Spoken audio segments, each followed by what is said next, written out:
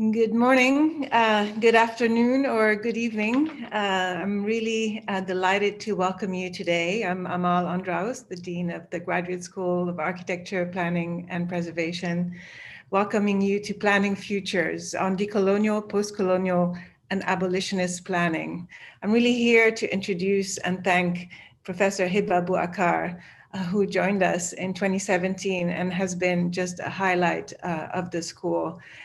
Pushing issues of urban theory and practice, issues of equity and social justice in the built environment, and finding incredible ways to connect her research on the outskirts of Beirut to protests around the world, to anti-Black racism in the US, and to really imagining what the future of hope might be, even giving up on hope itself to move forward. So please welcome Hiba Bouakar, and also welcome just an unbelievably exciting group of scholars and practitioners today to shed light on where we might be and where we might go. Thank you. Good morning, everyone. Thank you, Dean Andraus, for this generous introduction. Good morning, everyone, afternoon, wherever you are in the world. So I'm Hiba Bouakar, Assistant Professor of Urban Planning at Columbia University. I'm speaking from our campus in New York, which I'd like to acknowledge first, that sits on the ancestral and traditional homeland of the Lenape people who'd suffered displacement through the settler colonization of Manhattan. Addressing long-standing histories of dispossession is at the core of our conference today. Our conversations will tackle questions about land and the production of the built environment that bear traces of the cartographies of violence and itineraries of displacement. These are intrinsic to the geographies we inhabit and are inherent in the making of the institutions that many of us are speaking from today. Before I provide an overview of the conference, I want to warmly welcome and thank the speakers who agreed to join us today from across the globe. I also want to welcome all the 2,355 people who registered to be with us for this conference. Such an unprecedented volume of interest attests to the amazing group of speakers we have today, as well as to the dire need to have a global conversation about planning and its futures, as we all look for answers at a critical and existential juncture while we collectively face compounded and multiple human-made crises of racial violence, climate change, pandemics, wars, and new colonialisms. My hope for our conference today is to tackle this challenging conversation across continents and time zones, made possible through the silver lining of the COVID-19 pandemic that has virtually connected us in ways that we haven't been connected before, of course, while being all very much physically isolated, opening up the possibilities to think collaboratively from diverse perspectives, histories, and geographies. The idea for the conference started simmering back in June 2020, when I, along with friends and colleagues, joined the Black Lives Matter protests in New York City, two weeks after George Floyd was brutally killed by the police in Minneapolis, and after bearing witness to the 3 dark months of 1,000 pandemic deaths a day in the city that disproportionately affected low-income people of color. While marching along Central Park West, chanting "No justice, no peace," a sense of power and collective imagination for liberation loomed in the air that we breathed that day, while surrounded by signs reading, "I can't breathe." Throughout, I couldn't shake off the feelings and memories of marching just a few months before in the streets of Beirut during the October 17, 2019 uprising, chanting down with the regime before it all crumbled down. In both instances, I felt like I was simultaneously carrying a sense of hope that things would change one day, intertwined with feelings of an immense sense of despair about the kind of unjust society we have created, whether we are speaking of the racial injustice and cruelty towards Black people in the US, the undocumented children locked up in cages on the border, the refugees dying in seas seeking shelter away from war and violence, and uprooting people's lives again and again, and the likelihood we could ever change any of that. As we marched, I wonder, where and how do we go from here to dismantle structures of oppression that perpetuate dispossession and violence? What kind of work needs to be done? Whose narrative of hope and liberation should be championed, and how? and how to explore these inquiries in the discipline I'm rooted in, urban planning, and the question of temporality in urban planning that has preoccupied me as someone who grew up during the Lebanese Civil War, where the expected future has often been that of wars and more recently of explosions that destroy thousands of homes, lives, and dreams in mere seconds at times, only to dust off and rebuild yet again. Yet Beirut's temporalities are not exceptional.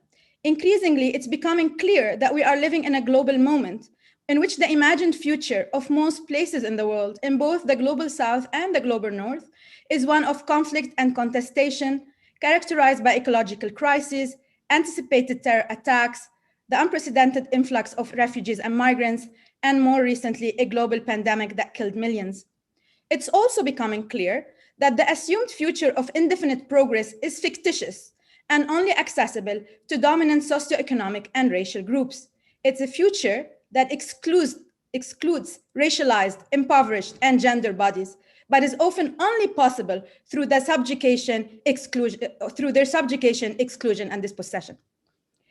Thinking geographies relationally, which is the aim of this conference, exposes the need to reconceptualize planning practice and its futures outside of its modernist teleological dimension towards recognizing multiplicities and alternative futures, method of knowing, ways of living and practicing, raising questions on how do we educate, theorize, and practice urban planning differently? How do we bring temporalities and materialities of planning and its hopes for betterment to match the gravity of the temporalities and materialities of oppression? To try to answer these questions, this one-day conference gathers leading planning and urban scholars who are thinking the field of urban planning and policy from post-colonial, decolonial, and abolitionist perspectives. It asks the following two interrelated questions. What are the futures of the field of urban planning? And what future should we plan for when the future that's imagined in most of the world is one of state violence, dispossession, exploitation, conflict, pandemics, and climate change? In terms of panel structures, the day will be divided into 4 panels, of course, with interrelated themes. Panel 1 on decentering urban planning will be rethinking planning and its actors outside the normative planning box, attending to the spatial and temporal disjunctures rooted in uprisings, political movements, displacement, mobilities, and everyday urban life. Panel 2 will center on decolonizing planning, but also ask how do we learn from theorized practice, post-colonial, decolonial, and abolitionist planning, while placing these movements in their proper and distinct historical and academic context to envision and ascribe socially just and contextually suited interventions. Panel 3 and 4 will think of the geographies of theorization from basically the margins and the frontiers to critical categories for rethinking planning and urban theory. So panel 3 will ask how can we reconceptualize planning from the margins as well as from peripheral epistemic and ontological traditions, and what new planning theorizations could thinking from the margins bring to light, while panel 4 inquires about how might our understanding of frontiers in planning across territorial, historical, and conceptual contexts help us sift through the stakes and potentialities for alternative approaches for planning practice and research. Pedagogically, the aim of the conference is to begin to break down our walls of privilege by bringing spaces of knowledge exchange to a larger group of people who are usually excluded from these spaces by national borders, prohibitive tuition fees, and structural inequalities. My hope that convening virtually today across continents with a diverse participation from across the globe will be one possible way to think creatively about bridging spaces of learning, knowledge production, as well as scholarly activism beyond the confines of the classroom walls, the university's campuses, and the global north. Finally, I would like to thank the Graduate School of Architecture, Planning, and Preservation for all the support they provided to make this conference possible. I want to especially thank Dean Amal Andrawos for her wonderful support since I started and for making GSAPP a place where it's possible to convene to have such a critical and imminent conversations about planning, architecture, and the built environment. I also want to thank my amazing colleagues, with special thanks to my most wonderful mentors, Mabel Wilson and Laura Kergan, who have been there for me since day one, since I joined Columbia 4 years ago. This event would not have been possible without the brilliance of Laila Catelier, who is the engine behind putting the pieces of the conference together while making it all pleasant. Thank you also to Han Kim and to Stefan Norgård for helping out in developing the program for the conference. I'm also very grateful for my friends and peers, Sai Balakrishnan, Dalia Wendell, Kian Gog, for agreeing to be my co-moderators for today.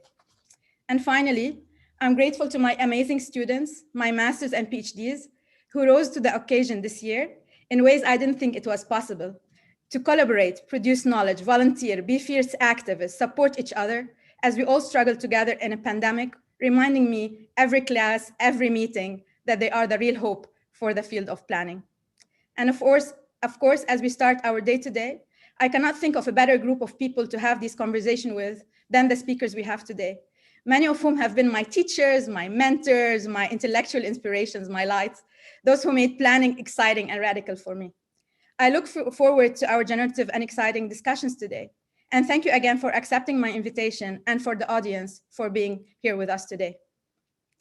I will pass it on to the first panel, moderated by Sai Balakrishnan, Assistant Professor of Planning at UC Berkeley. Sai, the floor is yours. Thank you.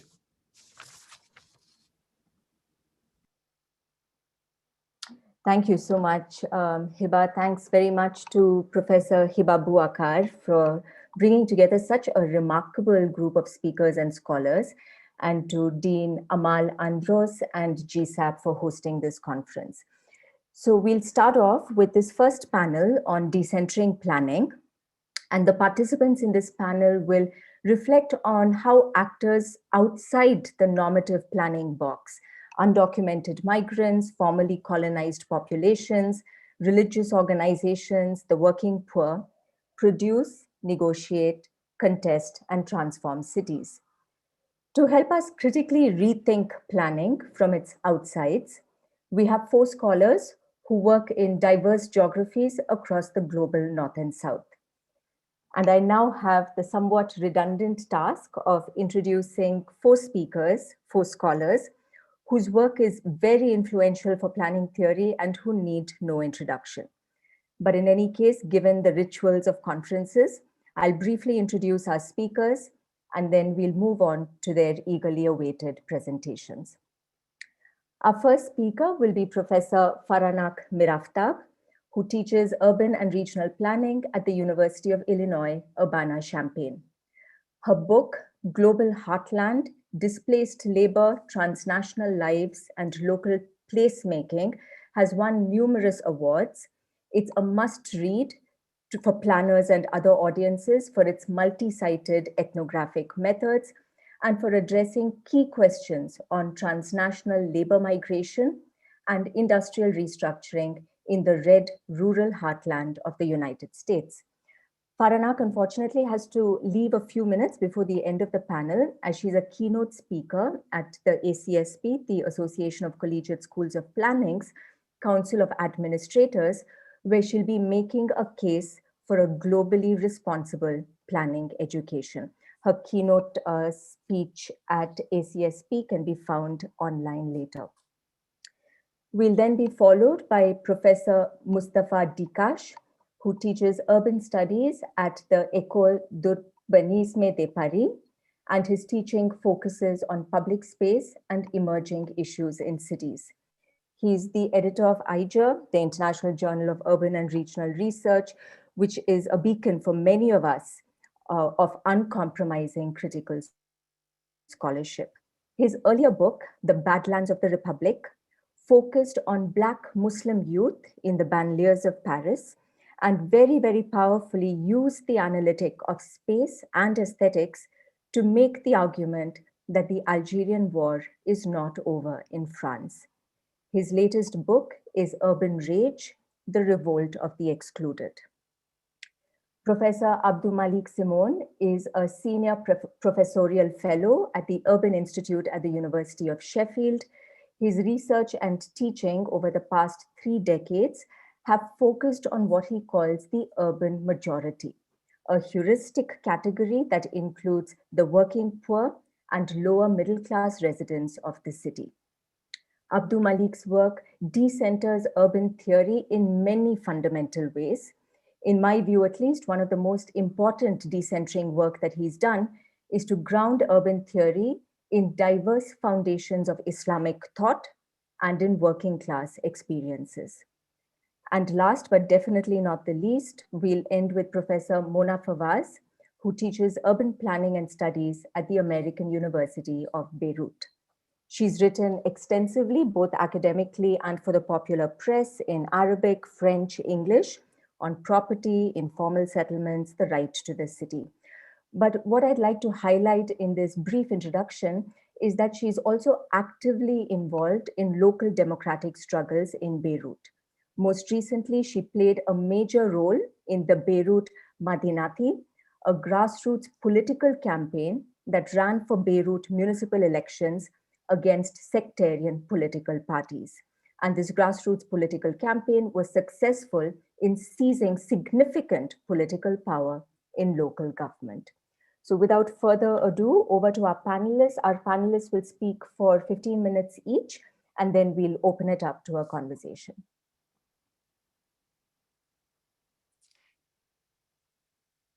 Thank you. Thank you, Sai, and thank you, Hiba, for organizing this important day-long conversation and for inviting me. Let me share my screen first. Okay.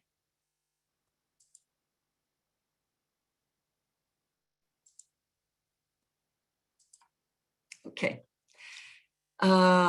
I've been asked, as mentioned, to speak to rethinking planning and its actors outside the normative planning box. For that, I will share with you a collaborative project that will speak to the theme of this panel as well as the conversation in the remainder of the day on decolonial planning from the margins. I will then focus on one particular aspect of that project, on practices of care by women and formerly colonized people who produce, negotiate, contest, and transform cities. I articulate the notion of radical care as practices of care that attempt to de-link from capitalism and its accumulationist interest. But let me first mark the moment. We are rethinking planning and planning futures in the time of global pandemic. Pandemic has exposed many cracks, contradictions, and inequalities that have always existed, but are now more visible for all to see. This also includes a global vaccine apartheid that is ongoing as we speak today. The protests last summer, which spread all over the US like fire through a long dried haystack, exposed to Americans and the whole world that racialized violence and police brutalities are real. They also revealed that such brutality is spatially facilitated in American apartheid, a condition that planning has been far from innocent in creating and maintaining. I think this reckoning is particularly important in the US, the belly of the beast, where there might have been more of an illusion about planning innocence.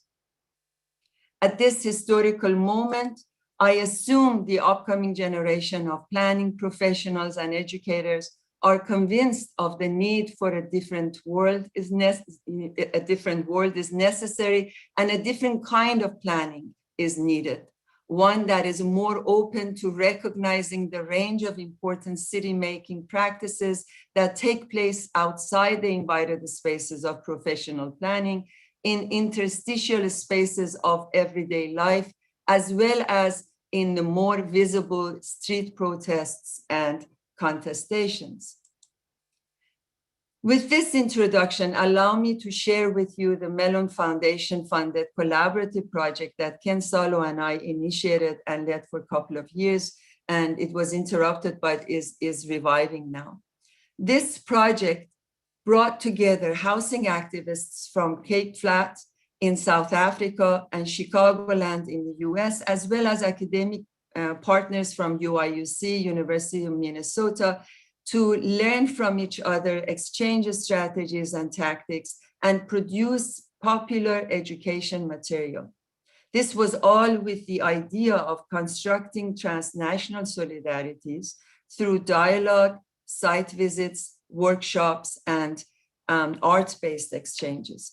The activists determined which exchanges they wanted to make open to public, which ones they wanted to have recorded or not, and what critical themes they wanted to address. Early on, popular education was flagged as an important desired goal, so the project brought together housing activists, academics, and artists through its first event, which was held at UIUC, followed by other exchanges at Minnesota and California. Through publication Without Walls project, these exchanges were turned into an ebook and open access site that could be useful for activists, students, urban dwellers all over the world, and in whoever was involved in constructing humane urbanism. I should say this project is not unique. A growing number of initiatives employ this kind of co-production of knowledge and epistemic shift in planning that, as Hiba mentioned, I think pandemic has also helped it quite tremendously with the internet. One example is Luskin Institute at UCLA that is doing a great job. Okay, now, I share this collaborative project with you because my discussion today on radical care builds on grassroots and urban movements in this project and elsewhere that seek to build an alternative future that I see as humane urbanism, constructed through practices of solidarity and radical care. Now, what do I mean by humane urbanism, and what do I mean by radical care? Humane urbanism is the alternative future I envision. We are surrounded by a dominant form of urbanism that I call bully urbanism. In bully urbanism, the winner takes all. Profit is at the center, the top of the value system. Humane urbanism, on the other hand, centers on life. It centers on practices of care. To shift from current bully urbanism to future humane urbanism, we need to revisit the core values that guide and policies and plans that guide our policies and plans. That is a shift from profit making to life making. Before I say any more, let me discuss terminology. Life making is as a term and the demand to place life making, not profit making, at the center of politics was popularized by organizers of women's strike in 2017 and authors of Feminism for the 99%, Bhattacharya, Aruza, and Fraser. They articulated complexities of social reproduction and the range of practices, institutions, and values that make life, and therefore life making, for the majority of subordinate people. The concept of social reproduction was originally introduced by Marx and Engels in a limited sense as biological reproduction of laboring class for the capitalist system.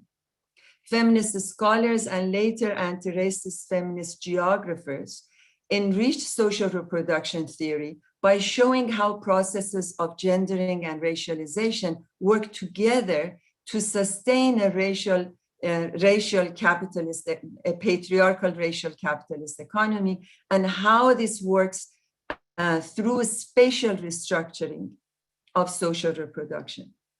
Feminist scholars, including Bell Hooks, Patricia Collins, Catherine McKittrick, Isabel Bakker, Bev Mullings, and yours truly, have drawn attention to the devalorization, to the devalorized work of subordinate communities in reproducing the necessary conditions for life. But social reproduction and life making form sites of fierce contestation.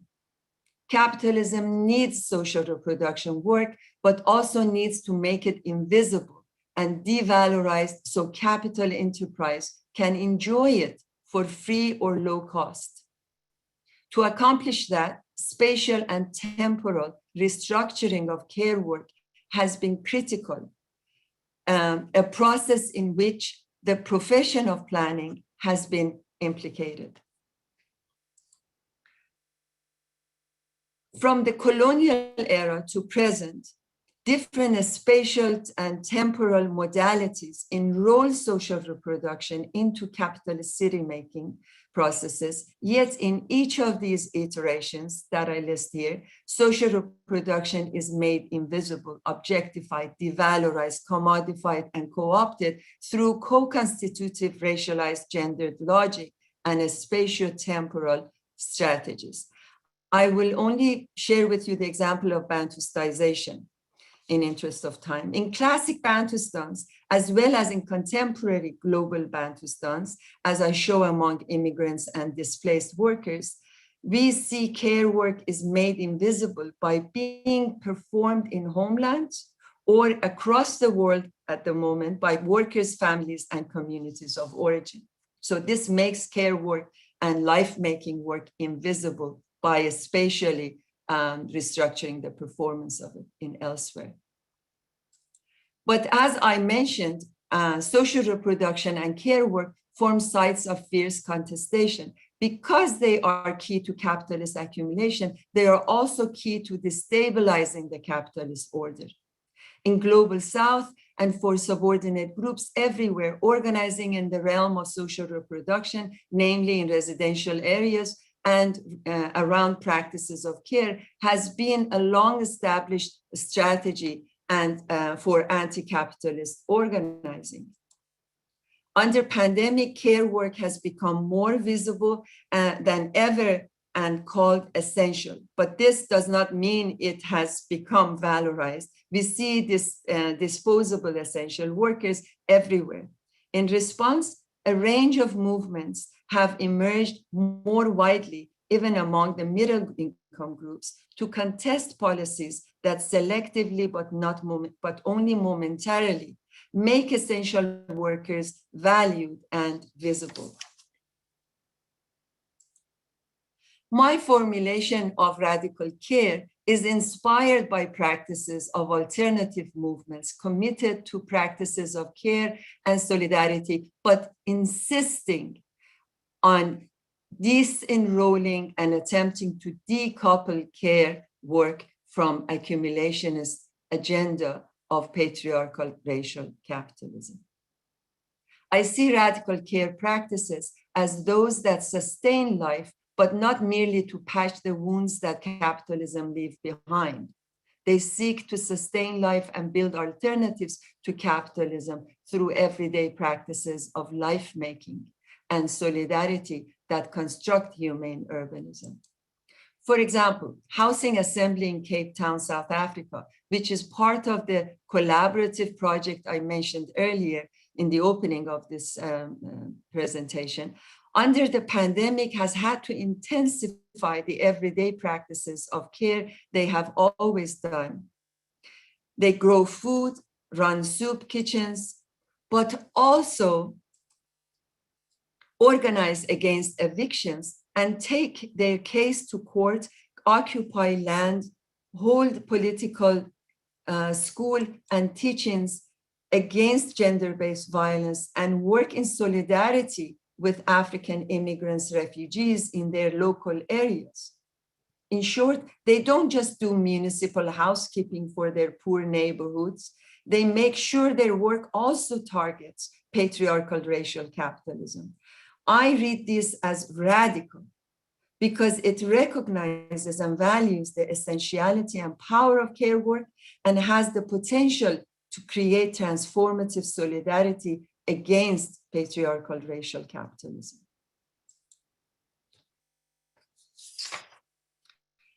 Conceptualizing this way, radical care practices constituting humane urbanism has significant policy implications as they put forward specific values and principles to guide city making.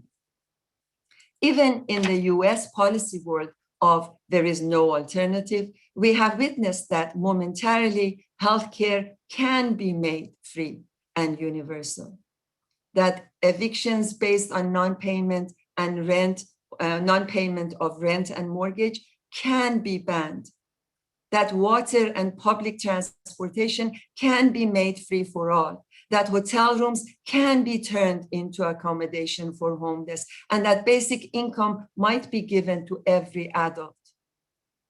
Even before the pandemic, there has been a rich range of alternatives to turn to for inspiration. From urban commons, Brazil's MTST, to South Africa's Abashlali, to Oakland's Moms for Housing, communal land trusts, social and solidarity economies, degrowth movements, new municipalist experiments, to autonomous, indigenous, and food sovereignty movements, all are organizing to promote a logic of care that is based on need and use, not on the exploitative logic of market value and exchange. But to make all this happen, we need mobilization on the ground. And that is the infrastructure of dissent that Mustafa Dikic has been writing about, a whole range of creative practices of life-making that Abdul Malik Simon has introduced to us, and radical politics of hope that Munafa has been sharing with us as people of Beirut humanely rebuild their city. Moreover, to make this happen, we need new planning that emerges from ruins of colonial planning by shifting planning's canon and its core values, its vocabulary, its epistemology and tools, a shift that the speakers in other panels today will address as Southern turn to planning and a decolonial planning. To conclude, formal planning as a standardized profession and practice, often implicated in the brutality of the displacement and dispossessions we witness today, has a repertoire, toolkits, and an idiom developed over more than 100 years, at least in US. Experiments like the Insurgent Midwest that I shared earlier, and others that the speakers will share today, will not need 100 years, I hope not to, but they will need sharing if we are to construct a humane urbanism. I will end here with a famous quote from Frantz Fanon that is calling for this generation of planning students, educators, practitioners, as they seek to construct an alternative planning future. Each generation must, out of relative obscurity, discover its mission, fulfill it, or betray it. Thank you so much.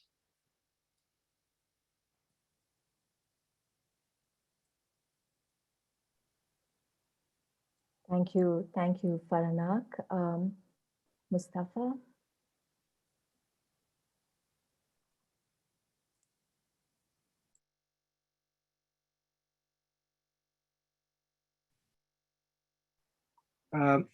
I'll share my screen now, but please let me know if it's not working. I had trouble with this before. Is it working? There is no shared screen. All right, hold on, please.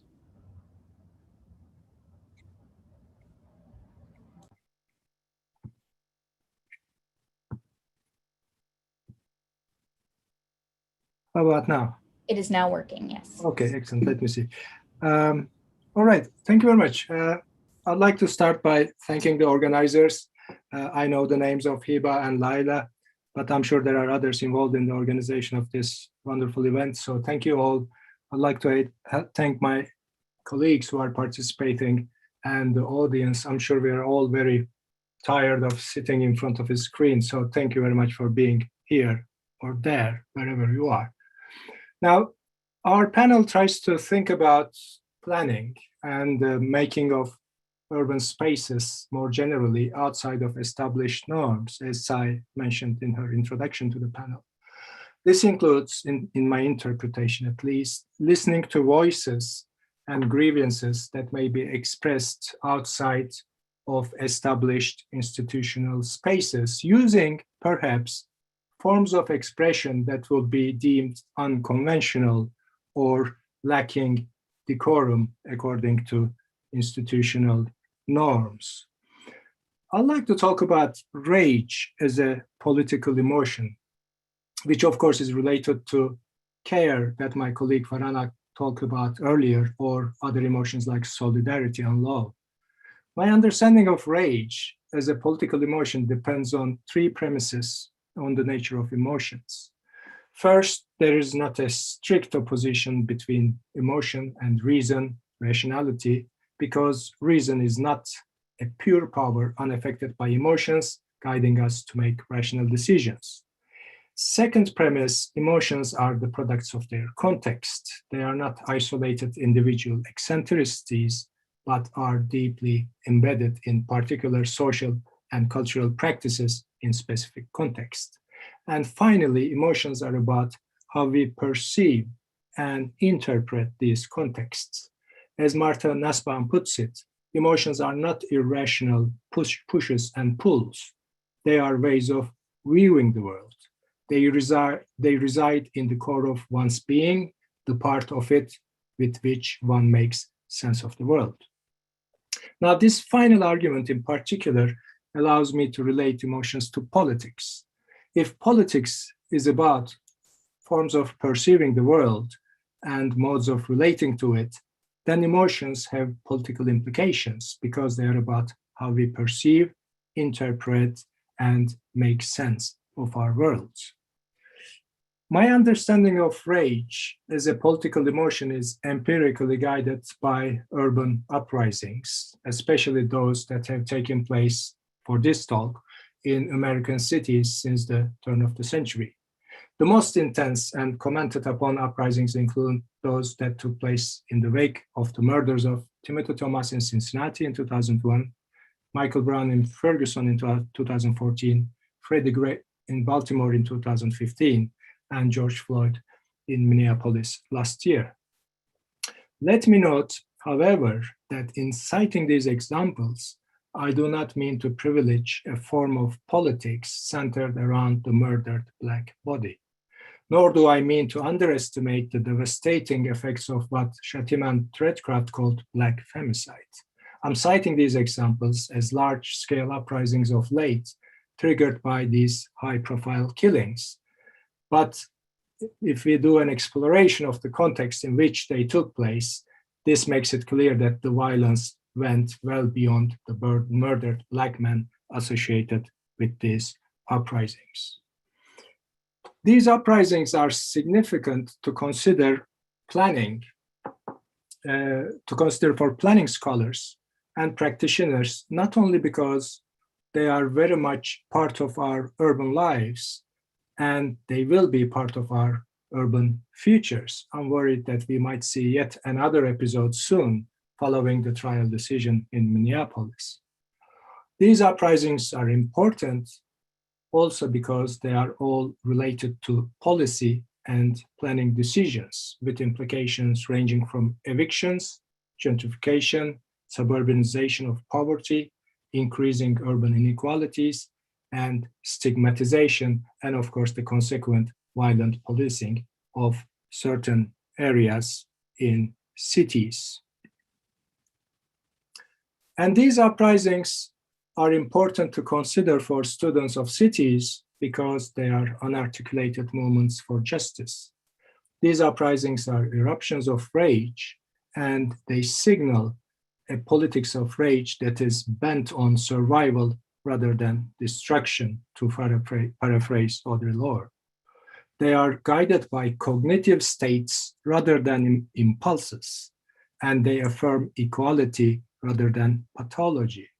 In other words, I want to argue that the rage that erupts in these uprisings is a political emotion guided by cognition and judgments about right and wrong, just and unjust, rather than a pathological reaction spurred by allegedly uncontrollable impulses.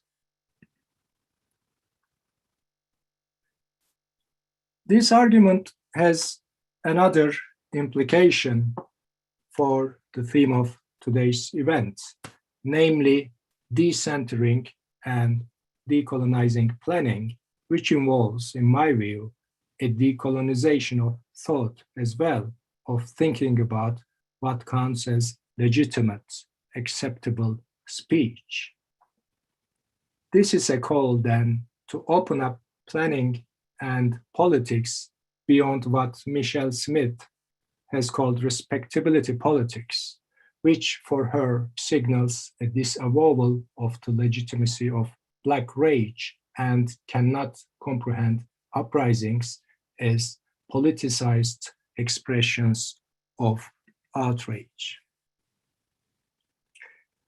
The contexts for the uprisings in Cincinnati, Ferguson, Baltimore, and Minneapolis were all prepared by stark inequalities and aggressive and racist policing.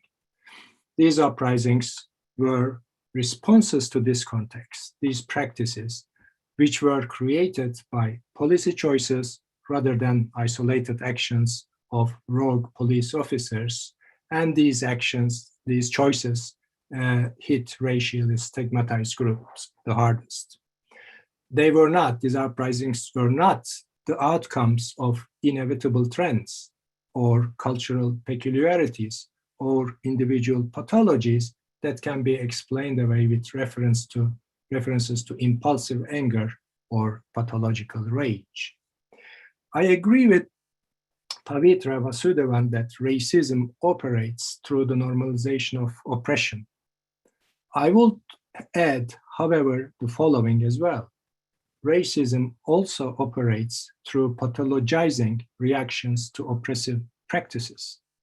Casting rage as pathology, associating it with irrationality and allegedly uncontrollable impulses, obscures the traces of the structural, institutionalized, and routine nature of violence visited upon non-white groups.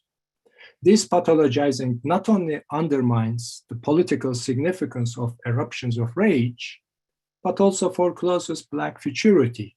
And I'm referring to the US case here, but this argument can be about futurity can be extended to other groups in societies where white privilege reigns supreme. This is not about losing control or being emotional or being neurotic. These are the main tropes used to silence voices of the oppressed. This silencing must be resisted if we are to decenter and decolonize planning. Catherine McKittrick powerfully wrote about how Black bodies face a corporeal predicament. They also face, in my view, this emotional predicament by this inscription of rage in the pathological register as if it were a group feature or identity.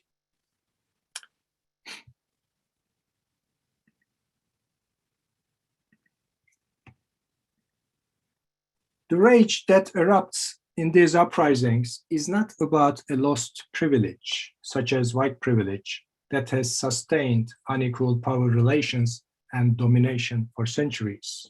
It is about equality and justice.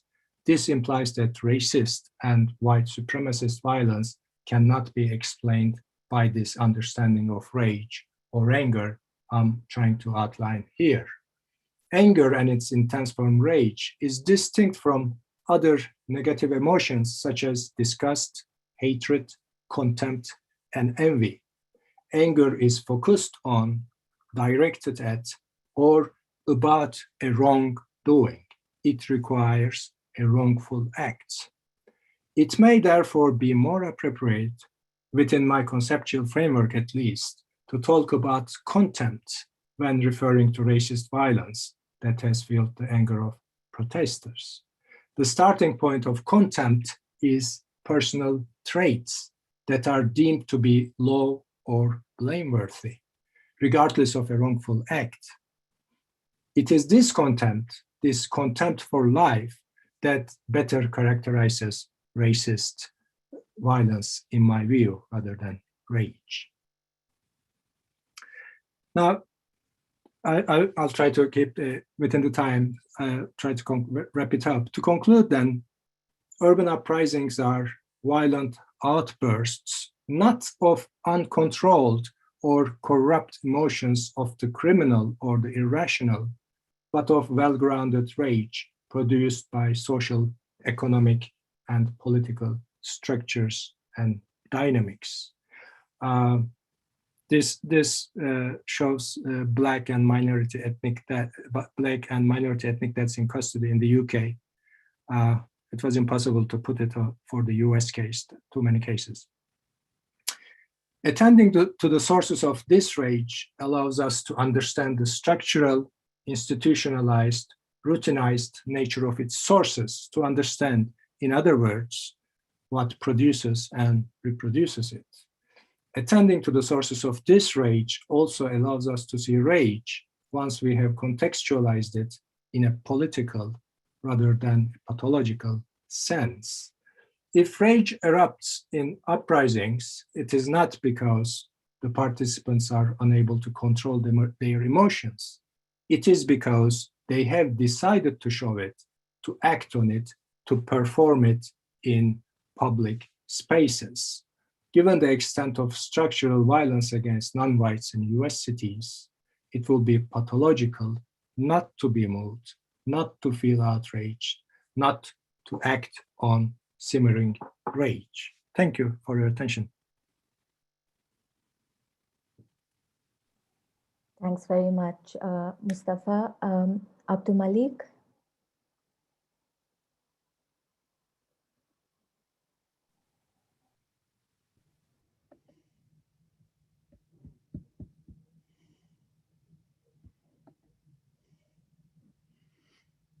Is it showing? Thanks. Yes, thank you, Hiba, and the organizers for putting this thing together. Hi to friends and colleagues. What I want to briefly do is simply to think about this issue of decentering through posing a kind of topographical problematic for planning. And particularly across the extensions, those hinterland, we call them hinterland, suburbs, peripheries, but these extensions where a greater number of the world's urban population find themselves or don't find themselves. But I mean, in Jakarta, for example, 3.5 times the number of people live in the extensions than for Bali and many other urban regions. And I want to think about, in some sense, the conundrums of dispossession, and thinking about what does it mean in terms of a kind of repossession, the afterlife of plunder. And this has something to do with availability and the dynamics of what is available and under what circumstances. So on the one hand, to rectify dispossession would mean in some ways making available the basic kinds of infrastructures, rights, provisioning institutions that are required in order for people to sustain themselves, to endure. On the other hand, availability also concerns making available the kinds of knowledge that have been generated in the process of being dispossessed. That somehow there is a kind of mode of livability beyond the normative terms of viability, that if only would be made available to the world, that in some ways the world would be different because of that. But on the other hand, at the same time, how do you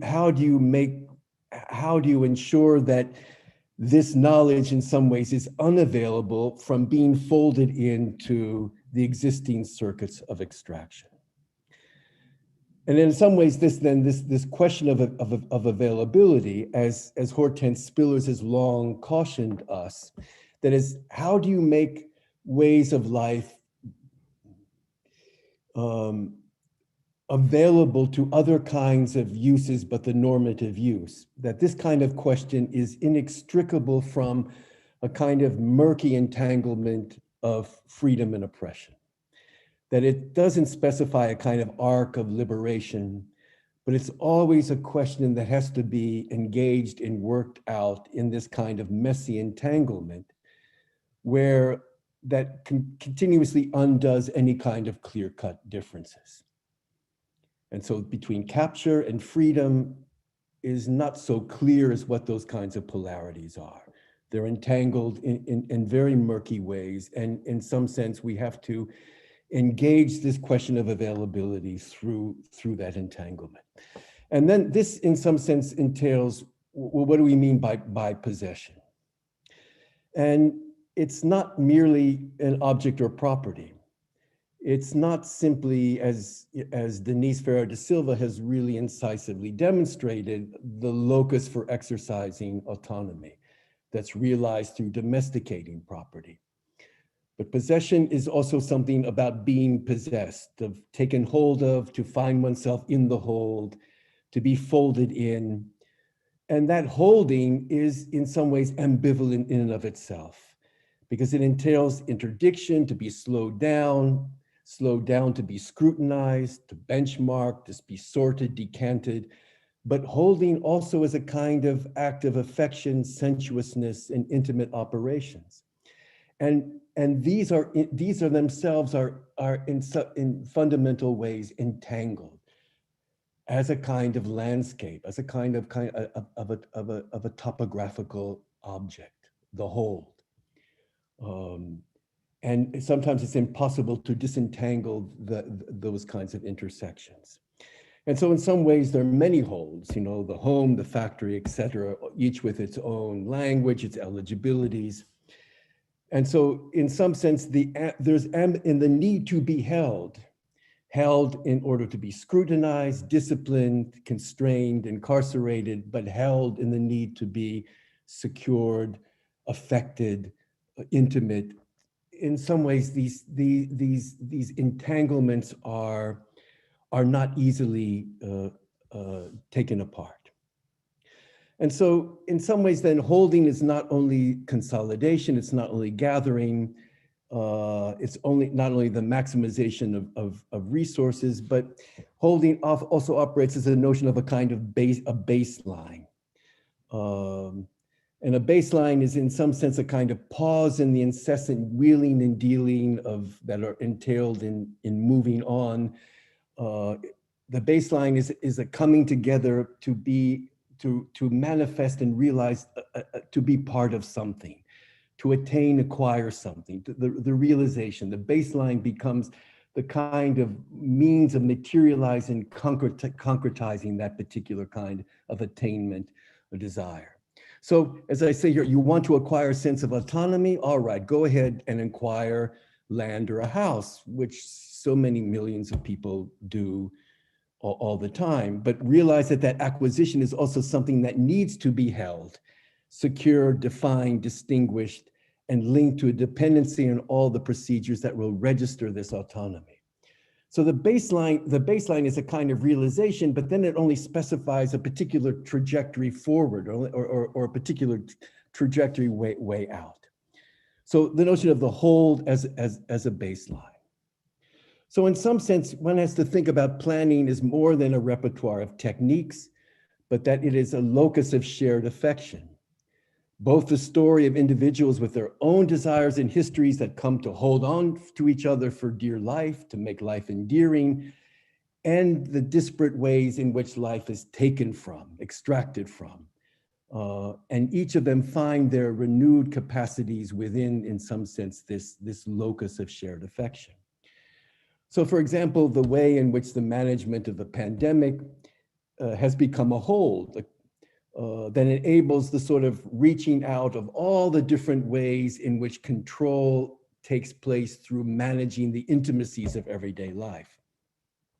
And thus a kind of new benchmark is formed through which these technicities of control reach a kind of moment of truth. But also that holds are themselves not fixed. That is, in some ways, each of these holes operates as a kind of projectile that penetrate, unsettle, recompose, and solidify each other. But generally within the interest of a kind of prolongation. So an institution is able to prolong itself in many ways by borrowing from all over the place. Take a little bit of the home, take a little bit of the club, take a little bit of the bar, take a little bit of the street, fold it in as a way in which to prolong itself, and where the dominant interest becomes that kind of prolongation. And so in some ways, what are the implications of basing habitability on the prolongation of life? And here the work of Nasser Aburam and observations of Fred Moten are particularly salient. That is, what price do we pay when the planning, the repertoire of planning is directed simply to the prolongation of life as a way, in the sense that it becomes detached from politics. And of course, politics is a war against the strictures of how one is to live, then becomes construed as a denial of life itself. So then how to break this notion of prolonging? How do you break with simply the agenda in the interest of simply prolonging life, or the life of the body, or the life of an institution for its own sake? And so in contrast to the notion of the baseline, there are then baselines, the baseline. And the baseline are, on the other hand, all of the kind of propulsive rhythms and reverberations and undertow and underpinning of more lateral relations. All the tricks and deals, adjustments, improvisations, and repurposing that goes into making spatial products and the dispositions work, but not necessarily in the terms in which they were designed. And here then the extensions become a particularly salient and interesting site to think through the relationship between baselines and baselines. Because the extensions are not simply a kind of reformatting of urban logics as we have come to know them. It's not simply the replication of the city form. It's not simply a kind of fractal spread out of spatial products that are in some ways set and formatted. It's something very, very different, very, very different going on. There is formatting. There is ways in which the extensions, reveal or represent all of the very kinds of banal means of producing space in built environments. But there's something else. And here the extensions are replete with really different kinds of temporal horizons, where decisions and projects are undertaken not so much for what they do for now, but anticipating what they might do in the future. Many kinds of projects are not based on the need for things to be profitable or effective at the moment, but anticipating some kind of use that doesn't yet exist. So here, things that when people talk about eventually things will work according to plan, it's because the plan itself, even though it attempts to specify precise ways in which different spatial projects are to be interrelated, in practice actually builds on the obsolescence of those very specifications. And also a dependency on what I've called, in some sense, inoperable relations. And here, the sense of the baseline. And an intensive artificiality, even noise, as a means of interrelating things that are not informed by a specific vision or even objective. It concerns the infusion of incomputable instrumentality in the intersection of the everyday experiences of hundreds of service workers and laborers, security guards, parking attendants, and a landscape characterized by moving things around, constantly improvising where they might fit, disrupt, and supplement operations of almost any kind. So one finds, for example, within many of the extensions of Jakarta, that you have all kinds of spatial products. I mean, you have industrial zones, you have factories, you have mega developments, shopping malls, internal customs ports. And the thing is that when you pull back the curtain in some way, most of them don't work according to the ways in which they were specified to work. But in order to work, they depend upon a kind of substrate of these kinds of baselines, these kinds of constant rearrangements, constant recalibrations, in order for them to at least appear to do the job that they intend to do. So, in a sense, then it's particularly at the extensions, just beyond what has customarily been purported to be the real city. It is increasingly evident that a continuous recalibration of projects, material inputs and residues, and altered ecologies of reciprocal causation are generating landscapes that exceed the salience of available vernaculars of analysis and intervention. So again, what is made available in terms of the kind of language and tools of both analysis and even local politics? Somehow the realities exceed that kind of availability. So what does then become available? And in a sense, this is when I'm talking about the kinds of reverberations of the baseline. All of those apparently inoperable, useless relations that seem to be either circumstantial, obsolescent, marginalized, weakened, anachronistic, that somehow these are oftentimes the very things that through their availability are in some ways making some kind of viability from out of these extensions. But then the question is, what do we make of that kind of availability? Do we inflate them? Do we codify them? Do we celebrate them? Do we ensure their visibility? How do we ensure that they themselves are not extracted from and folded into the very kinds of normative planning procedures that don't work and are not really relevant anyway? And so this is a kind of ongoing dilemma, an ongoing conundrum that in some ways has to be worked out experimentally in terms of new engagements with the kinds of actors that do that kind of work themselves. But it's an engagement that oftentimes is not itself amenable to our particular understandings of what is a collective, what is a political mobilization. It's in some sense an ongoing experiment with trying to, in some ways, pay attention to the very processes by which they themselves attempt to act collectively.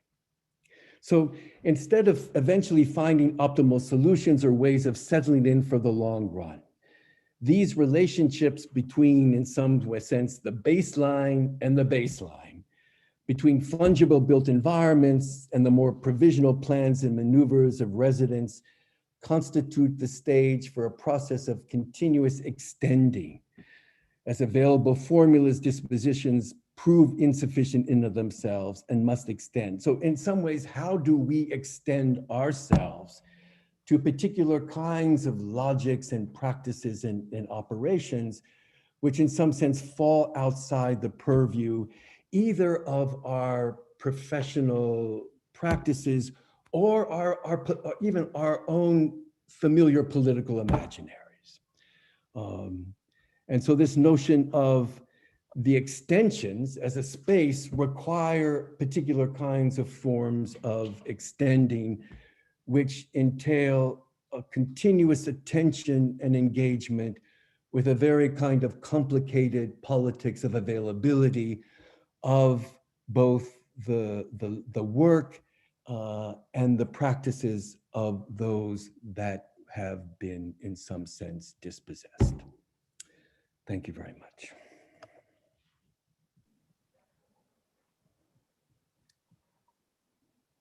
Thanks, Abdul Malik. Last but not the least, Mona.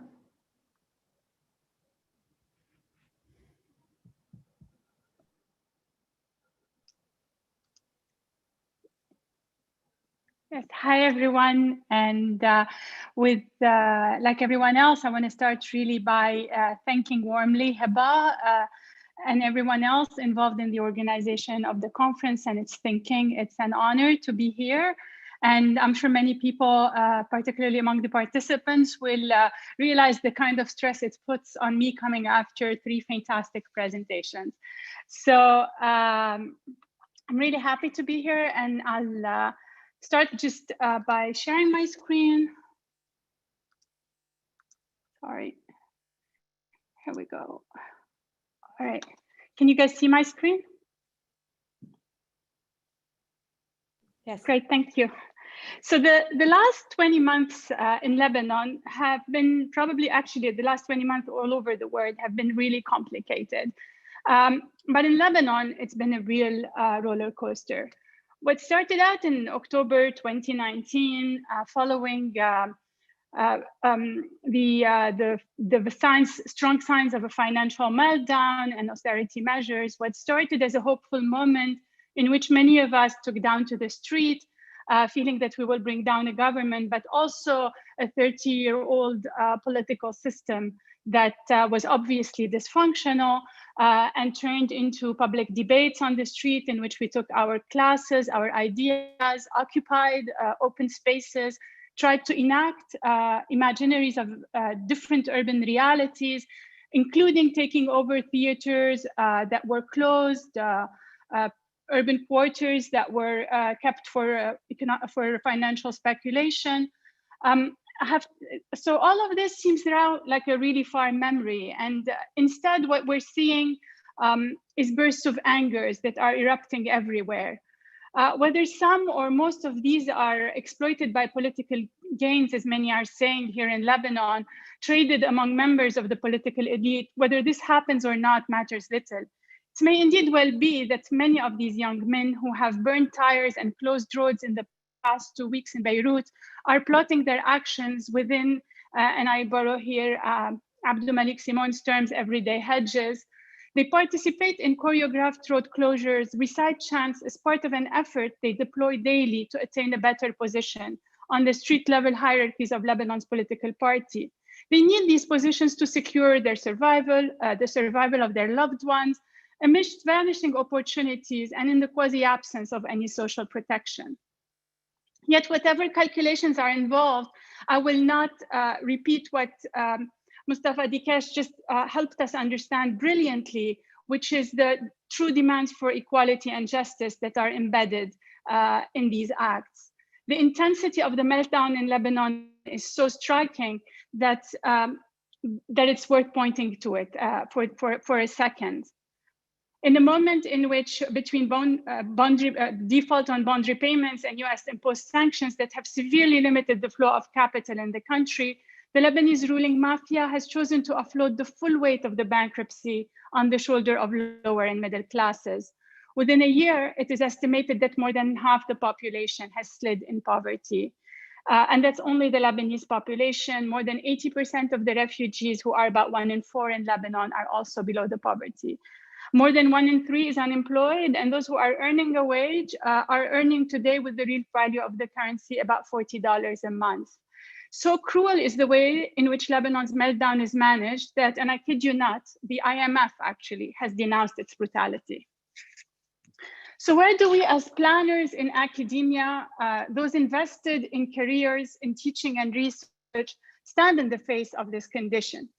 What can we deploy from the repertoire of action and reflection that planning has to offer if we want to position ourselves as anything other than distraught citizens?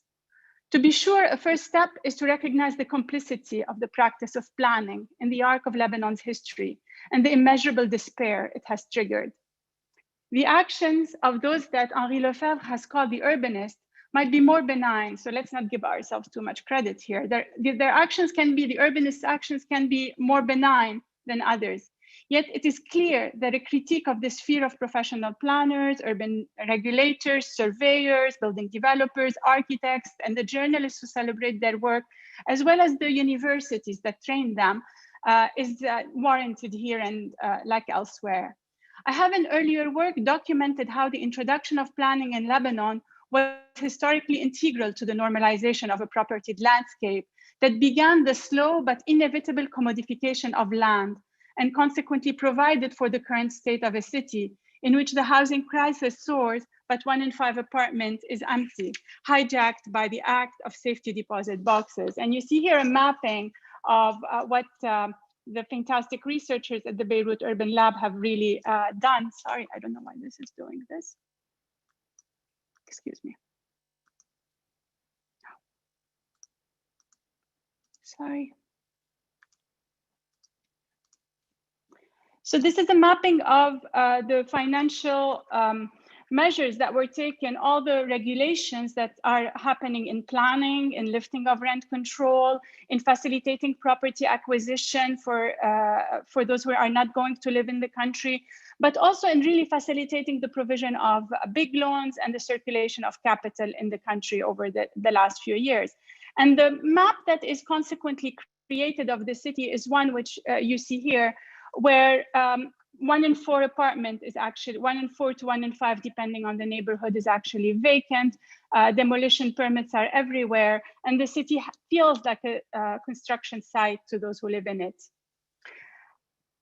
Of course, planners were also part of drawing the, as Ahmed Kanna has nicely shown in Dubai, and we can see in Beirut, planners were also an integral component of the selling of the success of the financialization story by creating the glitzy developments, the most notorious of which is the development of Beirut's historic core as downtown, a playground for the rich and their star architects, and one that inspired, in turn, projects documented by colleagues elsewhere in Jordan, Morocco, etc.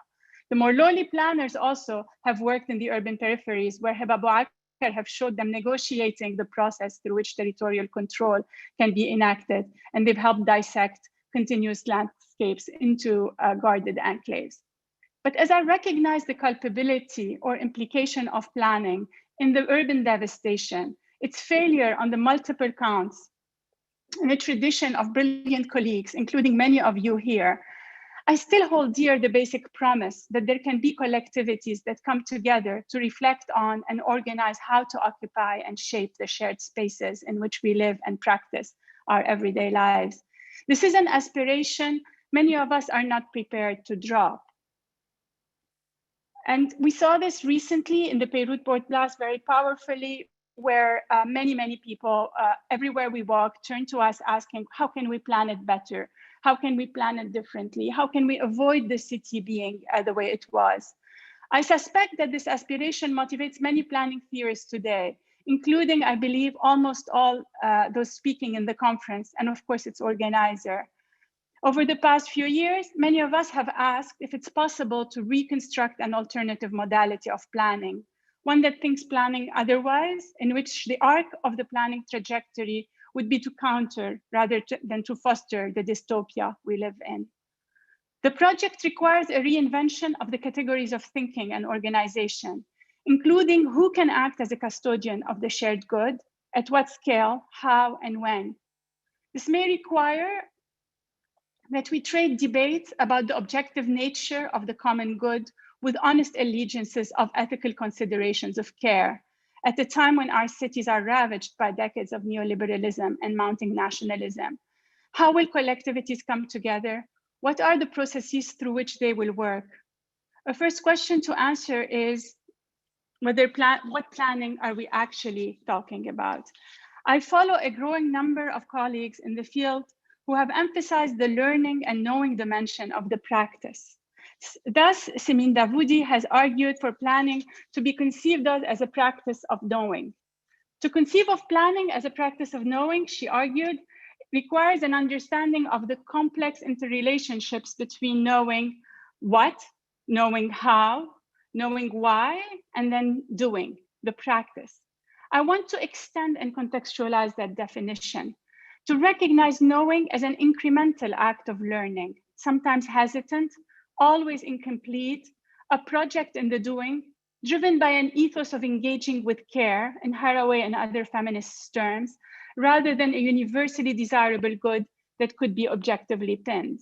And the action or practice as tactical when needed, strategic when possible, always provisional, and deeply embedded in the context where and moment when it is deployed. Against an imaginary of a planner speaking in the grand narratives of a public good, often associated with the public agencies, imagined somehow as the custodians of the common good, I posit the reality of a planner who is realizing increasingly that she is part of Abdul Malik Simon urban majorities, those who are hedging, counting, speculating, making alliances, forging networks, not necessarily of solidarity, always though, although these are really important, yet perhaps incremental, muddling through, but not like Lindblom's white men who deliberated behind closed doors with half measures of the scientific model.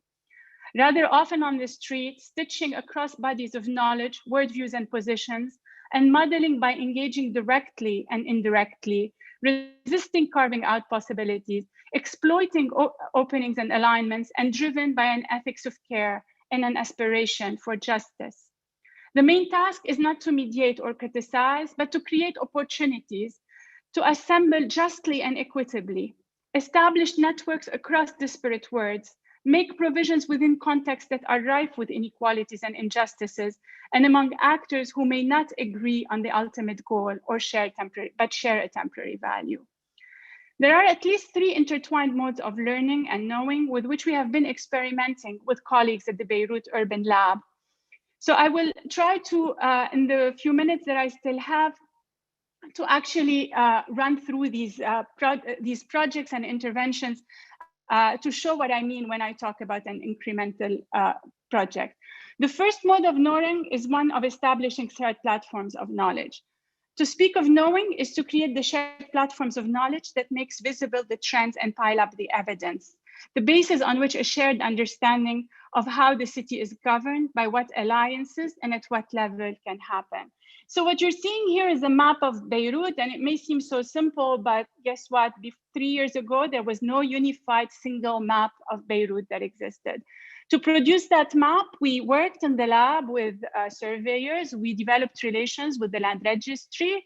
We benefited from the fact that we had participated in electoral campaigns and that we had good relations now with people in specific positions to get data sets. We went on the ground and surveyed. We did exchange and trade, and we managed to produce a single map of Beirut that now is used by everyone, but that was very useful, for example, during the Beirut port blast, because it allowed all the actors of relief who were involved to actually use that shared basis. But also to share a common knowledge is to produce work on the power relations that exist behind the making of this landscape. So what you're seeing here is then a survey of all the developers who have built in Beirut, all 2,000 of them in the last 30 years, each of whom mapped on social media, on property records to figure out his relations with banks, with the political class, in order to make visible, to render evident the claims of corruption, the stories of who does what, to really make them visible and legible, but also to make, to be able to counter what the Lebanese legal activist Nizar Sarriye has called manufactured vulnerabilities. When Sarriye was describing the Lebanese law that was rendering vulnerable Syrian refugees, I am thinking of the ownership model as a chief example, as pointed out in the aspiring work of Nick Blomley, Libby Potter, Ananya Roy, Nada Mumtaz, and others. And this again was very visible during the Beirut port blast, as the post-disaster recovery and who will be allowed to return and when was actually very much around landlord and tenant fights, whether the landlord would allow the tenant to get the compensation, who will actually pay the repair, and why. Making power structures visible is also mapping sectarian lines in the city and showing how they are organized. It's mapping in a previous project. And of course, all of these projects are collaborative, so I don't claim any of them as my own. It's a lot of energy and stitching has happened for them to be possible with colleagues in the lab and beyond. mapping security mechanisms in Beirut by showing how, and this is a more well-known project, militarized security has transformed the practice of the city. The second kind of knowledge is a knowledge of the invented possibilities that people make of the urban. And in the interest of time, I'll stop reading and just show a few examples of mapping really for the sake of understanding. And here really Malik and Faranak have done a wonderful job over the years telling us how important it is to pay attention to how people make their livelihoods and protect them. And as we work to invent that knowledge, it's important to be aware of what networks exist, of whether they're hidden or not, and to take them into account as we seek to produce knowledge or make proposals or fight for issues in the cities. In 2016-17, for example, we mapped the networks that the delivery drivers were using in Beirut in order to, of course, they were all Syrian refugees working this profession. And we tried to understand what landmarks they used and also what geographies and understandings of the city they've developed in contrast to those you see up to the right that were developed, that are the official divisions. And what one gets from this is not just a recognition of the ability of individuals to be city makers, but also of the fact that there's agency in that practice of the city that needs to be protected, but also a lot of replication of inequitable social relations. The fact that many of these informal practices, as Ben Davy has warned us, or insurgent planning practices are not guaranteed to be hopeful. And here yet another example of those insurgent practices, more recent, in which people during the post-financial meltdown have taken to occupying private lands and turning them into green open area as a sign that another imaginary is possible. And that is very much the last kind of knowledge that I want to talk about today. It is the fact that, and that's probably something that most people here are less familiar with or comfortable with, it is the fact that it is sometimes important to use the planning tools, the actual classic repertoire, to show that even within that repertoire, another tomorrow or another possibilities exist. And so, for example, in this project in which we worked, bringing on board many of the very well-known planners in the cities, in addition to NGOs and activists, to produce actually a full alternative plan for what the city's coast can be, and to use it as a way to demonstrate that the privatization was neither inscribed in the law nor needed, and that it was possible using existing regulations to actually return the coast as a shared public space. Same for housing. I'll just conclude by saying that planning as knowing and learning is doing away with the possibility of a grand critical theory or grand critical theory, a narrative of what constitutes the common good, or the theories of change that guide it. Just like it abandons for an imaginary future that will never come, wink Heba, the project of building an accountable participatory process with public agencies as the custodian. It doesn't, however, turn its back to these agencies, nor position itself as only insurgent. It is making of the shared platform on which an ecosystem of planners, designers, city dwellers, state officials, artists, and others can assemble to build a collective practice. Its successes may take the form of a change of policy regulation, a temporary or permanent concession in the form of halted eviction, or the implementation of a public space or a community center. It is a practice of knowing that is collective, that rests on stretching the boundaries of the familiar, developing new spatial imaginaries that may become otherwise, but recognizes that the collective and the matters of care it holds as valuable, such as anti-racism, feminism, etc., are not always widely held in the societies where we live. Reflecting on the South African context, Sue Parnell had pointed out that planners do not alter the fundamental relations of society. Yet, she had emitted the hope that they may be able to stimulate particular growth paths, those that can bring more spatial justice. More recently, speaking of the post-disaster recovery, Viola Jacobs has written that planning is a discipline that is capable of holding space for critical thought and social justice, but that space must be actualized. I take that possibility very seriously. Thank you.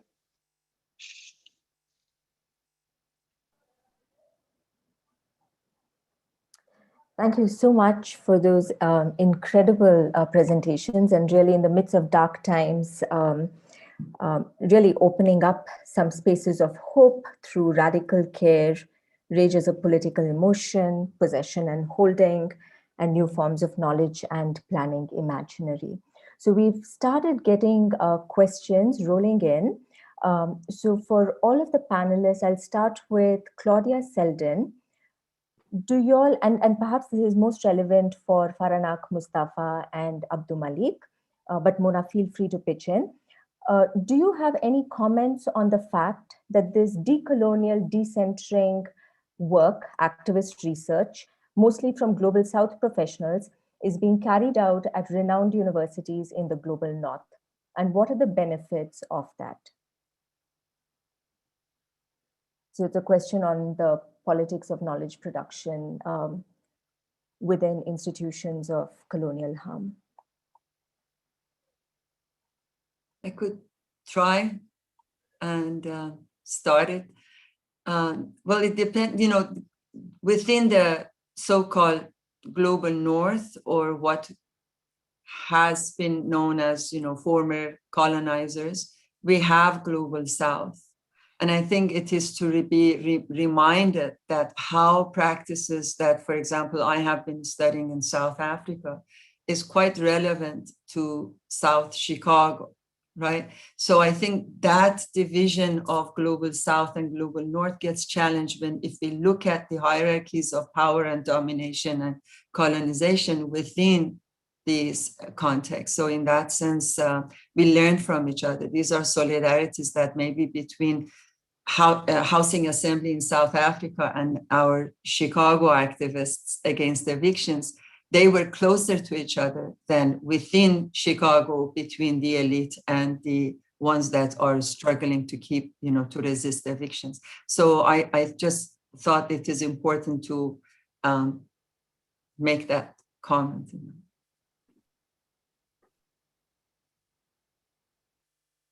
And wherever we are positioned, we can help with building these solidarities transnationally. Let others things. Abdul Malik, you want to go? You want? No, just to say something quickly. Part of it's about the money. I mean, when the UK had, before the UK basically canceled its, foreign assistance program, they were doing all these kinds of manipulations whereby, they would give money to the universities to do research on the South, and then use this as a way to prove that their ODA commitments were still, 0.7%, but only 30% of the money would ever leave the UK. So, I agree with completely with Faranak, but sometimes there are these kinds of manipulations whereby, who gets what money to do what still is the purview of those that are located in the north. Yeah, over to you, Mustafa. Yeah, no, I don't have a. I mean, it's a tough question, and I understand why the question has been raised, and I agree with Faranak. I mean, it's not like scholars from the global north universities are trying to teach global south what they should do. That's not the kind of knowledge exchange that's been going on. So I'm less troubled by that. I think there are more structural reasons why this is happening, but there are also, I have some personal reflections on this. I mean, you're in the global north, but you're not. I mean, not everyone in the global north is in the global north. You're being taken back to where you came from in so many ways. So that's something we also need to consider. Sorry, this sounded dark, but yeah.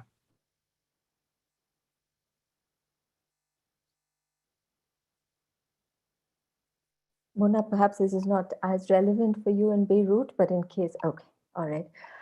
Yeah, thanks for that.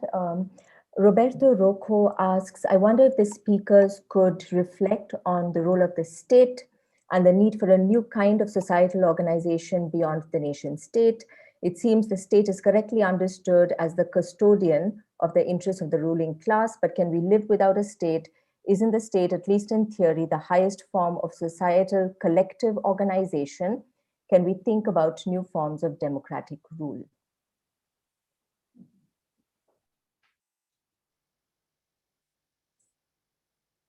Shall I take a stab again, or Malik or Mustafa? No, please go ahead. Mona. Okay, so I get a stab at this. I think one of the, hi Roberta, so good to hear your question. In a lot of the work that we have been, many of us who are working in this field, bringing informal urbanization into picture and all of that, we have had to be very careful about not glorifying, not being celebrating that self-help and care work that poor people are doing in their neighborhoods. They are doing a great job, and then letting the state off the hook. So it has been a very persistent, at least in my own work, and I know the other colleagues here, that to say we do recognize the work that is happening by poor and recognize those as practices of planning, but it is not to substitute the state and say poor people are taking care of themselves. So that is not the case. But what could be that alternative state that is not at the service of the 1%, the elite, right? Those are experiments that we are busy with. I mean, I want to go back to the quote I ended with. That's the agenda, the calling of this generation.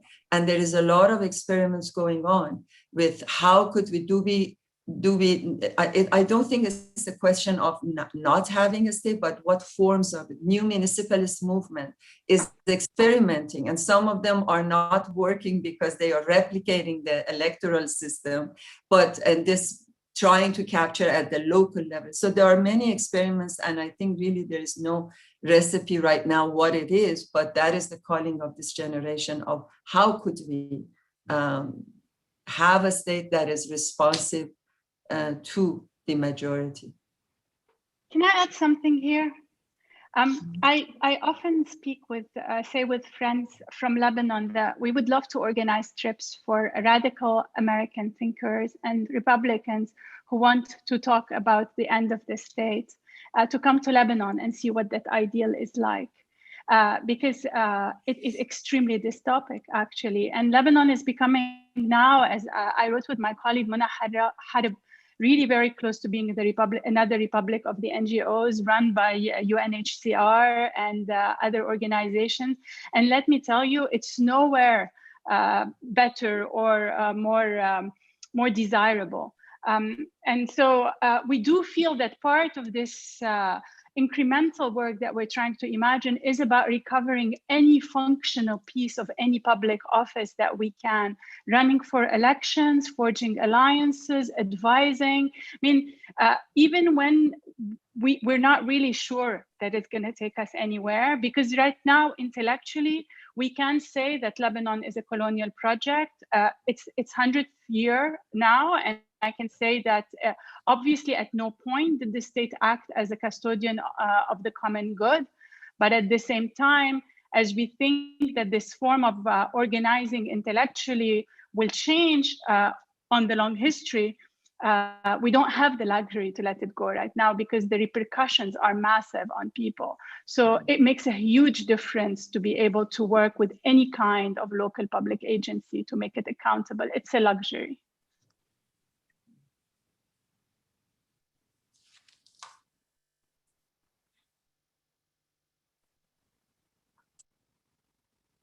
No, I mean, I'm sure that, Mona would in some ways want some semblance of a Malik, I can see that you're speaking, but I can't hear you, although you're not muted. So I'm wondering if it's something with your internet connection.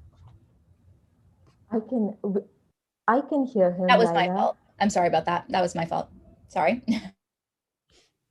No, I'm just saying that I'm sure Mona would like, the semblance of some kind of functioning public institution capable of taking care of things. But I think this is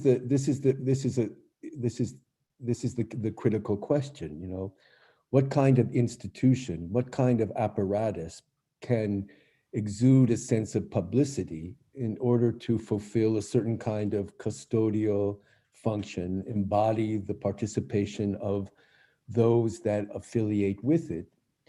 And I think this is something yet to be in some ways invented, because as it stands in most instances, the state is so riven with different fractures to the extent that in Lebanon it sort of simply dissipates, but that the state within itself is so heterogeneous in terms of the different kinds of antagonisms and pockets of authority and contestations that in some ways it is inoperable in many ways because of that, but also that the state, in terms of a disciplinary and custodial function, is distributed across so many different kinds of entities, so many different kinds of actors that, you know, where does the state begin and end also is a question.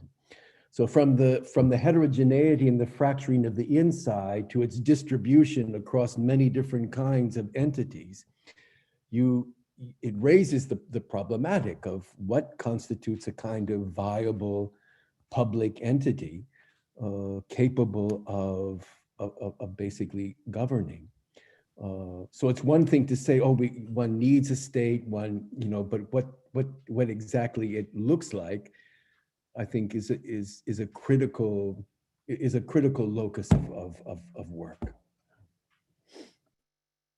Yeah, I want to say something along similar lines. I think the challenge is to find democratic forms of governance that will respond to the desire, not just the desire, even the requirement for a minimum of stability and accountability, but somehow won't get too exclusive and solidify and still be open to renegotiation, reconsideration of democratic citizenship, different claims that arise from within or outside those institutions.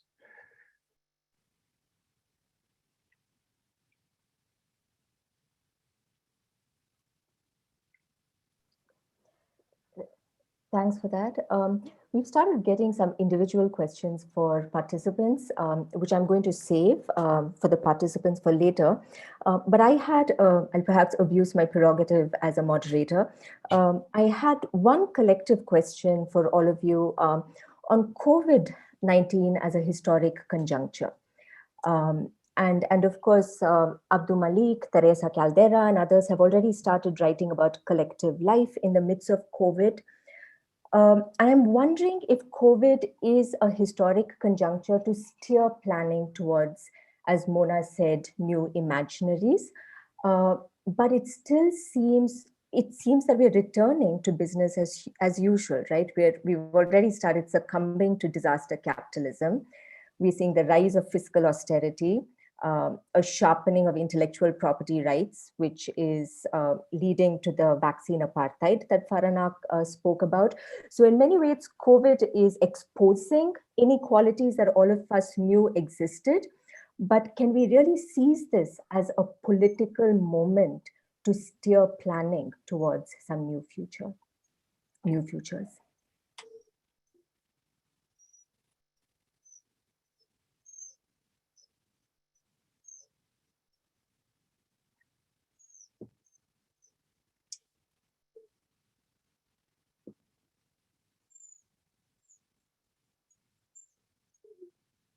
I mean, I can start.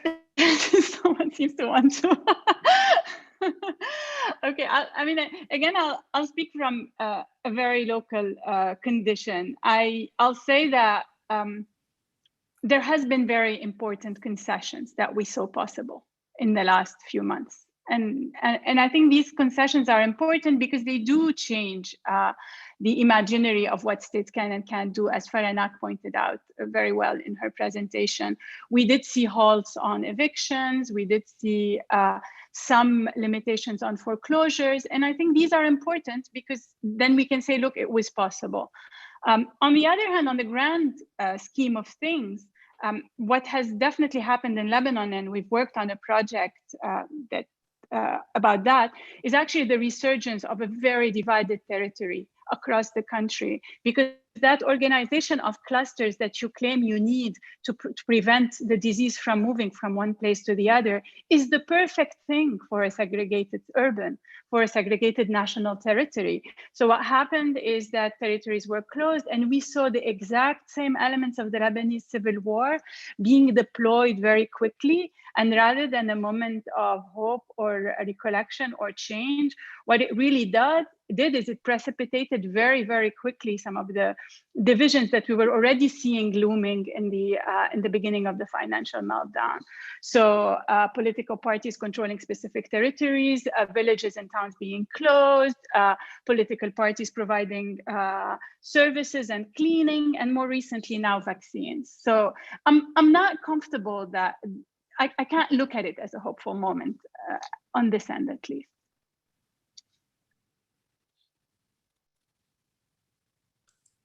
Well, because on the one hand, it just is a reiteration of the extent to which particular urban regions can absorb death without a great deal of implications, simply to absorb death. But on the other hand, it's mobilized as a way in which to intensify the engagement with the intimacies of everyday life as a means of governmental control. And already so many of the urban majorities are experiencing direct assaults on the very intimacy of their social relationships. So in some ways, this relationship between the capacity to absorb death without great implication, but also using it as a means of further intensifying rule through everyday intimacies doesn't leave too much room to. The only thing is that that its precipitation of and its visibilization of all kinds of rearrangements that we don't know quite what to do with, the sense of where is the household, where is it located, who's the household, how are people composing themselves in terms of everyday responsibilities for each other, their new forms, their new terrain that it's not clear what we do with yet.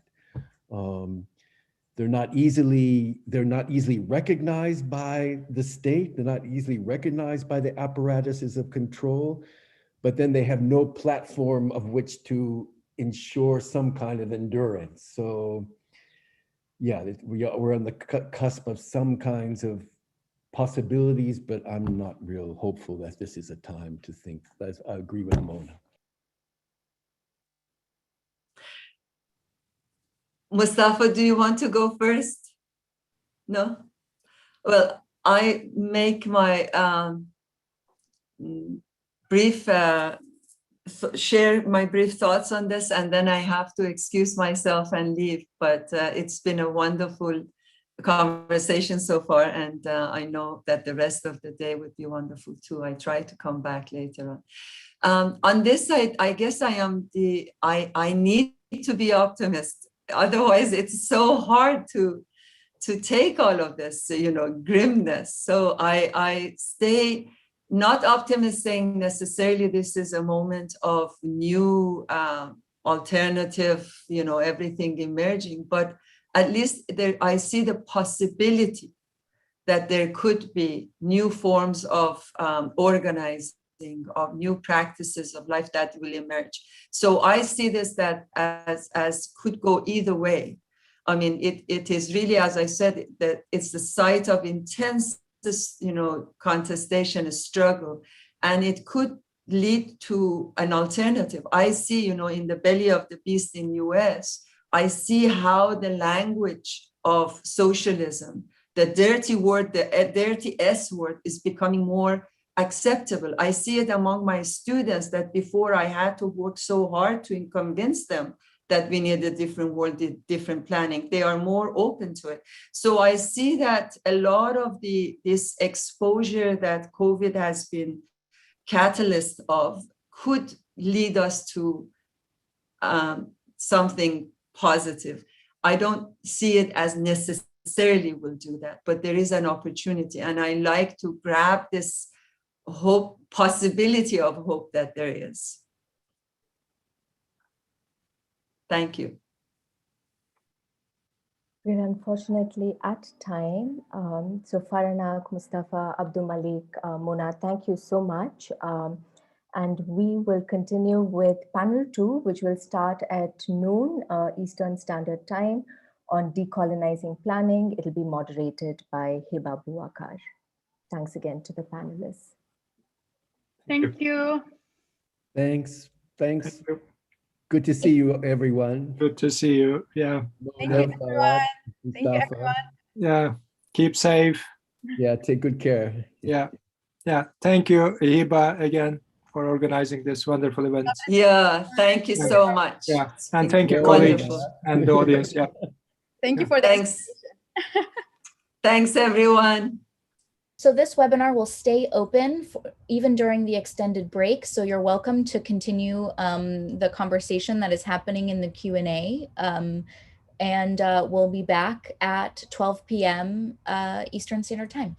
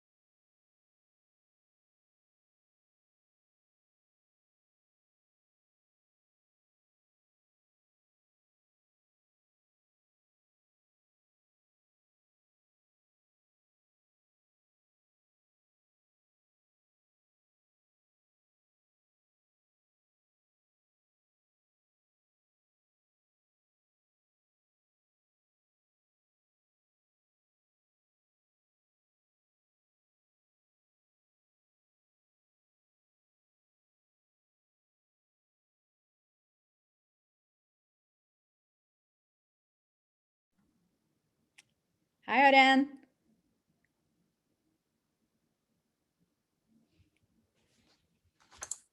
How are you? كيف الحال؟ منيح، أنت كيف؟ كيف كانت البداية? Well, it was amazing. Yeah, actually it was. A lot of people joined and good discussion and voila, ممتاز. مبروك عليك. I'm excited for our panel too. Yeah. So are you chairing us now? I'm chairing, yeah. Oh, here is Vanessa already on. What? Hi, Oren. Hi, great to see you. Good to see you. Vanessa, I'm so glad you're able to join us. I'm standing up, thanks. Hello, Nanya. Hello, Andrea. Hello, Ananya. Hi there. Is that early morning in Los Angeles? It's just a virtual background. It's a sunset from over a year ago, the stuff we don't get to do anymore. Okay. We will start in a few minutes. Anyone, you can share your screen from your own, from your laptop or computer. But you have to allow us, right? No, you should be able to automatically have the privilege to do that. It tell me you cannot start screen share while the other participant is sharing. Someone else is. That's because we haven't started the, you know, like the event office have the poster still. So now they'll take it down and then you can. So let me. Nanya, good luck. You're starting off. Will be a hard act to follow, I'm sure. Yeah. So I'm so happy to at least see Vanessa, although virtually, and very happy to meet Andrea. It's wonderful to meet you too, and to meet Vanessa and Oren. What time is it where you are, Vanessa? It's 7 in the evening. Oh, okay. So I won't be here for the full day, I'm afraid. Makes sense. Yeah, we have the same time. Just the Shabbat entered. Luckily, I'm not a religious Jew. Otherwise, it would be impossible. Yeah. Right. But this is not work anyhow. It's pleasure. Oh. Hiba, my screen looks very strange from where I am. It seems to be at a kind of angle. I don't know why it's doing this. Your screen? Does it look, my screen, does it look normal to you? Yeah, you look on this side. Yeah, I don't know why it's doing this. Do you want very to, strange. Is it the camera, you think? No, it's the now you're more in this. No, camera's doing something strange. Okay, never mind. But fine, We can see you clearly, Vanessa. We can hear you and see. I look yes. I look strange to me. You look fine. You look fine. That's a worry, yeah. So Laila will stop sharing the panel at noon, and then I'll start by introducing everyone. Then we have 15 minutes each, and then we'll open it up for conversation. We'll be taking questions from the audience, and hopefully it will be a lively conversation, so you can take it whichever direction you think. It will be good to have.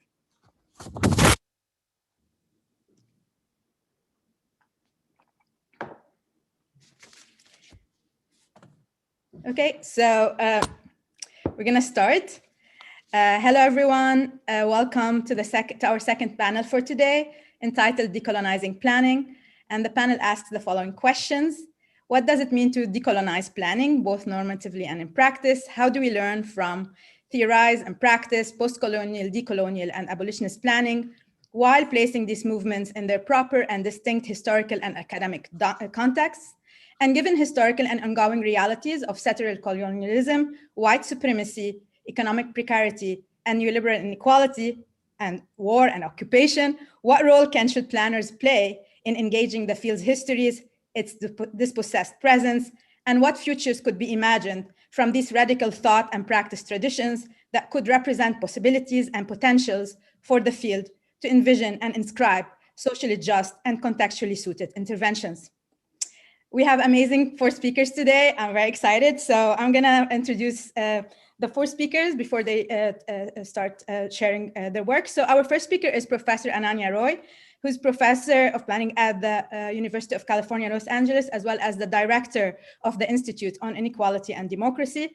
Among her books are City Requiem, Calcutta, Gender and the Politics of Poverty, Urban Informality, Transnational Perspectives from the Middle East, South Asia, and Latin America, Worlding Cities, Asian Experiments and the Art of Being Global, and Territories of Poverty, Rethinking North and South, among many other influential publications. She's currently leading a National Science Foundation, a research network on housing justice in unequal cities that is building a shared terrain of scholarship across universities and movements to advance ideas, practices, programs, and policies of housing justice in LA, and as well as in other cities in the world. Her work is also concerned with combating racial banishment or the systematic removal of working class communities of color from urban cores to the far peripheries of metropolitan regions, as well as advancing scholarship on sanctuary cities, which seeks to expand practices of welcome and hospitality to account for long histories of settler colonialism, imperialism, and slavery. And Professor Roy, she was also my PhD advisor at UC Berkeley. Our second speaker is Professor Andrea Roberts, who's Assistant Professor of Urban Planning and an Associate Director of the Center for Housing and Urban Development at Texas A&M University. Her research identifies planning and historic preservation practices that sustain cultural resilience and quests for social justice within the African diaspora. Dr. Roberts' work has been inspirational in the ways in which she brings more than a decade of experience in community and economic development to her scholarship, and in the ways in which she incorporates participation on multiplicity of voices in her public intellectual engagements. She's also the founder of the Texas Freedom Colonies Project, a research and social justice initiative documenting Black placemaking history and grassroots preservation, engaging in ethnographic, archival, and action research using digital humanities platforms to make marginalized groups' endangered voices visible and relevant to scholars. Our third speaker is Professor Oren Yaftachal, who's a professor of planning and geography at Ben Gurion University of the Najaf. He has worked on critical theories of space and power, minorities and public policy, ethnocratic society, and land regimes. Among his books are Ethnocracy, Land and Identity Politics in Israel-Palestine, and Emptied Lands, A Legal Geography of Bedouin Rights in the Najaf. Yaftachal's work on the dark side of planning has been transformational for my own thinking, as well as the thinking of many others studying planning in contested spaces. Professor Yaftachal is also an activist and has been member of several organizations, served as a board member of B'Tselem, the Israeli Information Center for Human Rights in the occupied territories, as well as co-founding a Israeli-Palestinian peace movement. He has also worked as a planner and advocate with the indigenous Bedouin populations in the Najaf. And last but not least, I welcome Professor Vanessa Watson, who's a professor of city planning in the School of Architecture, Planning and Geomatics at the University of Cape Town. Her work seeks to unsettle the geopolitics of knowledge, production, and planning by providing alternative theoretical perspectives from the Global South, placing power and conflict as inevitable and central to planning processes, and grounding planning ideas in an understanding of social diversity and difference.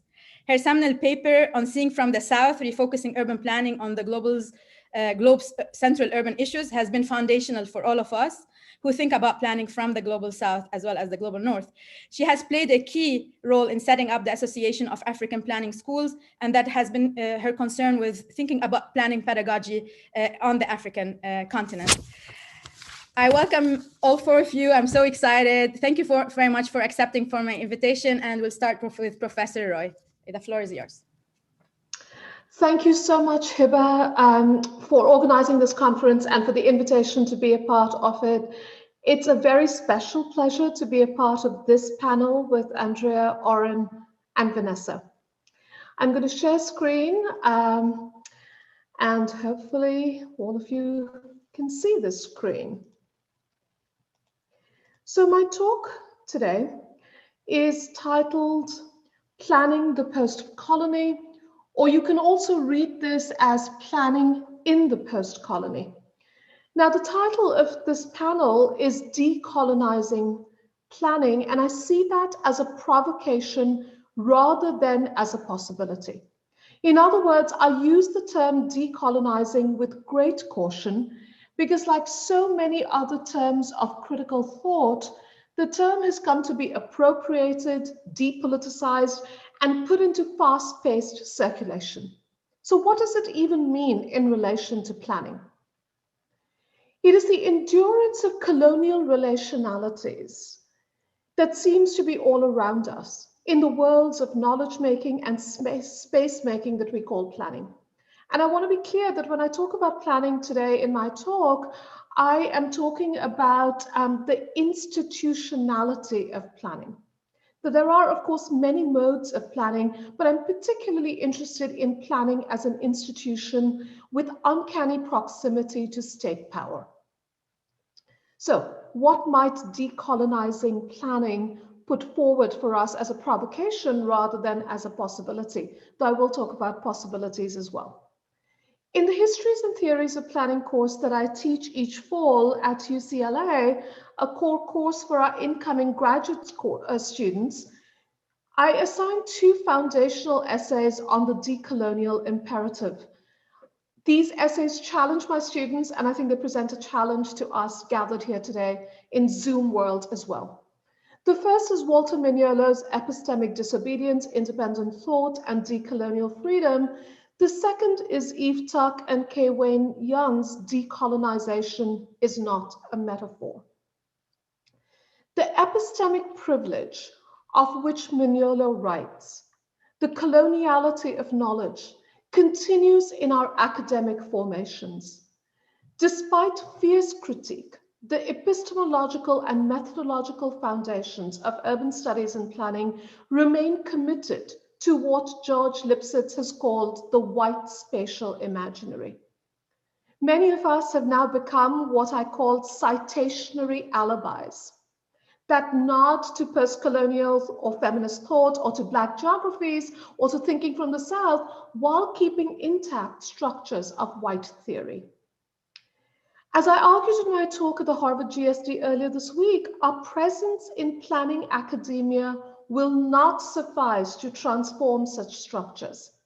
The making of Black, Brown, and Indigenous presence in the global university has taken place amidst what Grace Hong called regimes of racial management. So we diversify, but we do not decolonize. In Decolonization is Not a Metaphor, Tuck and Yang remind us that decolonial desires can enact resettlement and reoccupation. Decolonization, they insist, must bring about the repatriation of indigenous land and life. But we are, as this very snarky tweet from the Decolonial Atlas reminds us, far removed from such repatriation. Our institutions have taken to the comfort, for example, of land acknowledgements and other gestures of what Libby Porter and Janice Parry have described as recognition. But recognition, like presence, will not suffice, not to decolonize.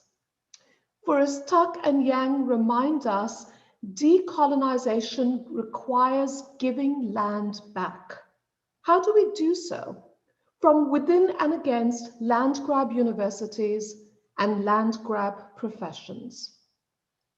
So in my recent essay, Planning on Stolen Land, which is part of a planning theory and practice interface curated by Libby Porter and Crystal Legacy, I argue that planning is especially resistant to land back.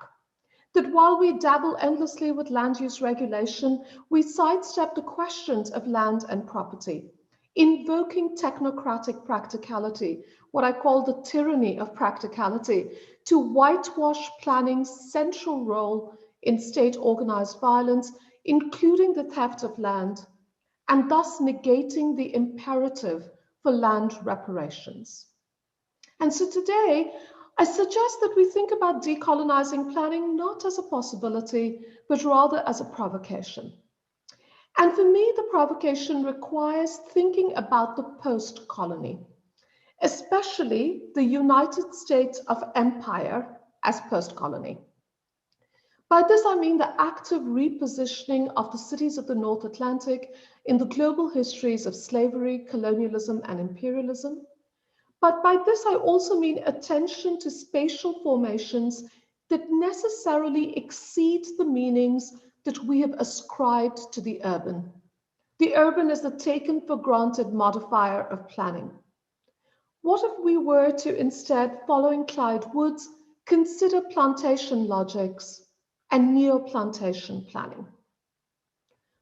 I'm especially interested in how the post-colony governs property, producing the categories of tenancy, real estate, rent, and more that serve as the coordinates of liberalism and the coordinates of planning. So, for example, in a brilliant essay titled Money, Mortgages, and the Conquest of America, GSAPP Park, legal and critical race studies scholar, shows how land became liquid in colonial America.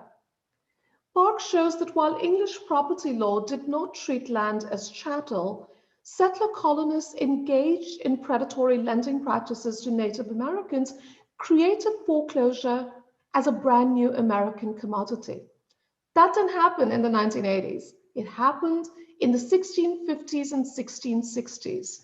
And by the 1670s, colonial laws instituted foreclosure in America, enabling and legitimizing the widespread theft of land from indigenous people and turning land into real estate. If we follow this genealogy of possession laid out by GSAPP Park, then we realize that so many of the towns of Massachusetts were grabbed and stolen by Father William Pynchon and son John Pynchon through the use of foreclosure against indigenous people. Here laid bare is property as theft. What then is decolonization? And is there a role for planning in it? Now, taking back the towns of New England, and this kind of decolonization of planning may very well be an impossibility, though I'd like to think that it is perhaps a possibility. But I'd like to foreground instead the possibilities that are opened up in the post-colony, especially during the moment at hand, a moment that I see to be one of conjoined crisis and uprising. The crisis is that of the lived inequalities of racial capitalism, exposed and deepened by a global pandemic. And the uprising is, as my comrade Robin D.G. Kelly has put it, a rebellion against the death-making apparatus of racial capitalism, of which police is an integral part. So let me be clear.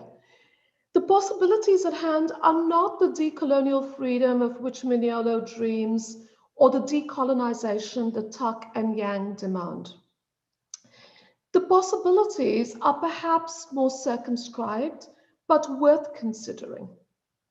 In a recent essay in Public Books, I termed these possibilities emergency urbanism. And I argue specifically that property has become the insurgent ground of emergency urbanism, a site of open rebellion against global racial capitalism and its protocols of rent and debt. I borrowed the idea of insurgent ground from Saidiya Hartman's stunning book, Wavered Lives, Beautiful Experiments, which I think is one of the most important texts to understand the American city. Hartman foregrounds the insurgent ground of the lives of young Black women who struggle to create autonomous and beautiful lives through open rebellion. She therefore allows us to think about uprising as the long arc of rebellion rather than a singular moment of crisis and protest. Along similar lines, Salwa Ismail's work has shown that behind the spectacular occupations of the Arab Spring was the prolonged emergency wrought by impoverished livelihoods, precarious housing, intensifying policing. These oppressions took shape, she shows, in the informal neighborhoods of cities such as Cairo, in the micro-processes of everyday life, creating oppositional subjectivities and infrastructures of protest. So if property has become the insurgent ground of emergency urbanism, then I would assert that, for example, here in Los Angeles, this is most visible in two spaces of struggle: the public stake in property rent as theft. And I present these to you today, not as decolonial possibilities, but as post-colonial possibilities. So from Moms for Housing in Oakland to reclaiming our homes in Los Angeles, to the widespread call to commandeer vacant hotels as housing, insurgent housing movements are insisting on the public stake in property and flipping the script of eminent domain. But of course, we must constantly keep in mind the militarized assault deployed by the state against such movements, as we saw with Moms for Housing, as well as with reclaiming our homes. If eminent domain has been widely used as a tool of urban development benefiting the property classes, then what does it mean to use this master's tool for the purposes of housing justice? Hillside Villas in LA's Chinatown is especially on my mind because some of the long-standing tenants there were displaced by eminent domain during the construction of the LA Convention Center and are now fighting for the use of eminent domain for public acquisition of their building whose affordable housing covenant has expired. And what is fascinating about the time of emergency, specifically a public health emergency, is that the law mediates a different relationship between sovereignty and property. It is thus that legal reason has repeatedly asserted that during the pandemic, the mayor of Los Angeles has the police power to commandeer private property. And thus you see many of us on Twitter saying, seize the fucking hotels. And it is thus that the courts across the US have repeatedly in this last year rejected the opposition of landlord lobbies to eviction moratoria, ruling that such moratoria do not violate the takings clause of the Fifth Amendment or create other irreparable economic harm to real estate interests. And so in this moment, just for this moment, it becomes possible to mobilize the police power of the state for the protection of human life rather than the protection of property. The question of rent is especially interesting. So while Dennis Block, Los Angeles's infamous eviction attorney, argues that a moratorium on evictions constitutes legal theft from landlords, the Los Angeles Tenants Union responds that rent itself is theft. This is the capacious imagination of emergency urbanism and its critique of rentier capitalism. Indeed, as rental debt grows, so does the political demand for rent cancellation. This is Carol Fife, co-founder of Moms for Housing and newly elected Oakland City Council member, reminding us of rental debt. And for those of you not in the US, the scope of the evictions to come and of this rental debt is staggering. We estimate that nearly 495,000 renter households in Los Angeles are at risk of eviction when the eviction courts reopen later this year. A few weeks ago, PolicyLink released new analysis showing that rental debt in California from the time of the pandemic is about $3.7 billion, and water debt is at about $1 billion. Needless to say, this is debt borne disproportionately by Black, Brown, and Indigenous tenants. I read the demand for rent cancellation as rebellion against the terms on which property and tenancy were established through settler colonialism and slavery. Inspired by Denise Ferreira de Silva, I think about rental debt as unpayable debt, a debt that exceeds the legitimacy of both the law, i.e. contract, and morality, i.e. obligation. What is at stake in such insurgency is an unraveling. I cannot yet call this decolonizing because it remains to be seen what happens to the colonial relationalities that undergird land, property, and rent. But I can assert that this is a reinscription of the relationship between sovereignty and property, between the state's police power and human life. The unraveling is also a remaking. In the struggles I've briefly outlined, it is a remaking of the very institution of property and the enclosures of land and life through which property is asserted. It is a remaking of public goods, not in the mold of the New Deal, but rather as what my friends and comrades at the Institute on Inequality and Democracy, Hannah Appel, calls reparative public goods. I would like to think that planning as a discipline and profession, as an institution, has a role to play in what Nicholas Blomley would call the unsettling of property and in the making of reparative public goods.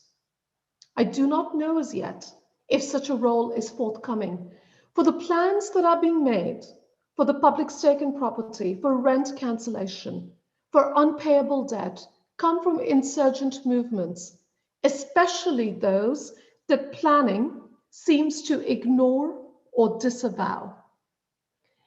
And so I leave you with a question to pose to the institutionality of planning, a question that comes from Walter Mignolo. Why would you want to save capitalism and not save human beings? Thank you, everyone.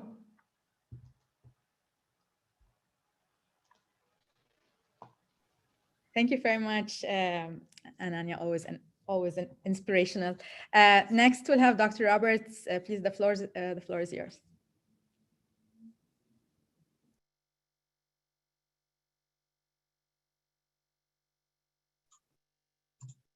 So good morning, everyone from Bryan, Texas.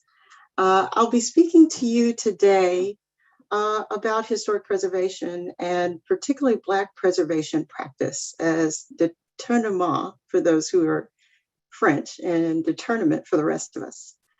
And like Ananya, I'm very hesitant to engage around decolonialism as a metaphor, and instead are very preoccupied with decolonial acts and decolonial strategies as they occur and as they naturally emerge. And that's what I'm going to speak to today, which is the question that resonated with me that was initially posed around the role planners should play in engaging the field's historical origins and identifying contextually suited interventions. And so my context or subfields are preservation and planning history, and I'll be speaking about issues situated in those subfields today. And so, of course, as most people know, I study historic African-American settlements known as freedom colonies, which are emerged from clusters of landowners who attain property through adverse possession, purchase, squatting. And while so-called farmer relief en masse in the United States is imminent, access to small landowners, people live in homesteads, people who own less than 10 acres, people in cities or on the edges of cities and historic Black settlements. For many, that money and that assistance will not be available.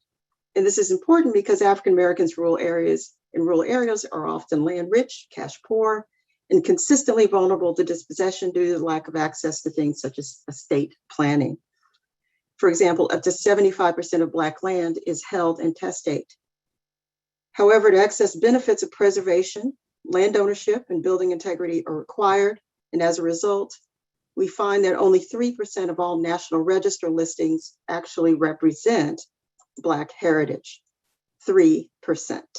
And so freedom colonies, which I'll remind everyone are historic Black settlements founded roughly between 1865 and 1930, originally were founded in what we call bottom land or flood-prone land because that was the land available to African Americans at the time, near former plantations in many instances. And what really is the distinction to understand, even though they're called freedmen's towns, Black settlements, Black towns, and they were anchored by churches, schools, and cemeteries, is that they were founded out of intentionality and agency, and not necessarily just where people were pushed to or ordered to live.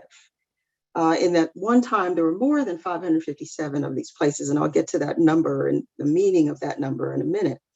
But I first want to talk about a justice-centered understanding of preservation in light of these facts and these people and these descendants situated in this way. Jody Melamed aptly describes the organizing or agenda-setting challenge racial capitalism, I think, presents to African Americans, and by extension, practitioners committed to Black-centered planning and preservation of Black places. He writes that, quote, the degree to which ideologies of individualism, liberalism, and democracy shaping market economies and capitalist rationality from their mutual inception monopolize the terms of sociality despite their increasing hollowness in the face of neoliberalism's predations.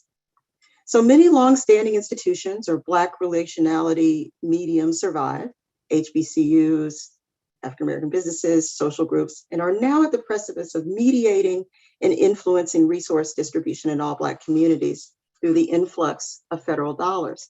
However, to what degree are these institutions propagating the relationality that Melamed describes?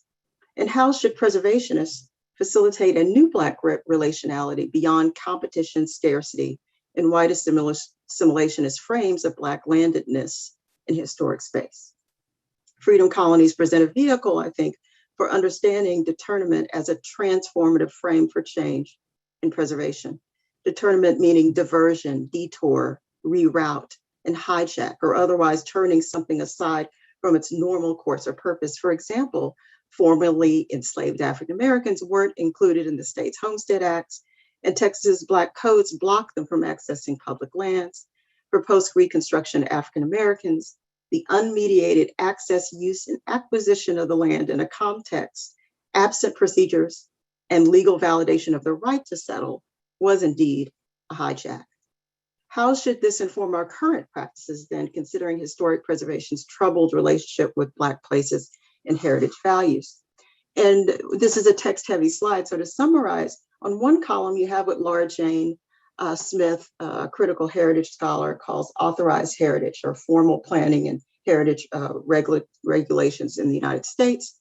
And on the other side, you see descendants of historic Black settlements and their frames for heritage values and planning practice. And essentially authorized heritage is associated then with rarity, scarcity, architectural fetish, architectural expertise, physical documentation, official documentation of place entailing borders and designations laden with requirements that African American places cannot possibly adhere to, creating a preservation apartheid and inhibiting access to the benefits, more than just the recognition or adoration, but the access to funding, to grants, to certain protections and land use protections and designations.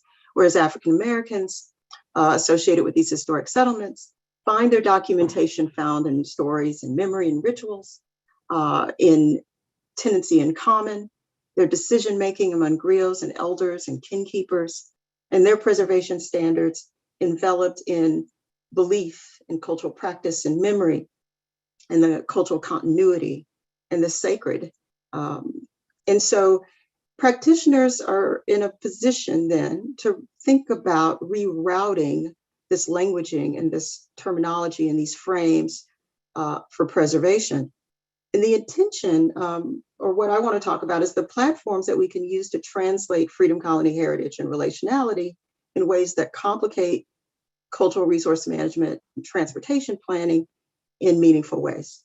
And the intention behind this documenting and recognizing and preserving I talk about is to detect situated decolonial acts or rerouting within preservation away from elitism, scarcity, and stratification.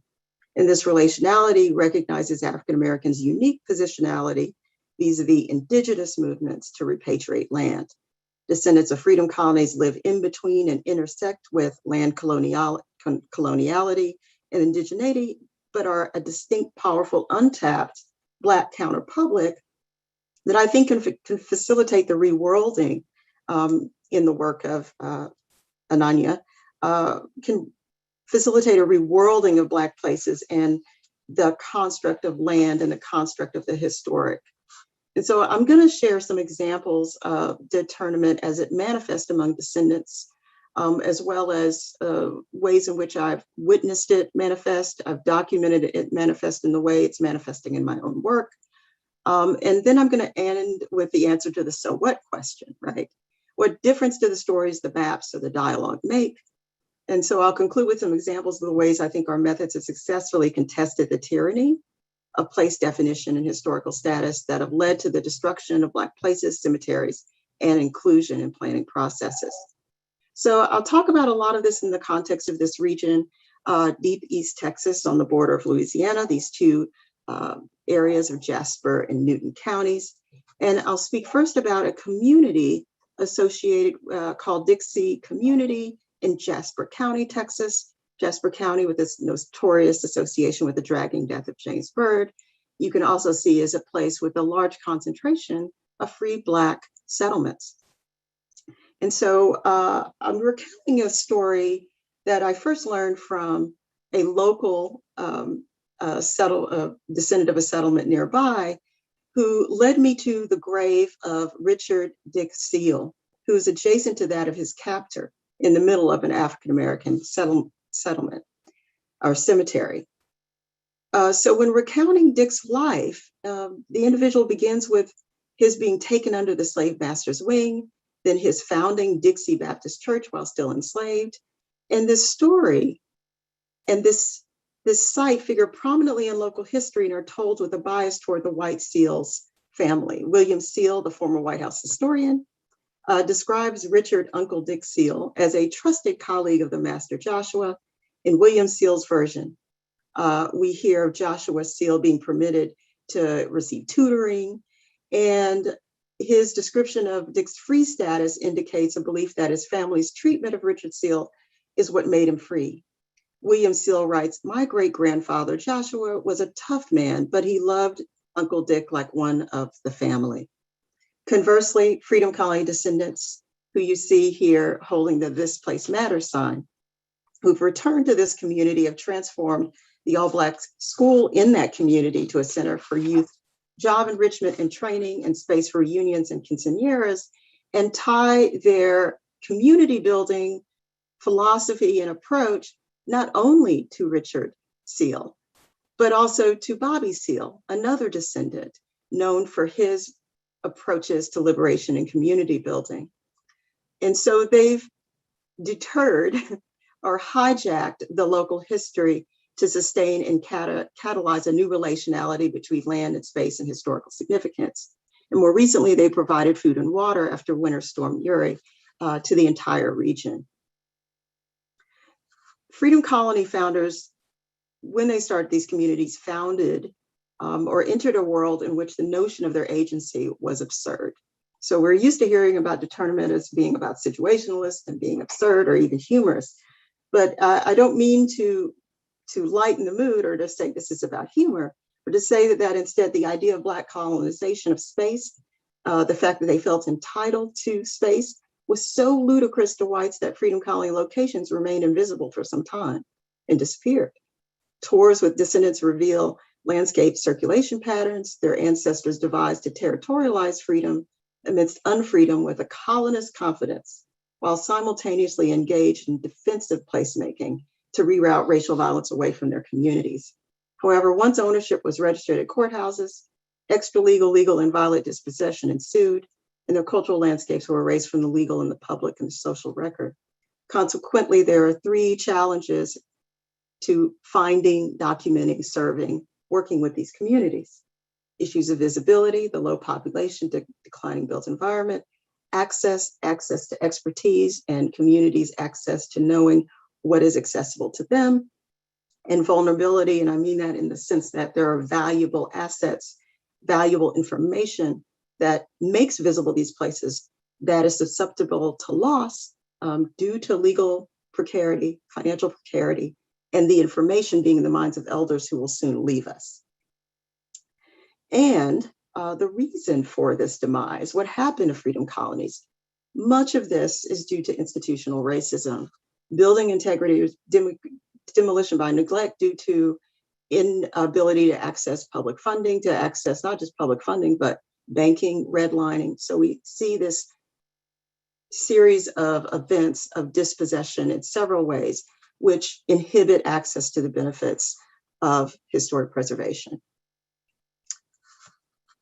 And of course, these persistent challenges of land dispossession, municipal underbounding, disasters and hazards, preservation practice and policy, with the land instability fundamentally inhibiting the access to these benefits, to these planning processes.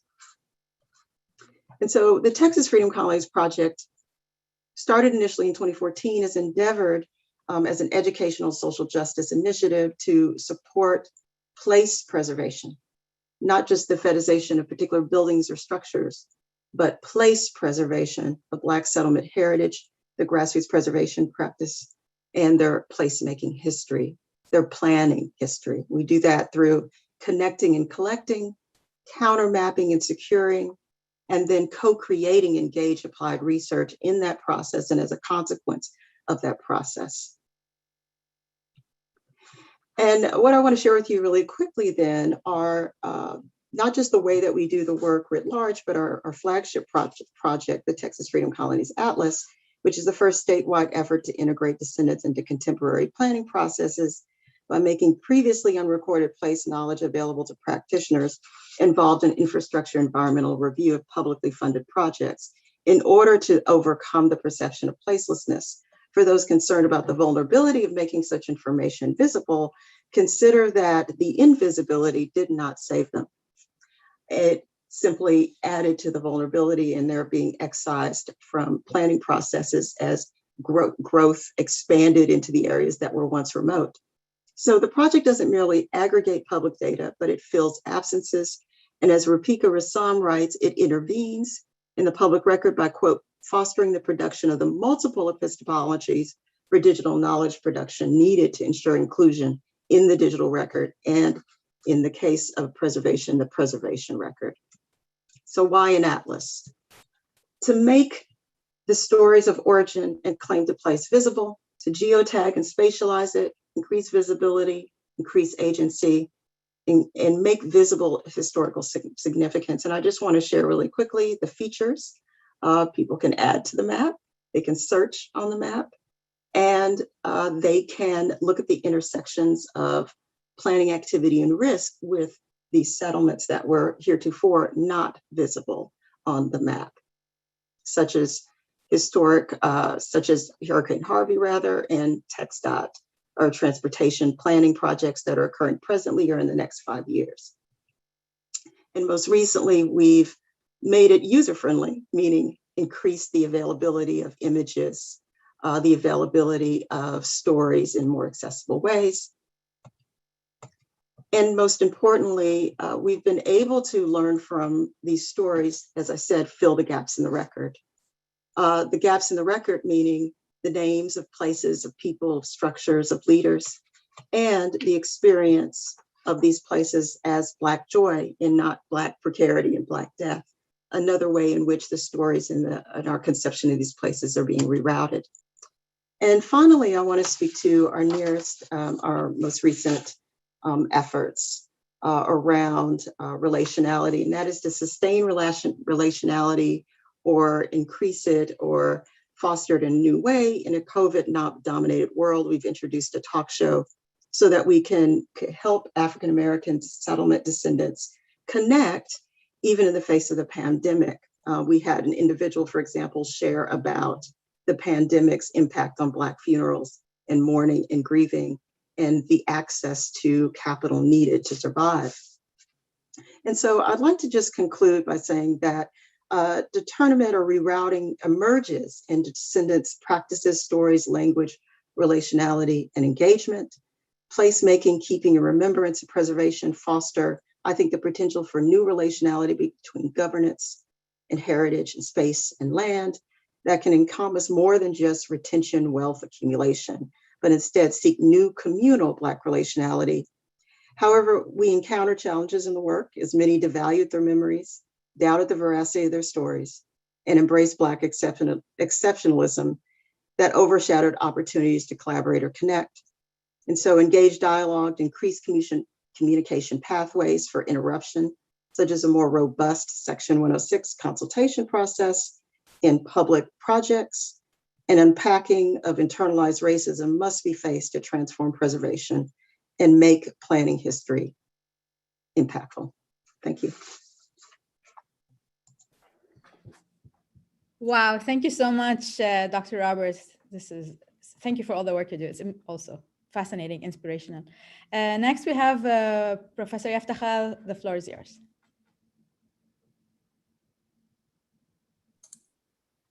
Thanks very much. Very exciting to be here. It's a wonderful gathering and a wonderful opportunity to share our critical perspectives, argue about them, sharpen them, and hopefully improve them. I'll share my screen.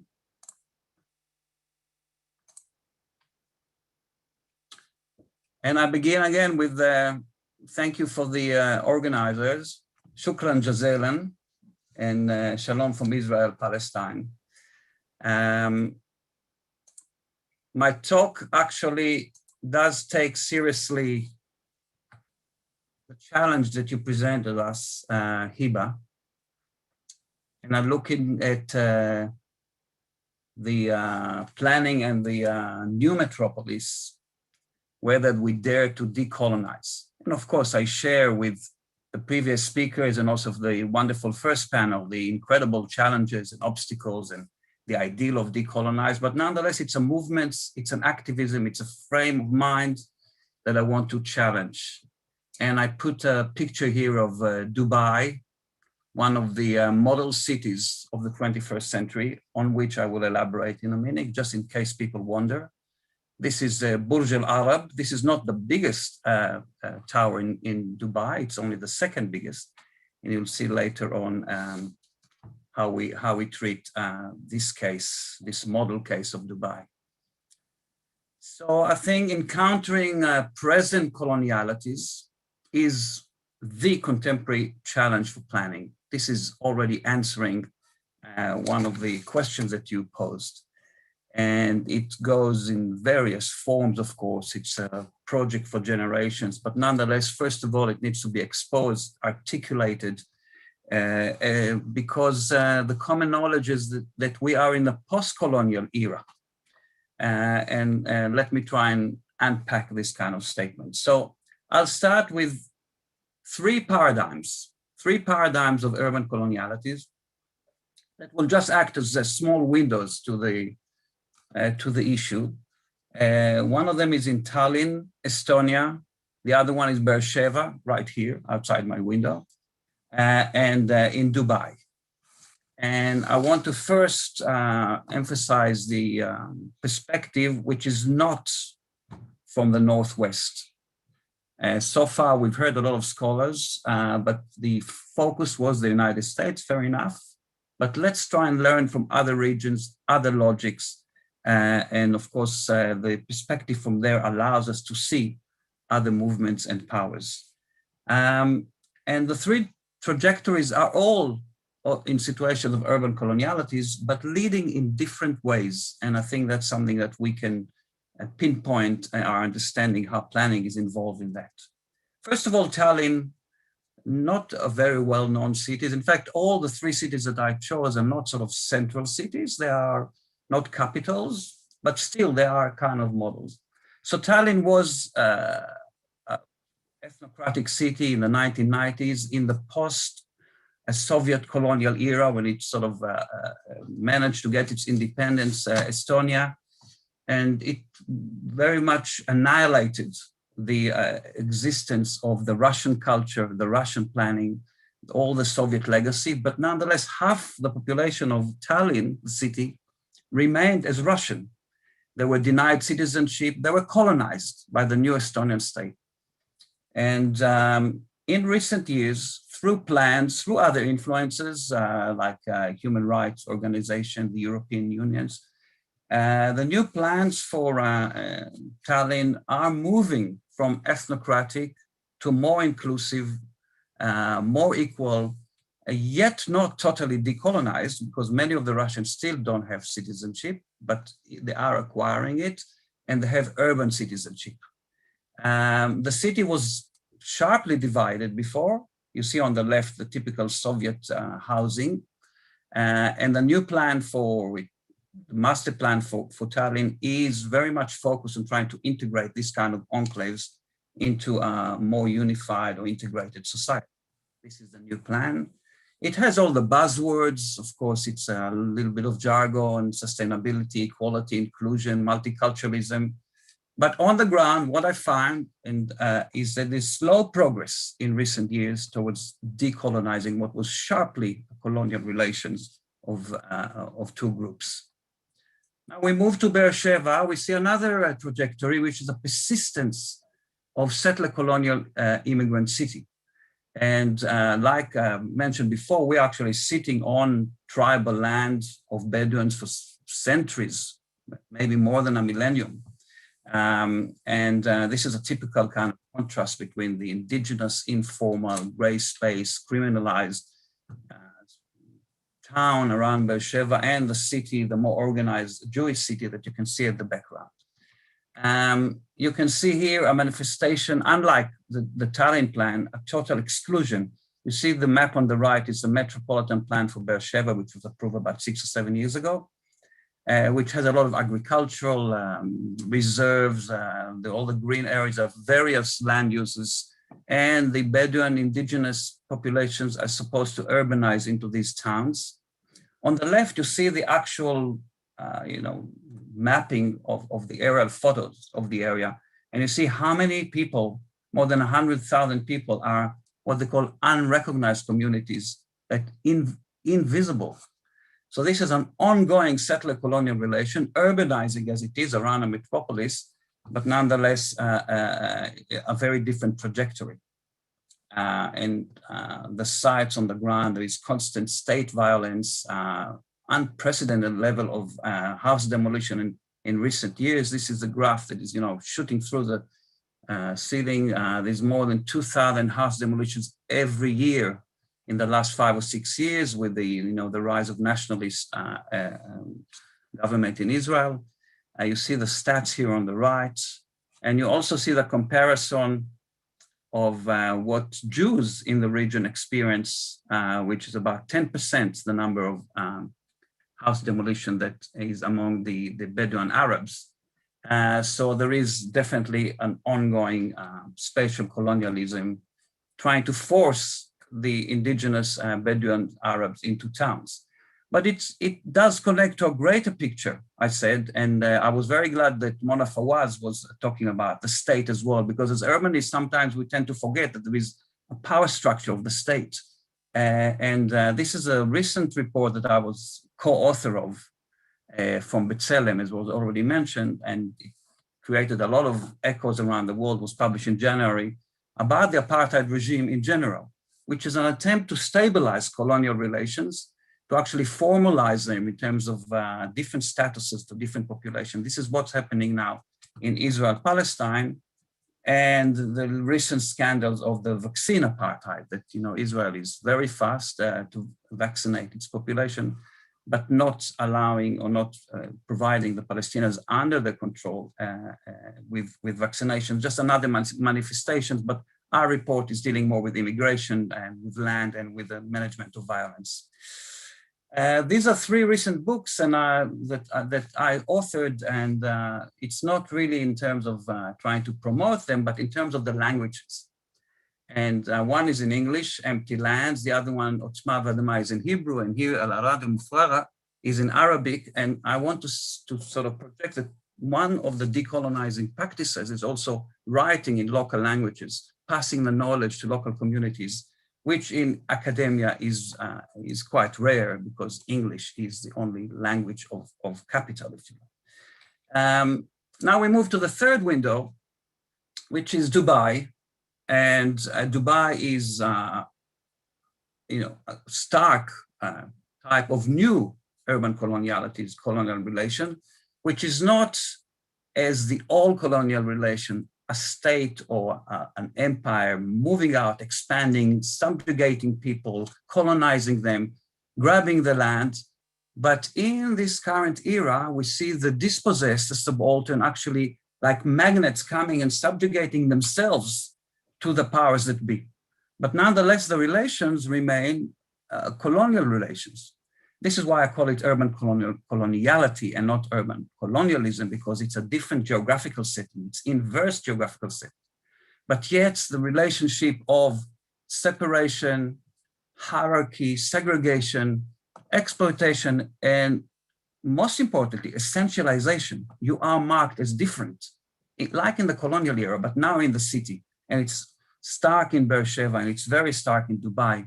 Against this glory of Dubai, you have this stat, you see that Dubai is the highest number of non-citizens in the city.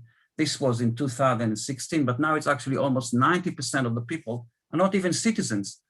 Like Hannah Arendt famously said, they don't have the right to ask for rights. And this is maybe a model for the future of urban coloniality. And this is, I analyzed the planning of Dubai, of course, a new friend of Israel now. It has different regions for different populations. The outline plan, the master plan for 2020, actually, like in the South African, and to some extent, like in the Israeli case, actually allocates different areas to different populations, like national residential, temporary residentials, workers' residentials, et cetera, It's an apartheid city, which of course is very connected to the coloniality of relations.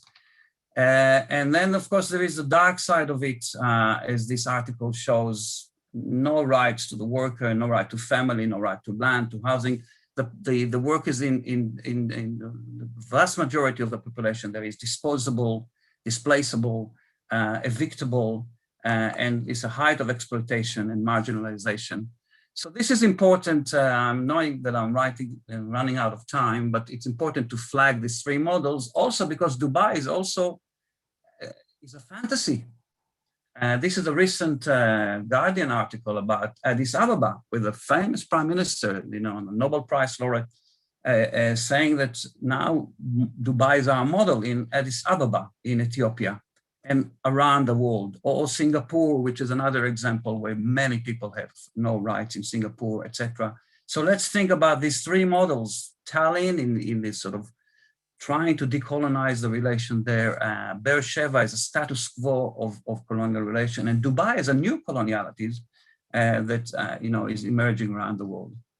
How much more time do I have, Hiba? You're almost done. I'm almost done. Okay, so what I want to emphasize is 3 or 4 more points while you have the picture of Dubai. There is various possibilities to look at this, and I want to emphasize the perspective of the global Southeast. And I know Vanessa Watson will talk after me and elaborate on it, but I think there's a great range of scholars and perspectives that actually we can see better those kind of dynamics that exist from our regions. Of course, they apply to the rest of the world, but it sharpens our ability to see. And I draw Annabel Cojino and Walter Minoglo, as we already said, and another point that we have to emphasize through this gaze is that coloniality is not only North versus South. It's not only white versus the other colors. Coloniality is also South versus South and East versus East. So we have to look at it as the South colonizing the South in many ways that weren't really imagined before. Achille Mbembe famously talk about the pathologies of new sovereignties. So I think in planning terms, we also have to go beyond, while of course maintaining the frameworks of European and white colonization, we have to go beyond that and look at how planning is exercised on the ground. And I want to finish with decolonization, which is 2 more slides, Hiba. Okay. How we look at it very briefly, a vocabulary that a lot of people would know, the voice to the people. It sounds banal, but we have an extreme regime of silencing, including, of course, people like me that, people attempt to silence quite often. I am in a privileged position, but the people that suffer from those demolitions, etc., are very, very much silenced. Theorize from the Southeast, we already talked about. New vocabularies among great scholars, many of them speak here today. We have to adopt them. And I would say that transformative planning is activism. We have to get out of the comfort zone of writing papers and being in the academia, and actually go work with communities, present them in committees, in the courts, in politics. And decolonial planning is also beyond discourse. It's actually doing things. Education, practices that I don't have to elaborate too much, but also the vision of equal metrocentric. We have to find a new normative flag on which to reimagine the way power is now reconstructed in cities. And since my time is almost over, I want to connect to the idea that rage is impossible, professional rage, to salvage the transformative power of planning, which has transformative power, but it's been also abused. And to finalize with this kind of idea that maybe decolonial planning is captured by the word dare, but I read dare from right to left, which is, just to go against the grain of power. So it's equalize, it's resist or refuse the power, advocate alternatives, and decolonize. And this is captured in this kind of picture of Dubai upside down. Maybe this is a vision for us as decolonizing planners, and thank you very much. Thank you so much, Oren. Thank you for always illuminating and bringing up new concepts to think with you. Next, we have Professor Watson. The floor is yours.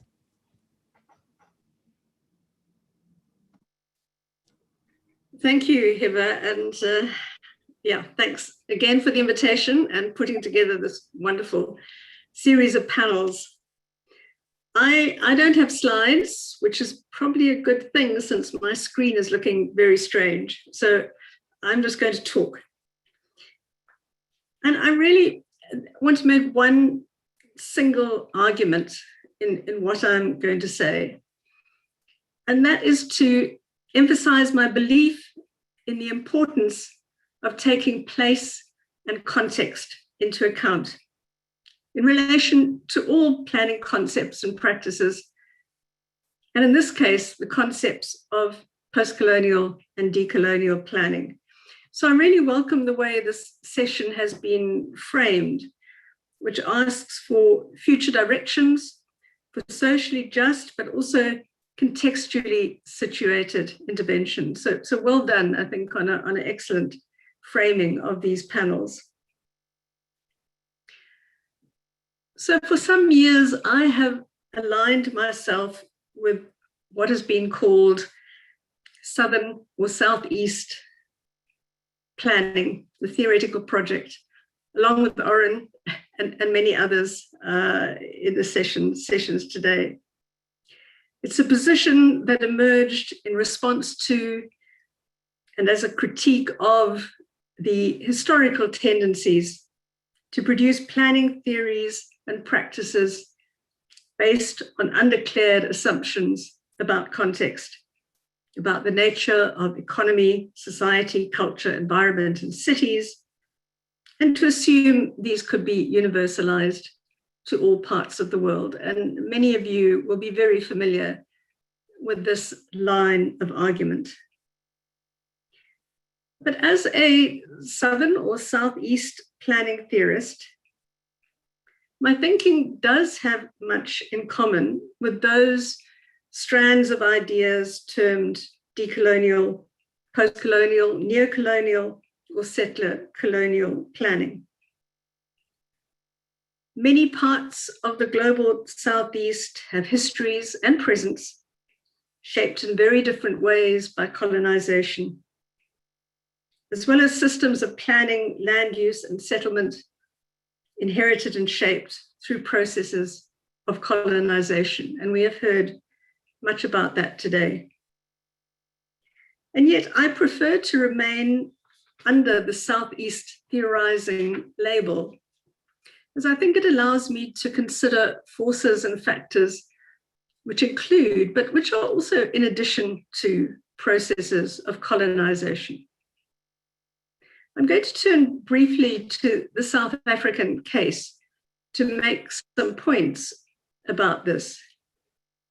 But firstly, I just want to note how important it is to me that concepts of decolonial, post-colonial, and abolitionist planning have attracted this kind of interest in parts of the global north. It's inspired the conference today.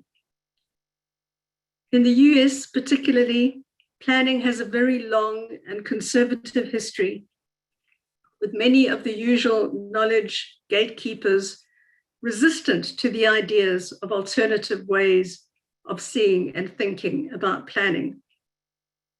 I sense fertile ground is emerging now for growing interest and development in this area of planning theory, and there's great potential for Southern collaborations. But having said that, I want to sound a note of caution, and it has to do with the acknowledgement of context and difference. I am very wary of the tendency of good ideas to uncritically leapfrog from their place of origin to very different places where they have different meanings and different implications. And I suspect this is already happening in the decolonization debates. Recently, a colleague of mine from Ghana, teaching in the US, and I use the story with his permission, wrote to me to say that he felt the pressure to consider that his country had to be recolonized by important discourses on decolonialism before it could be decolonized all over again with new terminology and ideas from elsewhere. And this is very worrying. Place and context is key, is important. So let me turn to the context of South Africa to make some points about this question of difference. As many of you will know, South Africa, under the apartheid government, has been held up as an extreme example of the most vicious and devastating laws and plans aimed at racial segregation and racial repression in cities and the countryside. A minority white population, 12% of the total, maintained political and economic control over the 88% of the rest of the population, Black, and 90% of the land, which lay outside the Bantustans or reserves. Planning, which was largely inherited from British colonial rule, was a central tool in enforcing this apartheid. Cities and towns were deeply and spatially inscribed with race and class divisions. In 1994, 27 years ago, democracy was secured and formal political power passed to the African National Congress, a liberation movement founded on the Freedom Charter, reflecting a commitment to equal rights for all. Our 1996 Constitution was recognized as one of the most progressive in the world. Dismantling spatial apartheid and moving to integrated, equitable, and sustainable post-apartheid cities was an early goal. Cities and towns produced planning frameworks showing exactly this. All levels of the state appeared committed to it, as was the planning profession. But 27 years on, why has so little of this happened? Why do our cities not look terribly different from what they did in 1994? The ANC still has power. The white population has shrunk to 8%. Now, in part, what this shows is the difficulty of reversing the impacts of colonization and apartheid in our field of planning and urban settlements. The materiality of cities means that history, any history, is deeply inscribed and hard to change. In South Africa, planning laws and approaches were a colonial inheritance those planning laws were not changed until 20 years after the end of apartheid. And then many of the earlier and inherited planning principles, such as private ownership of property and land use zoning and so on, are unchanged.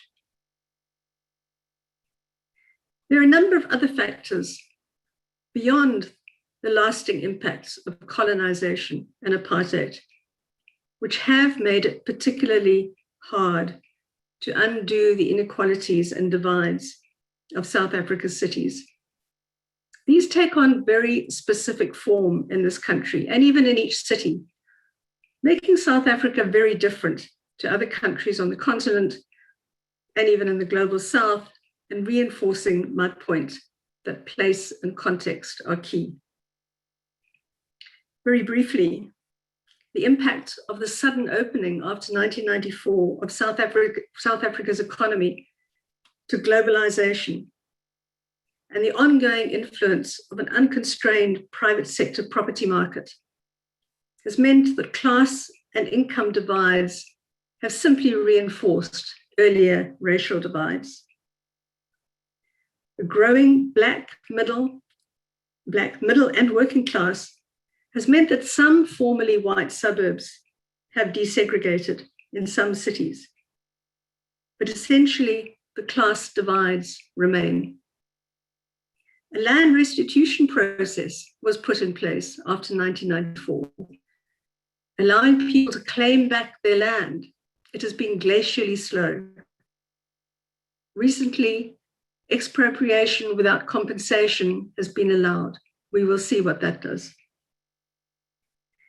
And in the meantime, the poorest of our urban populations, also Black, have further concentrated on the edges of cities in post-apartheid state-provided housing. This land is the cheapest.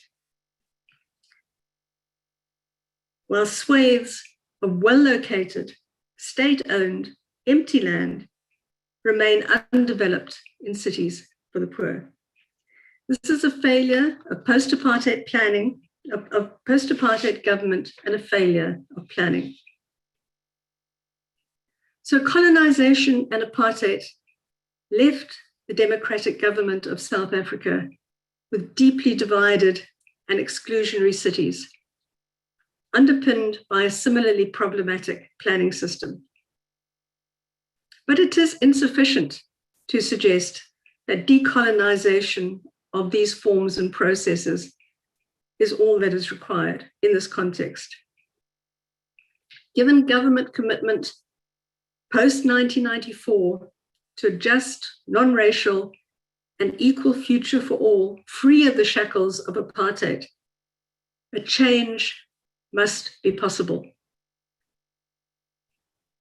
But in thinking about planning and the post-colony of South Africa, I want to align myself with the position of Cameroonian philosopher Achille Mbembe, rather than the decoloniality arguments of the Latin American school and Walter Mignolo, which of course is entirely appropriate and in that context.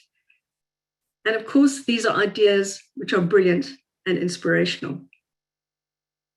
But they are different, and probably also different to the concerns of decolonial scholars in the United States, and perhaps this is a subject for further discussion. Mignolo's decoloniality embraces indigenous modes of thinking and rejects those Western expressions of modernity imposed on much of the world through colonialism and empire. Hence, for him, decoloniality is not a successor to colonialism and coloniality. Rather, it offers an alternative, one that is rooted in indigenous thought and practice about nature, community, and solidarity. Very differently, Mbembe questions our ability to cut free of modernity. In a far more dialectical, relational, and entangled picture of the relations between colonist and colonizer, He sees the future of Africa and the world that Africa reveals and exemplifies as lying in a renewed effort to enact a more inclusive, sustainable, and equitable vision of reason and humanity than was globally normalized in the past 5 centuries. Accepting that the European imperial project has devalued and displaced other more emancipatory ways of thinking, Mbembe explores a future that is grounded in the African experience of diaspora and mobility. It is these processes of mixture, flow, and interaction that help Africa define a path towards decolonization that does not rest heavily on the platform of indigeneity. These experiences, he insists, open the path to Afropolitanism, a politics that uses both the history and present of Africa to think about global emancipation. He argues that Africa is a continent rich in resources and epistemologies and new modes of political association, and that its openness to the global circulation of ideas, people, cultures, and goods. In this, we can find an alternate modernity to the one we live in now. The politics of extremity, that colonial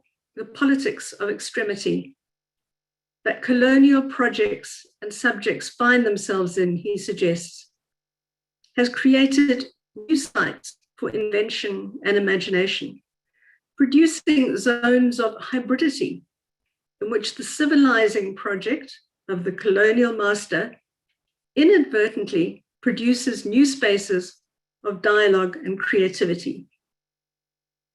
The emergence of a vast world of rich ideas, thought forms, linguistic styles, and technologies of the self in Francophone Africa is for Mbembe thus a paradoxical fruit of colonialism and the zones of hybridity it produced. So Mbembe speaks to the reality of Francophone Africa here. But there is a broad position that can be explored in relation to the post-colonies such as South Africa. And I believe this concept of the Creole, of the hybrid, is important. It's about mix. It's of the old and the new, of appropriation of what is valuable from the past and the present here. In planning here, in the context of South Africa, what this then requires is a deep understanding of context, of how people are refashioning the city from the bottom up, how they survive in spite of and not as a result of planning and state services provision. There is an important role for the state, as was raised in the first panel, and in part to interact with the market. Like Ananya, I identify the market, the property sector, as a key obstacle to progress in changing our cities. So to interact with the market in a much stronger way, but also to be persuaded to seek new and innovative approaches to infrastructure provision, sanitation, water, power, transport, creating circular urban metabolisms rather than linear ones, integrating state provision with community forms of provision to create innovative hybrids. Of course, political commitment is key, as well as a radically revised planning law and questions of the commodification of land. Now, I've done very little here to lay out any kind of new approach to planning in South Africa or elsewhere. But the point I have been trying to make is that different starting points in post-colonial or decolonial planning, when considering the post-colony, can take one down very different routes to rethinking planning. And that both starting points and the roads followed are shaped by context. South Africa is very different from the rest of Africa. and very different again from the US or Europe. But I want to close with a quote from a recent paper on decolonizing African studies in the global north, where the author wrote, "An intellectually decolonized Africa can only be one in which the continent holds a central place, and which defines the questions to be asked and the answers to be sought in terms that are clearly rooted in Africa itself." Thank you.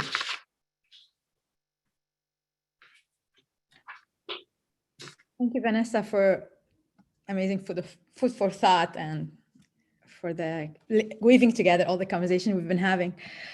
So we have a lot of questions coming up. And thank you for everyone, of course, again. So we have a lot of questions coming up from the audience. I'll try to go in order and maybe combine a couple of them. And we'll basically go mostly for the questions that are that address all of you. So I will start with the first question that comes from Muhammad Ali Sharif and combine it with a question that comes from Deepak Lambanivs. So the first one is the case for the hill stations of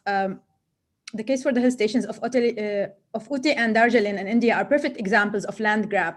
The British established large tea estates by clearing forest lands and denying the tribals the rights to forest and its resources. Today, 75 years after independence, these tea estates, now owned by corporate entities, continue to engage in the production of tea for export to the UK and other parts of the world, while the tribals remain dispossessed of their rights and their hereditary ways of life. These tribals are offered food rations and sometimes housing as social welfare schemes of government which smack for charity work. How can the hill tribes secure back access to the forest and their lives and their dignity? So basically, a follow-up question, how can planners and governments undo centuries of injustice? Relatedly, Deepak asked about, he would extend Anania's analysis to Puerto Rico, a colony of the United States, to decipher which kinds of insurgent planning practices can help catalyze a transformative decolonizing agenda at a moment when imperial powers and designs have captured the emergency moment to advance a land grab and dispossession strategy. We have several inspiring examples, but the issue of scale and asymmetrical power relations in an outright imperial domination relationship seem unsurmountable. Are the master's tools sufficient to bring his house down? Is it truly possible to plan a decolonial transformation from within this colonial context? You guys can decide who's going to start.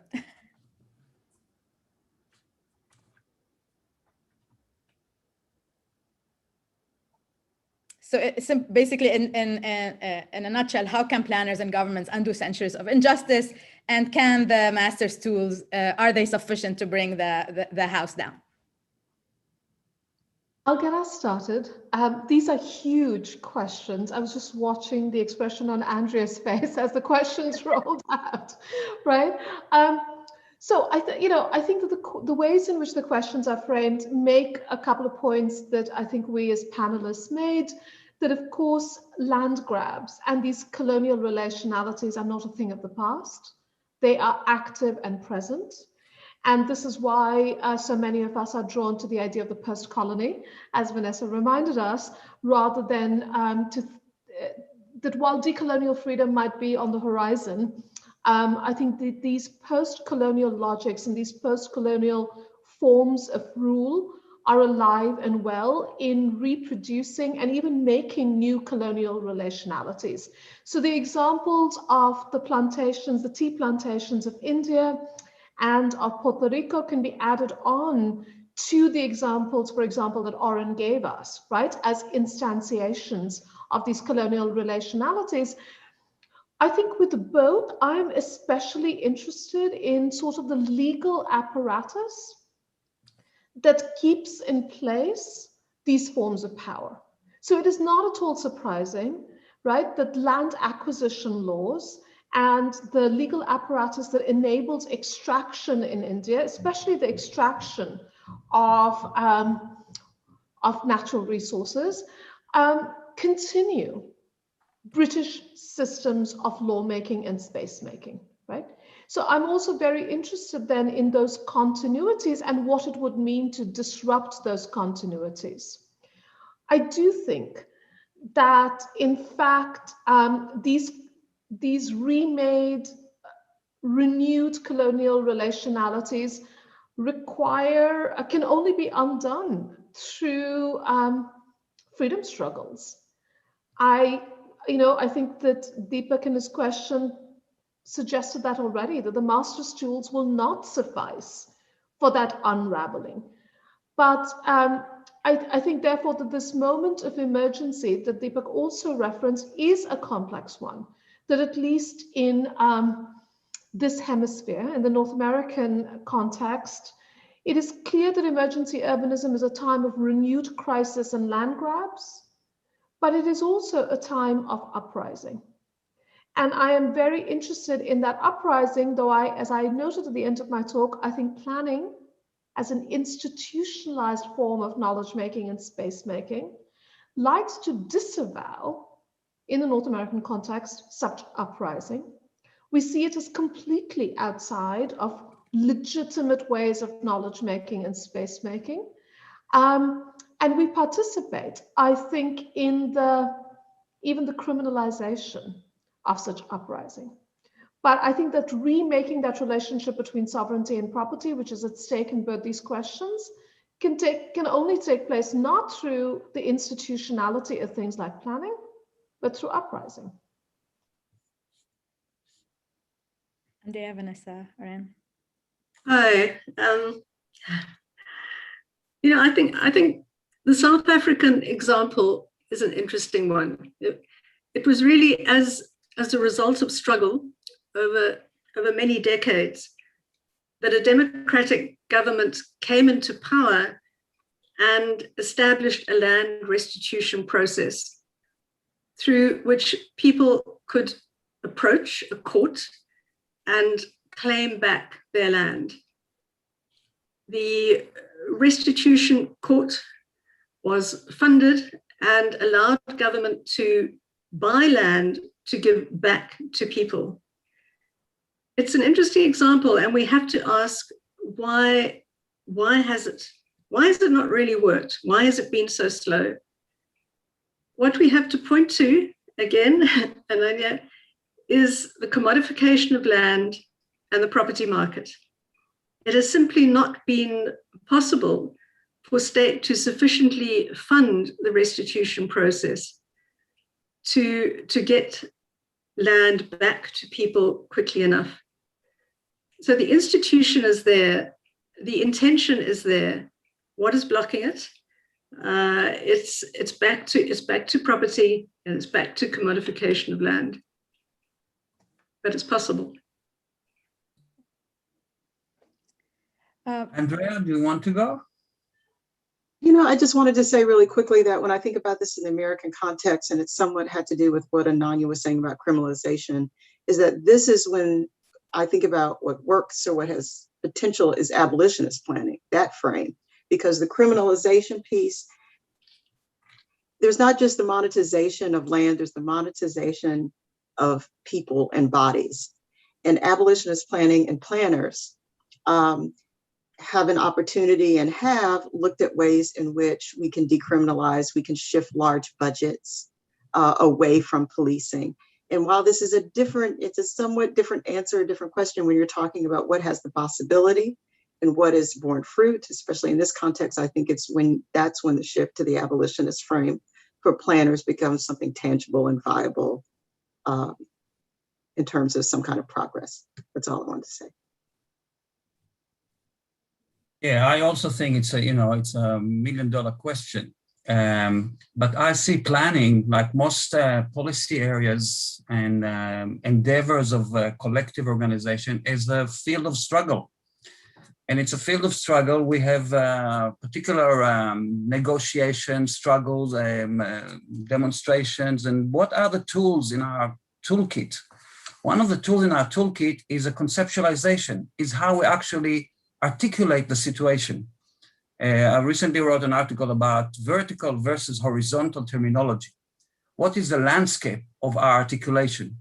Now, as critical scholars and activists, I think we have to imbue the work of power into the terms.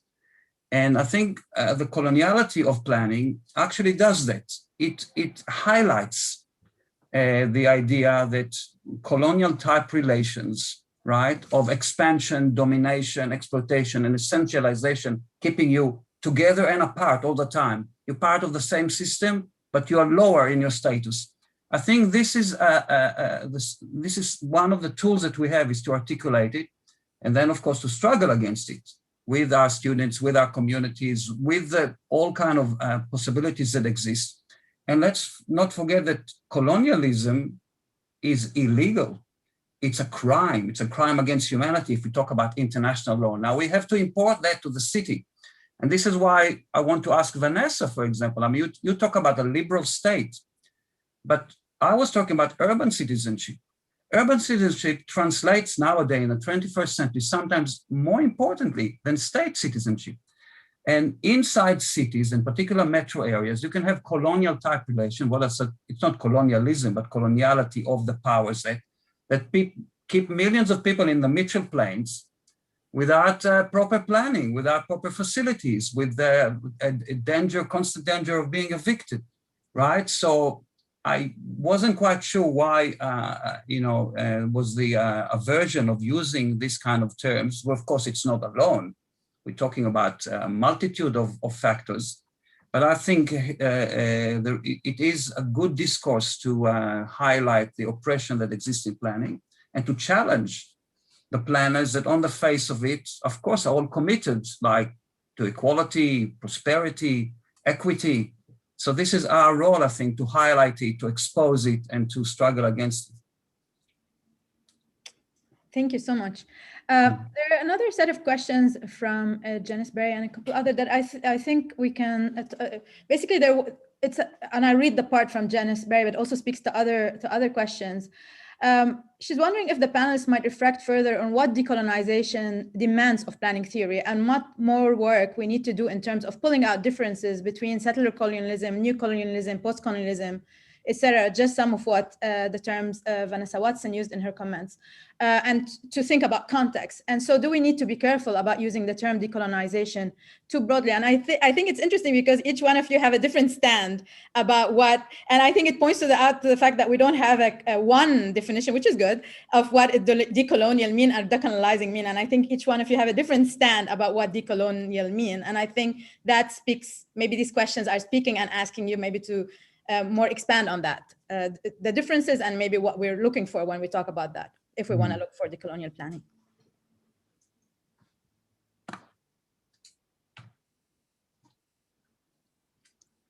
Well, since I was last, I'll start. I think, with the realism and with the Southeastern perspective, and I totally join Vanessa with the idea that this is important. This is, of course, the vast majority of the world.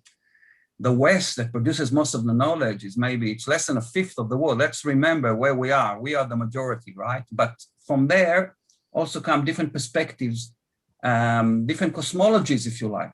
One of them is the very idea that there is no horizon, there is no redemption. The life for generation is a struggle, just like in Lebanon. So of course we hope for better, but to decolonize is a process. What to struggle about anymore in Lebanon? We're lost.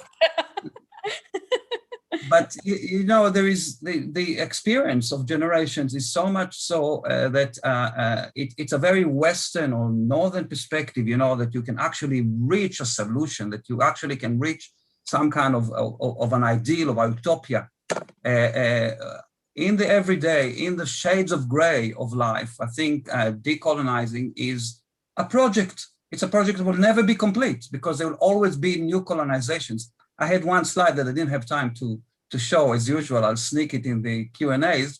It was about the digital world. Now, the digital world now is colonizing us in various ways, unpredicted previously. Incredibly powerful corporation. They can even silence the president of the United States, right? Twitter and Facebook. Now, what does that do to the relation between the various groups in the city, in terms of literacy, technology, surveillance, data is the new. So what I'm saying, that not to glorify the digital world, is that there will constantly be new frontiers. And as planners, we really have to think about equality, radical equality, collective and individual. Equality is not always simple, which of course will include restitution and compensation for damage suffered, but also as a horizon, total equality is a constant project of decolonizing the relations. Anyone wants to add? I think I want to speak to the students out there as I answer this question, because I have interesting conversations with them about their careers, for example.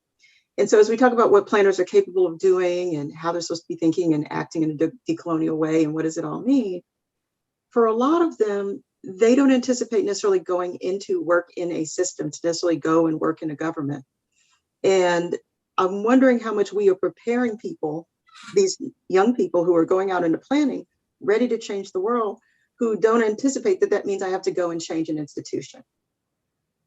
And I think that's part of the decolonizing. I know we're talking about systems. One of the systems I'm talking about is planning education here, is how well we're equipping people to go out with this thinking and build new apparatus, a new apparatus for planning in a decolonial way, new vehicles, even outside the nonprofit industrial complex, like how are we doing that? So that's just sort of coming to mind as we're talking about what can you do if you are a planner and you work for the state, even though I know that's not always the assumption, but that's pretty baked into what we're talking about here.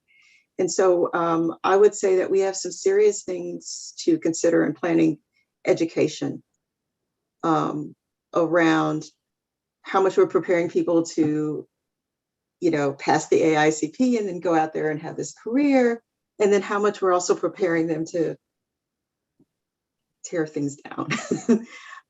And some of us do that very well. Some of them are on this panel in terms of preparing people to go out and build new things and do things in new ways. But I think that's a big part of our conversation here we have to attend to wherever we are. Yes, I'm sure Ananya and Vanessa and Aaron have a lot to say about planning education because they're all involved in different ways of activism at the intersection of education and practice. I mean, I think that's a really important conversation. Maybe we'll get to have a bit of it. And I wanted to also address the question that Janice Barry posted in the Q&A. I mean, so I do think there's a conversation to be had around what do we mean by planning and what are the planning futures for which we are educating our students. And I will say that I am struck in the US context by the proximity that even our outside the system planners have or must have to state power, right? So that is very striking to me, and even outside the nonprofit industrial complex, right? So I think that that piece of it, and here paying attention to what Vanessa noted, that these are very specific forms of deep difference, right? So that is a conversation to be had. I like to teach the history of Anglo-American planning as one rooted in the settling and making of property, right? But also one that has always had an anarchist history, that has always, in fact, thought about property as theft. And that is perhaps a useful way in which to read something like even Ebenezer Howard's Garden Cities. But as I said, that's a whole nother discussion, right? About how do we tell a different history of planning. I worry, of course, about yoking the term decolonizing to the term planning, and Hiba already knows this.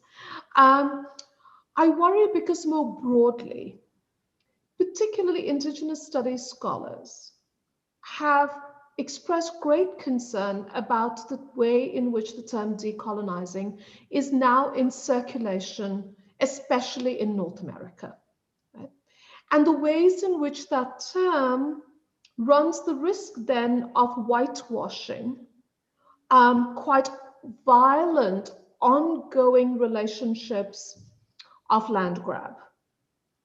So one example of this is that our universities, which are land grab universities, have sort of streamlined such things as land acknowledgement, special advisor to the Chancellor on Indigenous Affairs, etc., while refusing to consider in any way land repatriation or reparations. In fact, the conversation around land reparations or repatriation seems impossible in established planning circles, right? So when I think there have been similar conversations around abolitionist planning. On my mind is the very powerful critique of abolitionist planning penned by Duchesne Dozier, whose piece was titled "There is no room for planners in the movement for abolition," arguing that planning has been a circuitry of colonial and capitalist extraction. Planners suddenly can't claim to be abolitionists. I know that's not the kind of abolition planning that Andrea is talking about, right?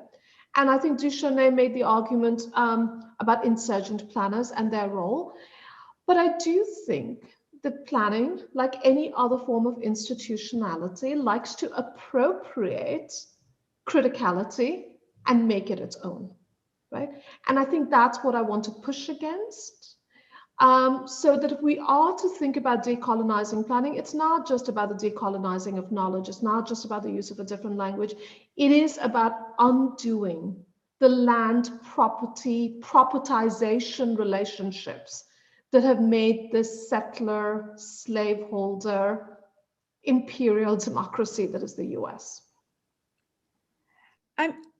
If I might interject here with a question that has been on my mind, it's not fully formulated, but it's about the decoupling of property from planning and the implication. Like, first, how can you decouple property from planning? But the second is about, I'm all for like abolishing or rethinking property, but from this space where I'm talking to today.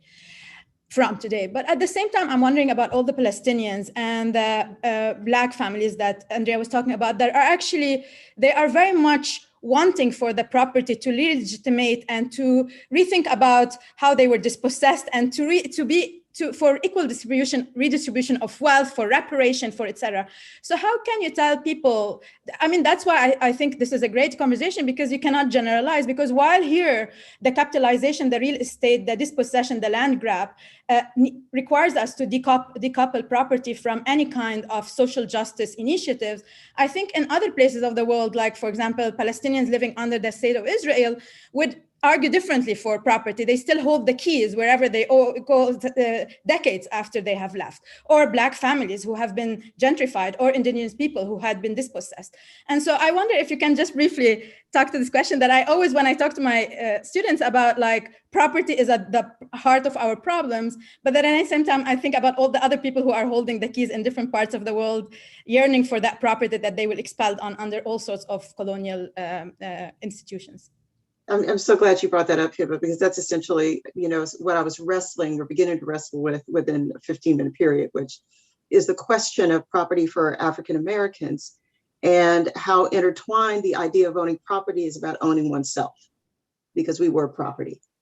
And so it becomes a very different set of questions that, again, are reflected very well in the abolitionist conversation about owning oneself and not being criminalized.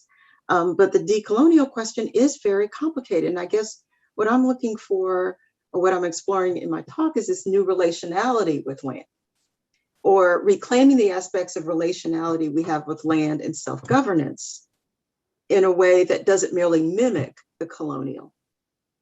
And how do you get at that, and how do you do that is the work I'm engaged in, very simply, with a reclaiming, not a non-critical reclaiming that the past was somehow perfect, but that there was some aspects of the relationship between individuals and land during, let's say, the Reconstruction period that required a particular relationship with Indigenous communities that often was intertwined, that often was familial, not always, but in many instances. And so there has to be, and I think there's great writers, I'd be remiss if I didn't talk about T.L. King and other Black geographers that are deeply engaged in Black and Indigenous land conversation. This is a huge conversation. But I think when it comes to planning, our difficulty, and especially in historic preservation, is we have these tropes and these attachments. And so it's either, are you interested in more money to support or to make sure that Black farmers have their due. And in that conversation, because of the relationship between African Americans and the USDA, for example, in that conversation, where do we talk about decolonization? They're not interested in talking to you. Now they're talking about justice, but I think that it's very, very important that we begin to have these grounded conversations as the redistribution of money and so-called,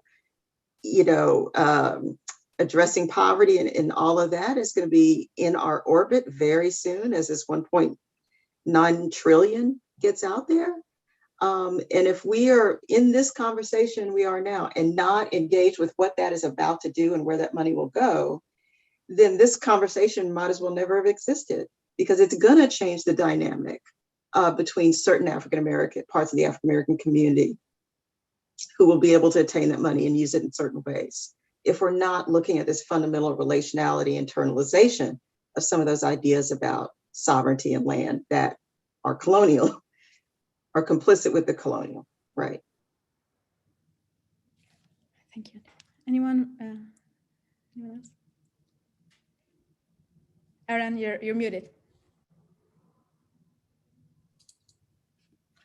I can't agree more that there is a direct relation between sovereignty, powers, oppression, and colonialization and property. And of course, it's complex. I want to first also say that the worry that Ananya expressed, of course, is a real worry. Every critique can be sanitized, can be co-opted, can be used by, it's our role to continue the real meaning of something. And I was a year in UCL last year, and I remember that they kept talking about decolonizing geography. And it actually meant adding a couple of references to a reading list that someone from Africa, this was, perhaps good intention, but when we talk about decolonization, is about the concrete life, the oppression, the segregation, the evictions, etc. So I think this is up to us to use it, first of all, credibly. Colonization is not discrimination. And Chantal Mouffe has a very good discussion about oppression versus subordination. There are various degrees. We have to talk about it when it is, when people actually are structurally, institutionally, and legally in a lower position, in a lower status within the same kind of metropolis or the same kind of society. And then they are colonized. And we have many other fields of discrimination, of inequality, of movement that are important enough. So I think I take this criticism very, very well. But again, like Vanessa said, when you move away from the liberal societies, it's much more concrete, it's much more obvious. With that, I also think about property in many other ways. Luckily, in the Middle East, we still have property systems that are not profit-oriented, subdivided, private freehold. And you can see the great advantage of them. I can even talk about my mom, who is 94-year-old, whatever, never had property, but she has had undisputed security all her life because she was in a collective community. So I think among the Bedouins too, tribal kind of landholding is very, very important, although the state is trying very hard to privatize it, to dispossess and privatize at the same time. But I think we have to also imagine, as part of decolonization or reimagining planning, is to be integrated with reimagining the property system, to give people security, not profit. And of course, this is a long discussion, but all this is very, very important for our education, I think. I just wanted to add to that, Hiba, because I think this is such an important question. And the points that Andrea and Oren have made speak to the fact that, as Nicholas Blomley would say, there isn't a singular enactment of property, right? That a property is a set of material and discursive enactments. Possessive individualism is only one enactment of property.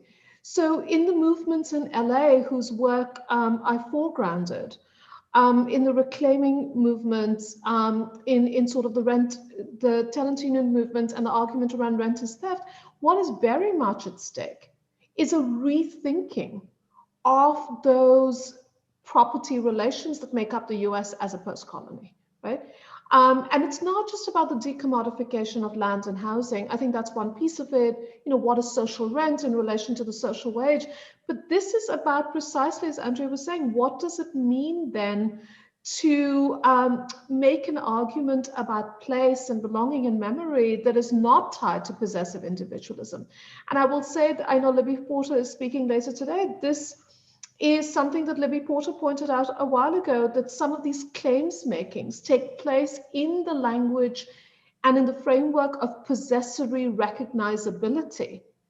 And it is important for us to think about other forms of recognizability that are not about possessive individualism. Amazing conversation. And many people in the chat, they can't have enough. I can't have enough. Unfortunately, we don't have enough time to respond to all the questions. We'll send them later in case you want to read through them.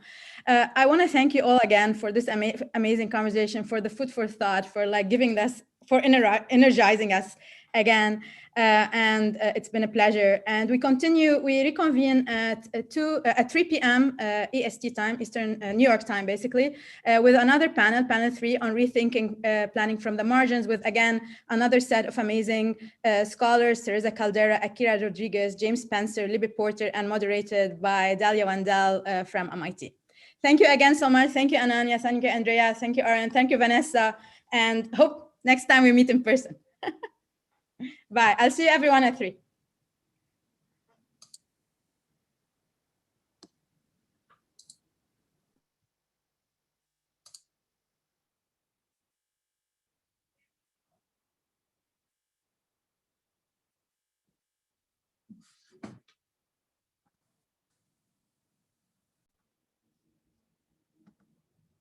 Hi, Teresa.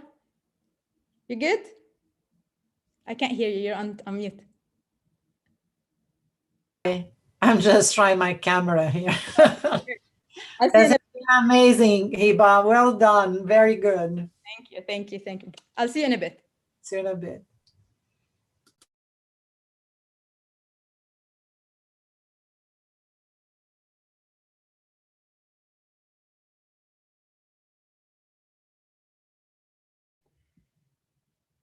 Did you have breakfast, Teresa?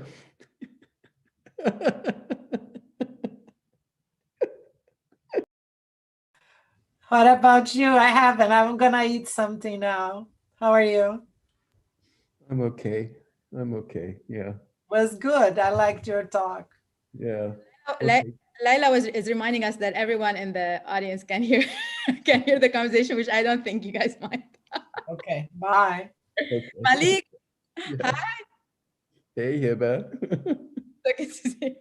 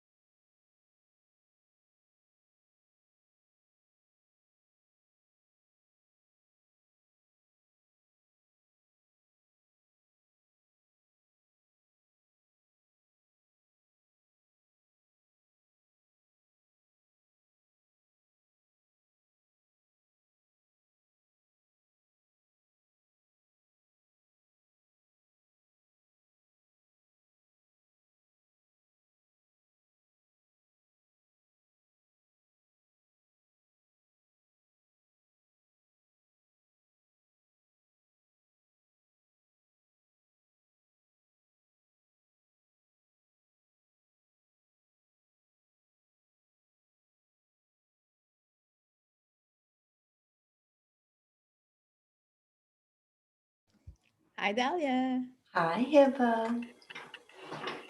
Should we start immediately at 3, or do you want to give a little bit of a cushion for those arriving?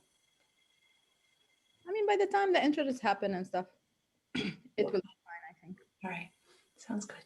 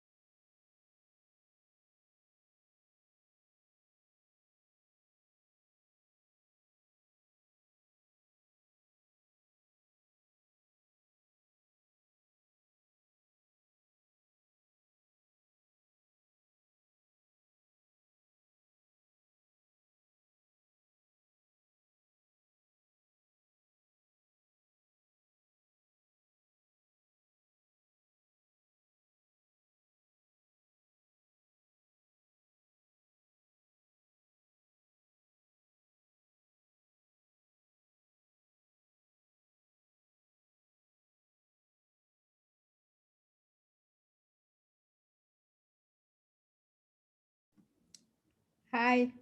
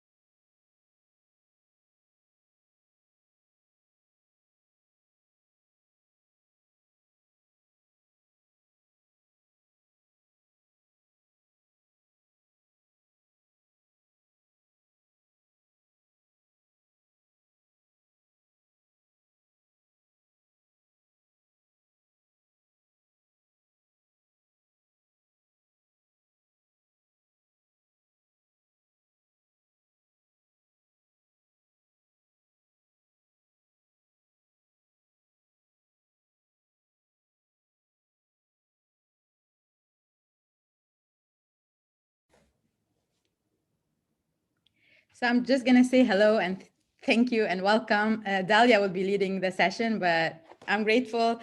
And Akira, nice to meet you, and James too, and Teresa. Nice to meet you.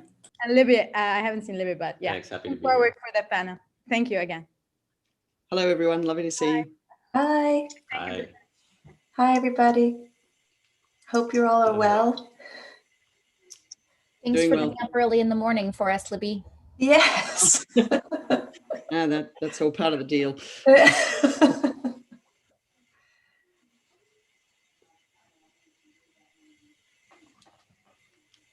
We'll just wait a couple more minutes and start directly at 3.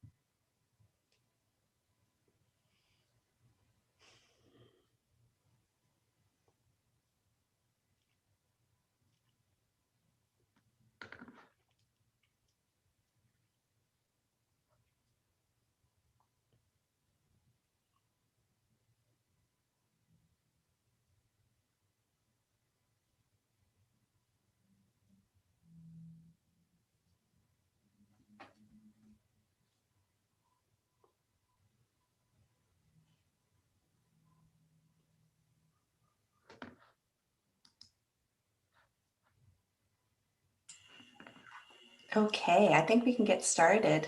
If my clocks are synced to yours, I think we can get started. Welcome back, everybody, to the Planning Futures Conference organized by Hiba Buakar, streaming from all these places in the world to your living rooms. We are in the third panel of the day, Rethinking Planning from the Margins, and just been an inspiring, powerful conversation thus far. Really looking forward to seeing how the conversation continues to expand and so on. So my name is Delia Wendell. I'm an assistant professor at MIT's Department of Urban Studies and Planning. And it's my pleasure to be your moderator today. I will be brief, but quickly introduce our illustrious interlocutors in this third panel.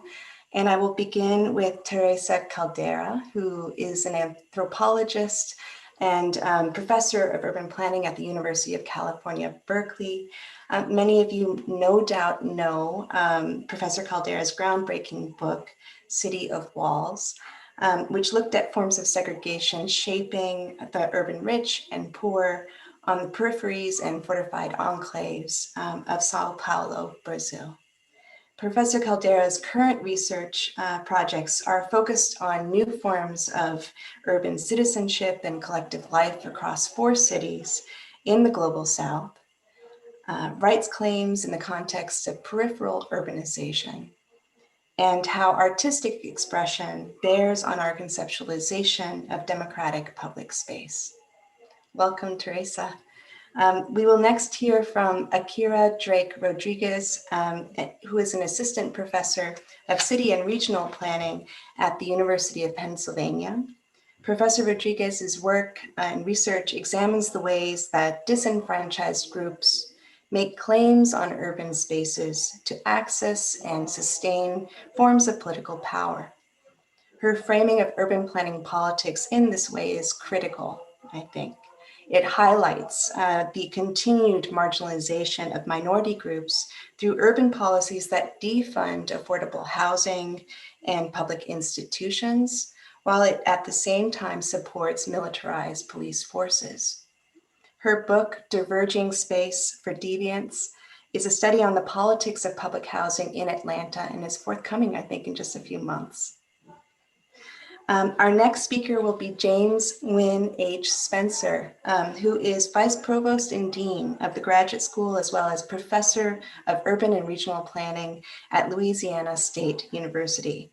Professor Spencer's current research focuses on international urbanization and planning, with a particular focus on water supply, infrastructure and inequality, and infectious disease.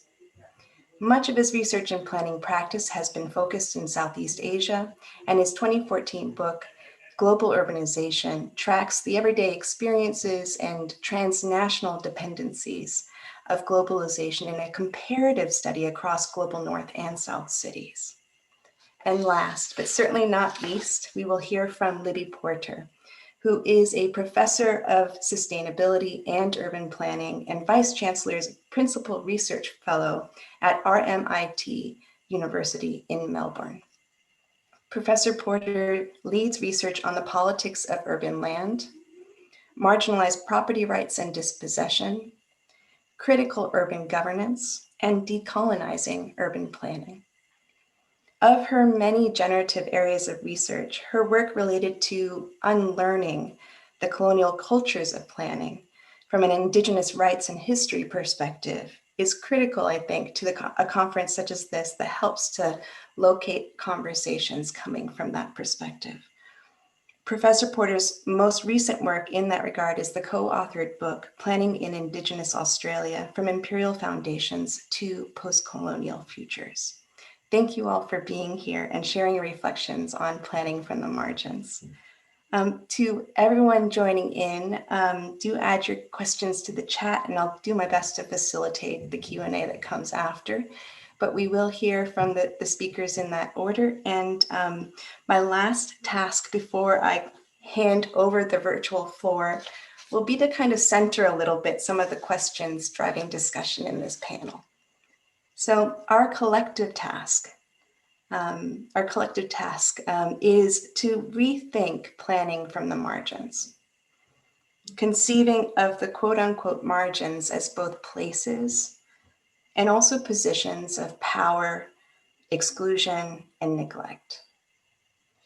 How might we reconceptualize planning practice from the margins, from those related experiences and knowledge? What new theorizations could thinking from and planning with the margins bring to light? So with that, I will hand over to Teresa Caldera. Thanks. Thank you. Thank you very much for this introduction, Delia. And I cannot not thank Hiba for organizing this absolutely fantastic conference to bring us all together here and to creating this space for so many provocative questions and conversations. So Hiba, you rocked. This is fantastic. So congratulations and thank you very much for having included me in this in this conversation. So what I want to do today is, as I reflect on the questions that Delia has just read, so and one of the main was how new views of the center or the mainstream emerge when we foreground productively marginalized perspectives, or how can we reconsider margins. I thought that although I certainly agree that to take the perspective of powerless people into consideration and to think from neglected sides are things that can disrupt dominant formulations, I'd like to unsettle the notion of margins as a position from where to formulate planning and political projects. And I propose instead that we think in terms of transversality. This means not only to challenge mainstream epistemologies, but also to think without dualisms and binaries, such as margin center or margin mainstream, and to think from unstable and negotiated positions rather than from fixed ones. As I will argue, the notion of transversality is more apt for the understanding of the complexity of social processes, especially in the urban South, and more importantly, for the construction of objects of analysis that may reveal emergent and novel processes. Transversality may also allow new forms of criticism and thus become a more powerful tool for political articulation, for remaking planning and imagining alternative futures. I should start by saying that the ideas that I present here have been developed in conversation with three colleagues, Gautam Ban, Kelly Gillespie, and Abdulmalik Simon. During the last several years, and especially since the beginning of the pandemic, We have worked together to analyze data we have produced individually in the cities where we work, São Paulo, Delhi, Johannesburg, and Jakarta. We have been developing concepts and perspectives to think of those cities one in relation to the other and simultaneously experimenting with forms of authorship that are collective. As I will explain in a bit, one of the dimensions of transversality that interests us refers to the type of intellectual work that we're trying to create. Thus, when I say we today, I'm referring to the four of us and our collective work. In this brief talk, I want to discuss two possible ways to engage with the notion of transversality. On the one hand, it can be considered as a feature of modes of urbanization that are common in the Global South. And on the other hand, it can be taken as a methodological tool, as a way of constituting objects of analysis that cut across different fields, processes, cities.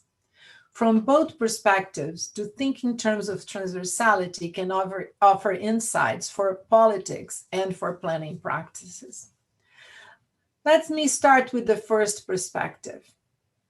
I began to use the notion of transversality a few years ago when writing about the process of peripheral urbanization. This means a way of producing the urban that is quite pervasive in the Global South and in which residents themselves largely construct their cities.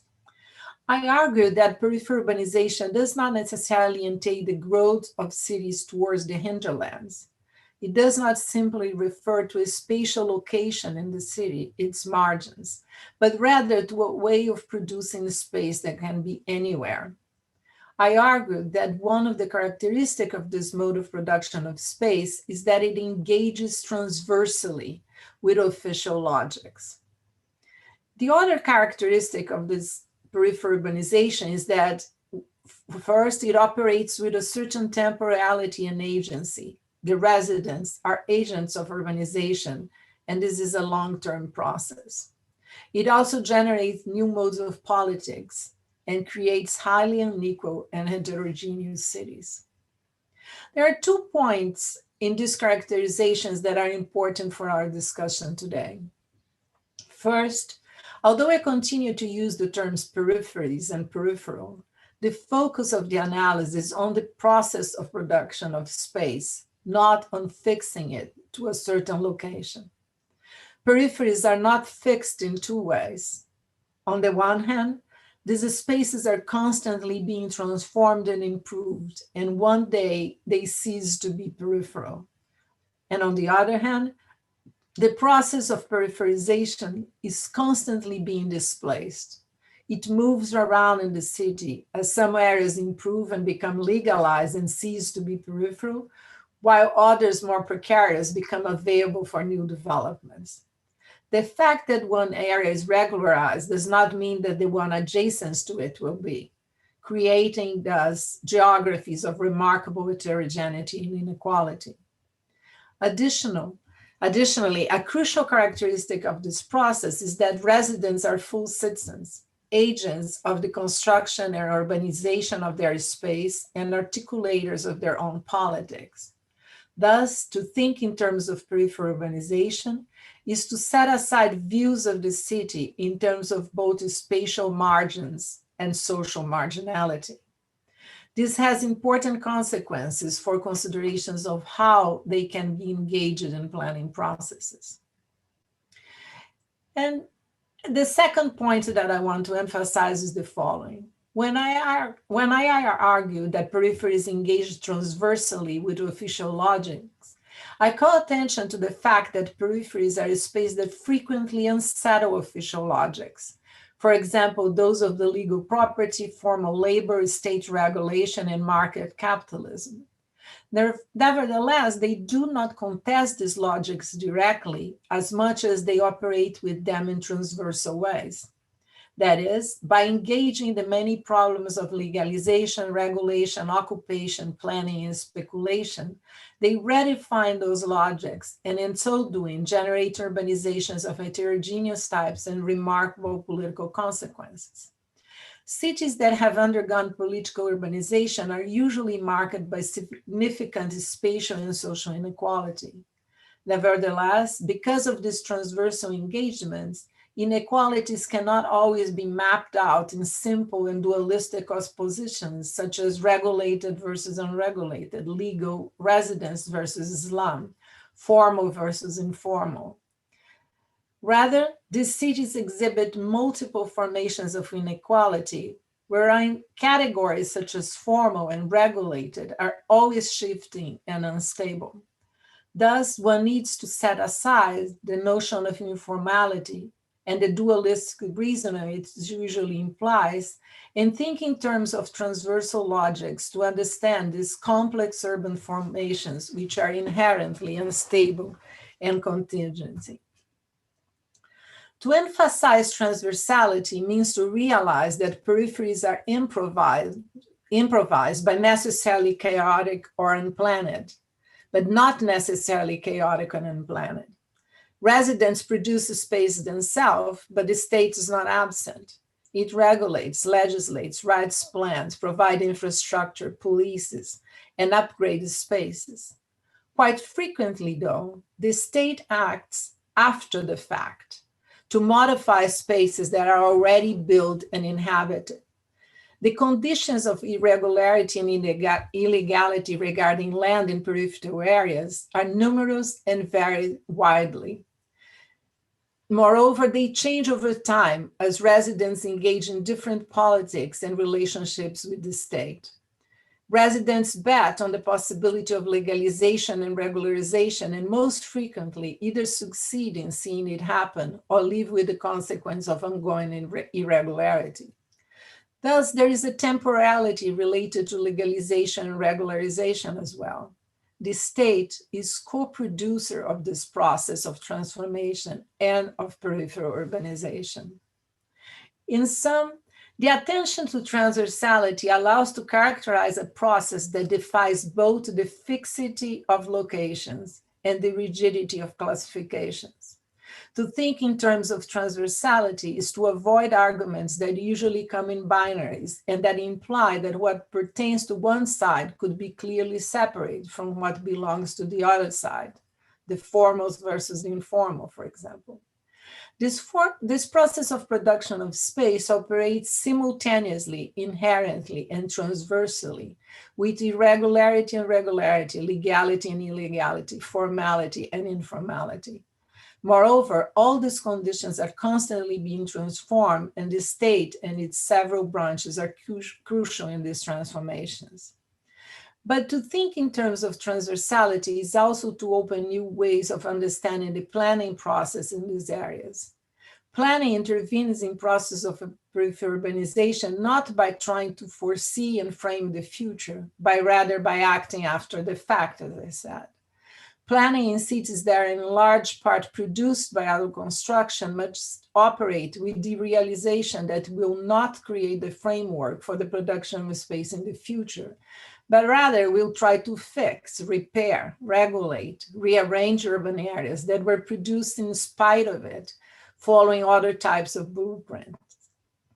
Planning thus comes to regularize, legalize, give amnesty to illegal occupations, mend, bring infrastructure to already built areas. As it does this, it must operate with the residents, builders, citizens. It must engage them in the planning process. This opens spaces for coalitions, intersectional configurations, struggles, and the articulation of a counter practice. Planning must be modest in its ambitions and careful in its interventions. It must work with what exists instead of against what it encounters. It should not operate in the mode of erasure and assuming a tabula rasa as is the norm in modernist planning. It should learn other practices.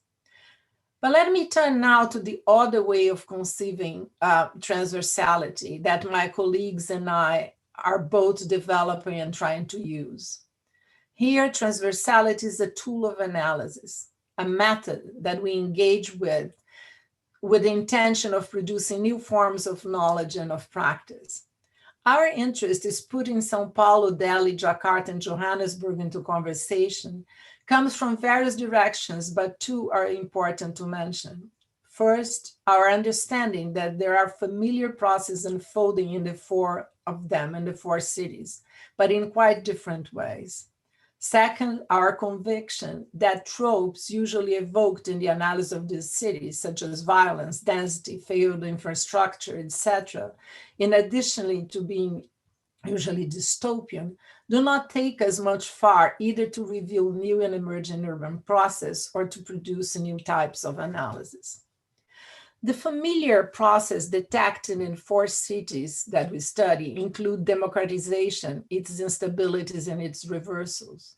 Includes the transformation in modes of collective life that a generation of young urbanites born in the city are creating as they affirm they belong to the whole city rather than only to a specific location. Includes the way in which young women are reshaping their feminineness. But the focus on familiarities could not take us too far. Whatever was similar, like democracy, was also deeply different. We have always been interested in the difference, but their exploration frequently leads into modes of knowledge production that we found problematic. One of them is the traditions of area studies and their consolidated modes of conceiving of what makes a Latin American city or a South Asian city or an African city and so on. Even if we go beyond area studies, located modes of thinking proliferate with their tendency to emphasize enclosed units, either Johannesburg or Africa, for example, but also either the margin or the center, the slum or the formal city, and so on.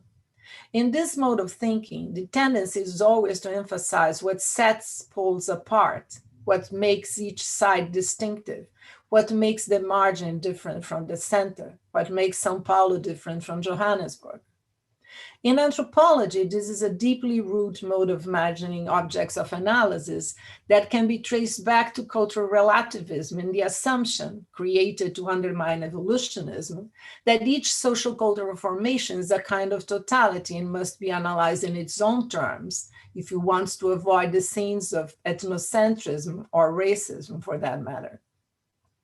But even if we think according to other registers, we're more often than not direct to set things apart. The modern social fact that anchors theories in the social science is always imagined as a distinct fact, purged of its representational ambiguities, as Mary Poove so brilliantly argues. In reality, at the core of the social science, or of efforts of thinking in general, as structuralism would argue, there is classification, ordering. And to classify, as Mary Douglas demonstrates, is to taboo the ambiguous spaces between categories. With the notion of transversals, we are interested in both getting ourselves immersed in and going beyond the impurity of these spaces in between. We are interested in drawing lines across what has been kept apart. Since Kelly, Gott, and Malik and I started to work together, it was clear to us that we would like to bring São Paulo, Delhi, Jakarta, and Johannesburg into conversation in ways that both maintain and disrupted these specificities. A straight comparison was out of the question, as it would tend to protect these specificities. Juxtaposition, which I had used before in the analysis of peripheral urbanization, was a possibility we considered. The cases were dissimilar, and we would orchestrate their juxtaposition in a way that they could illuminate each other, force attention to different aspects of each other. With time, we came to understand that both comparison and juxtaposition, or we came to understand both comparison and juxtaposition as modes of adjacency, as ways of keeping things alongside of to each other. It seemed to us that although several processes might be illuminated in this way, like the process of auto-construction and peripheral urbanization, it was still not the best we could do while trying to work through these different archives. Up to that point, we're thinking of each of us altering separate pieces and combining them in a volume, each one talking about the city she was studying. Transversality comes to us as a possibility, as a space of experimentation, an alternative. Transversals are things that are situated across, neither here nor there. In a recent panel in which we present our work, Kelly Gillespie defined transversals as lines drawn to cross other lines. To operate transversally means to select a few empirical entry points that allow us to talk about the urban and its transformation in new ways. They are the perspectives from which to think ethnographically about collective life in the cities. To operate transversally is to put particularities into conversation with each other. The way you operate is to select an empirical entry point from one city and give each other enough ethnographical information about the four cities so that it can absorb it and think of each of our cases collectively and with the terms of the others. We write together, write and rewrite, disregarding who is writing about which city, accepting our different styles and theoretical choices. And we alter the resulting analysis collectively, as we did recently in an article about the pandemic. As we work transversally. Sorry to interrupt, Teresa, but we're over time. I'm wondering if we might be able to wrap up a little bit. Okay, so I will skip apologies. a paragraph. Thank you. So let me just say this. As we work transversally, we do not aim at arriving at general conclusions and models. We're not specially interested in a model of Southern urbanism, for example, a model that fits all. We always talk about urbanism in the plural. We're interested in describing particularities and their processes in cities. Transversality is a process that takes us away from area studies, from cultural relativism, from classifications, from binaries, from localized thinking, from carefully defining and guarding identities, from comparison, from juxtaposition. Transversality is a mode of operation, of paying attention that requires that we start with new names, new definitions, new objects, which will have to remain fluid, unlocated, woven across what were originally different archives that we put into conversation with each other. We think of transversality as a method that can generate alternative epistemology that may anchor planning practice capable of unsettling formations of power and entrenched inequalities. Thank you, and sorry for going beyond the time. That was excellent. Thank you so much. Thank you for your provocations. Allow me to turn over the floor now to Professor Akira Rodriguez.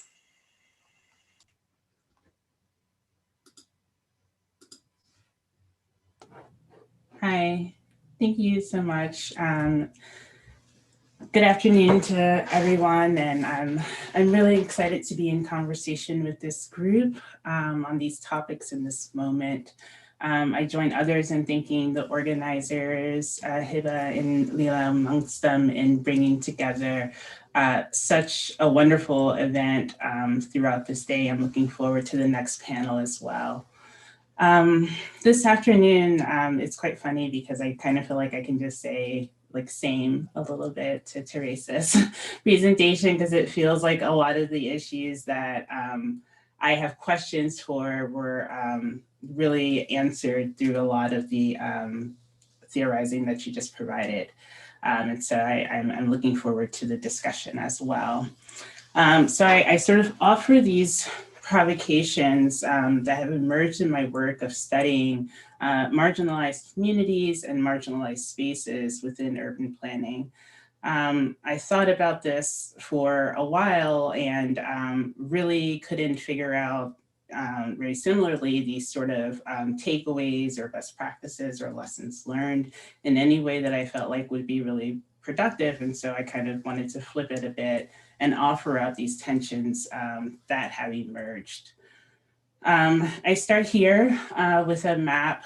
This is a map of public housing that once existed in the city of Atlanta. And I think about how this map of communities is essentially, one could consider it a map of the margins, even though it's just downtown Atlanta. These developments replace the Work Progress Administration's designation of slums, and yet they remain pretty adjacent to these very productive circuits of Capitol and the downtown area.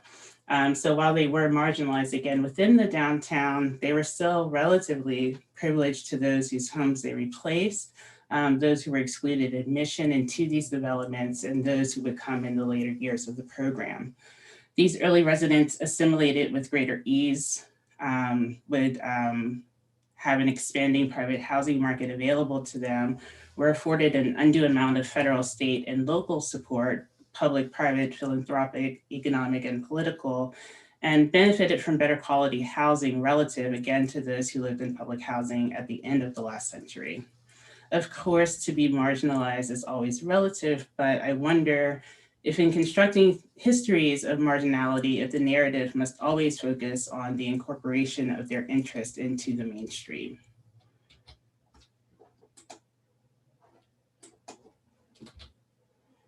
In my recent work, I find that these tensions exist in my intent and practice. Those who are marginalized, in the case of Philadelphia Public Schools, the actual site of the school, the institution of public schools, the teacher and the urban student, want to have their perspectives centered, their voices heard, and their priorities on the agenda. In working to co-produce that work, the expert is forced into the middle, if not the front, to provide legitimacy. In the discursive material practices of planning, the co-production of marginal plans are iterated through the language of plan speak. Experiences are collated, graphed, and mapped. Outliers dismissed and community reconstructed. If the expert is decentered, then eventually the field and the plan returns to the fore. The result is this plan, which requires a bounding of place and time, inherently creating new margins. So we begin to worry about the role of the plan in stretching out the protest or the political rage, as Mustafa said earlier, into annual benchmarks, limited focus areas, and ever-competing visions.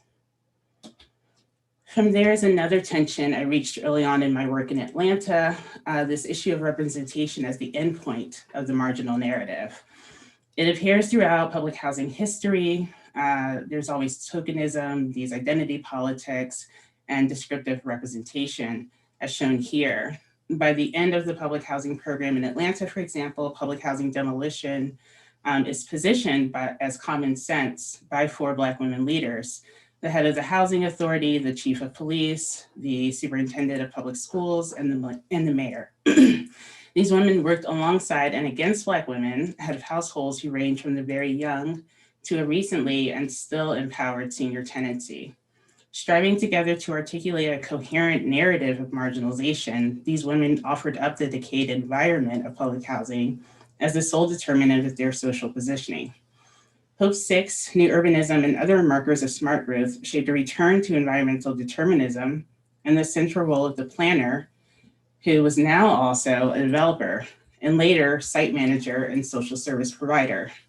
Through establishing a coherent narrative of marginalization rooted in environmental determinism that was co-constructed through the legitimate planner developer, the descriptive representation of marginalized residents ended up being just a mirror of the status quo. Outside of these framing and methodological issues of marginalization and its study, I find my empirical work is challenged by these tensions as well. I find them in public safety, and the abolitionist futures in my work in public housing and public schools was also fairly central to some of the protests over the summer in the US. This tension in marginal spaces comes from being wholly devoid of public infrastructure, including state-produced public safety, from police officers to streetlights to surveillance cameras. This literally creates opportunities for harm while also precluding the conditions for communities to collectively act towards measures of repair, accountability, and self-determination. There is also a massive amount of state violence that materializes in the margins as interpersonal violence, deindustrialization as a precursor to intimate harm, the violence of the state that marginalizes the personhood of Black women and its complicity in sexual assault rates. But calls for safety from the margins are often answered by the state-produced public safety. So Black women call for greater safety, which brings them into direct conflict with their family members and themselves, who are targets of that excessive policing and surveillance. Young students call for police-free schools, yet without local support, these calls are subsumed into movements to reform and defund, again, filtered through the lens of the planning expert. Many of the other speakers on the previous panel spoke at length about this tension here and this problem of decolonization.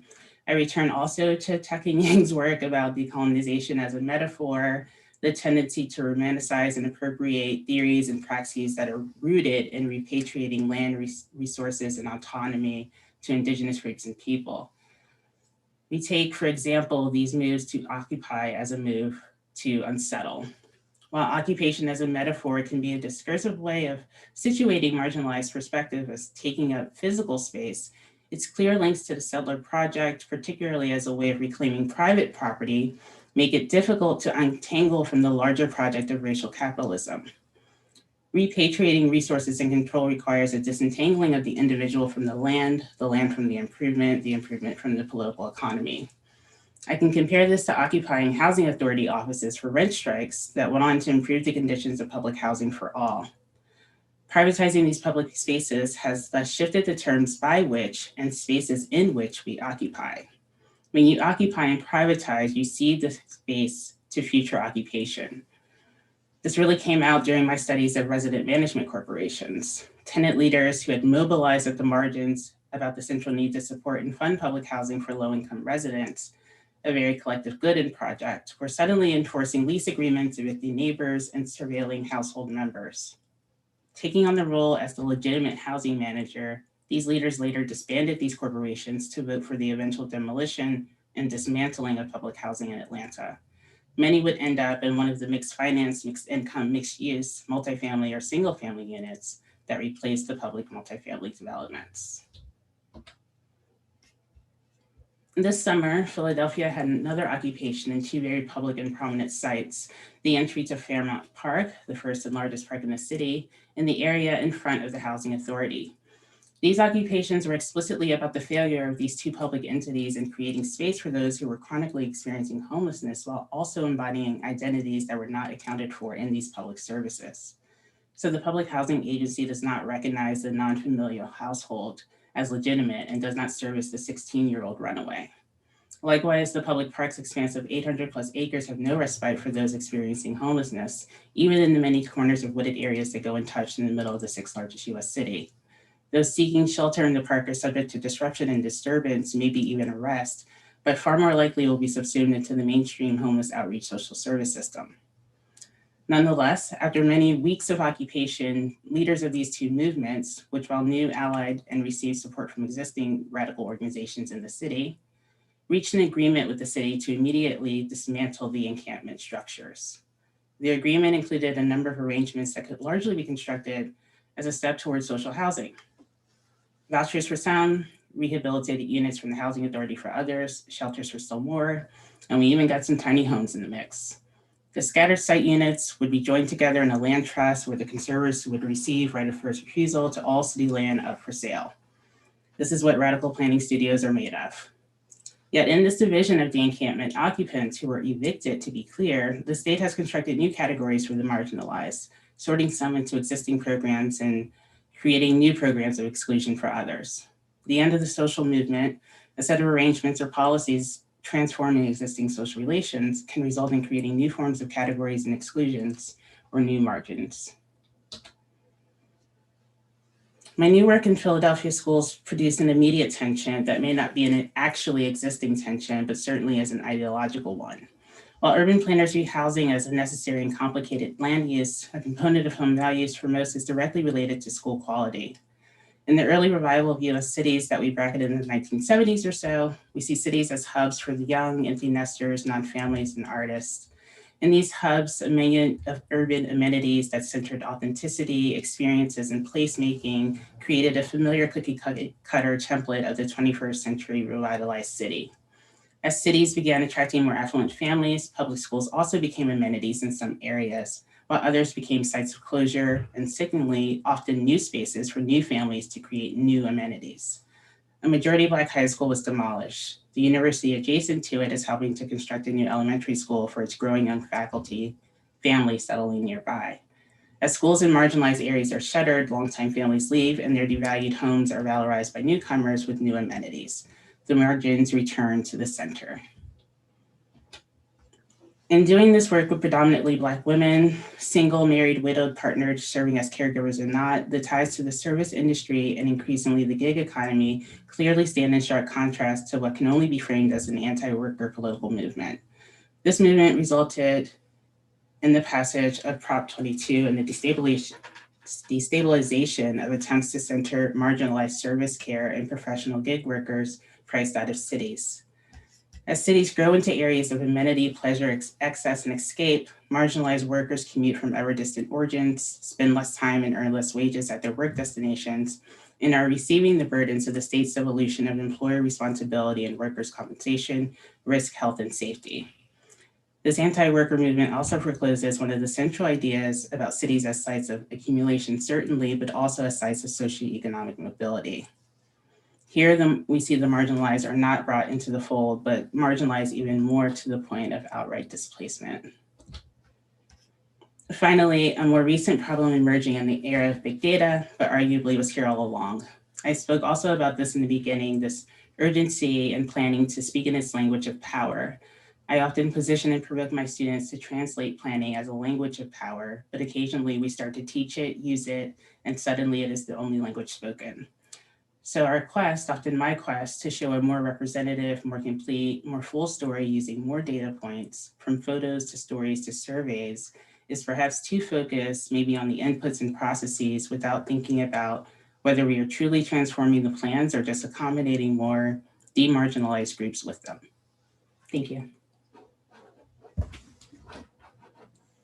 Thank you so much, Professor Rodriguez. Next, we have Professor James Spencer. I can turn the floor over to you. Great.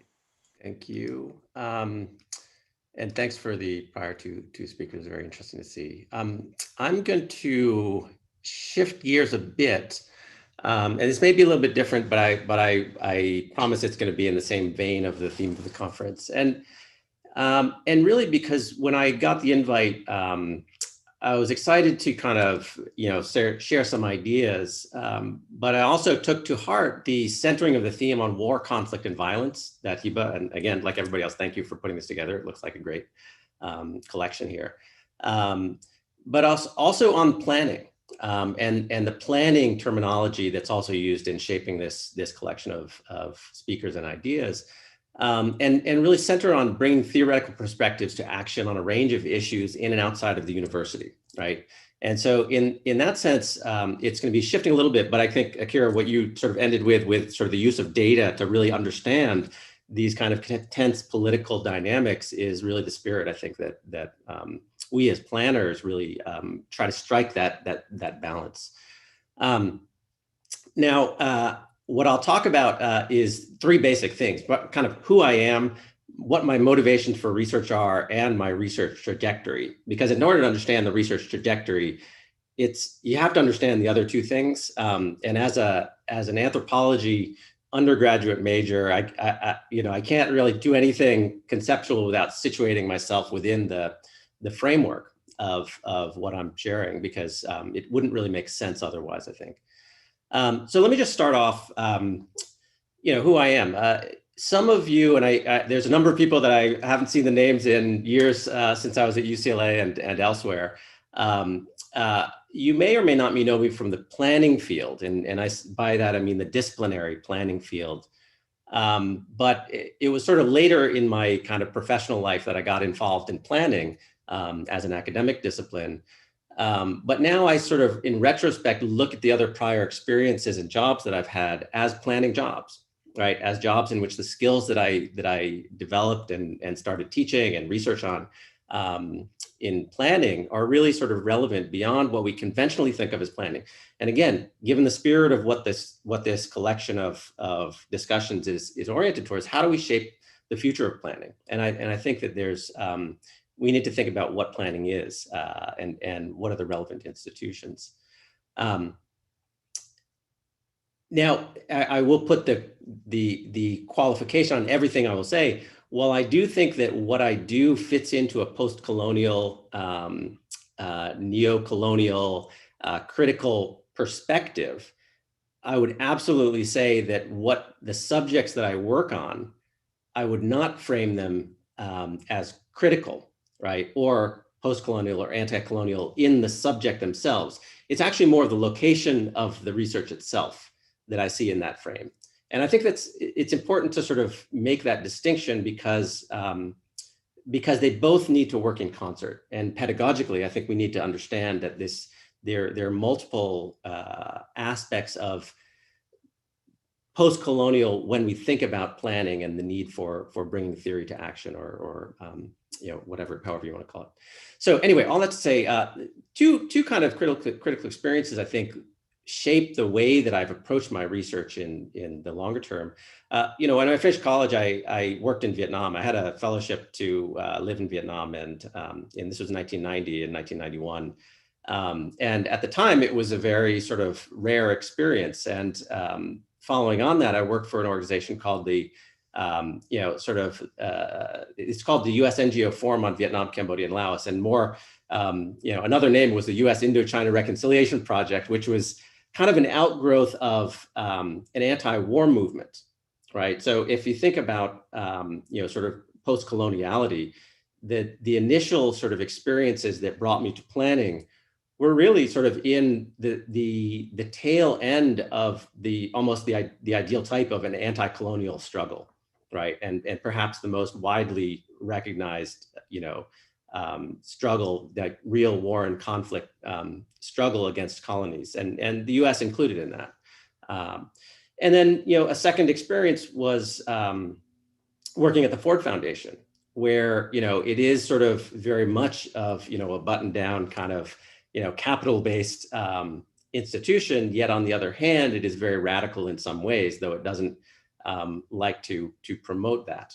And I'll come back to a bit of that in the past. So those are sort of the primary kind of experiences that sort of shaped the ways that in which I professionally engaged with a colonial type of moment in the world, and approached planning, right? And the perspectives that planning ultimately gave me, and that I brought with me into my academic career.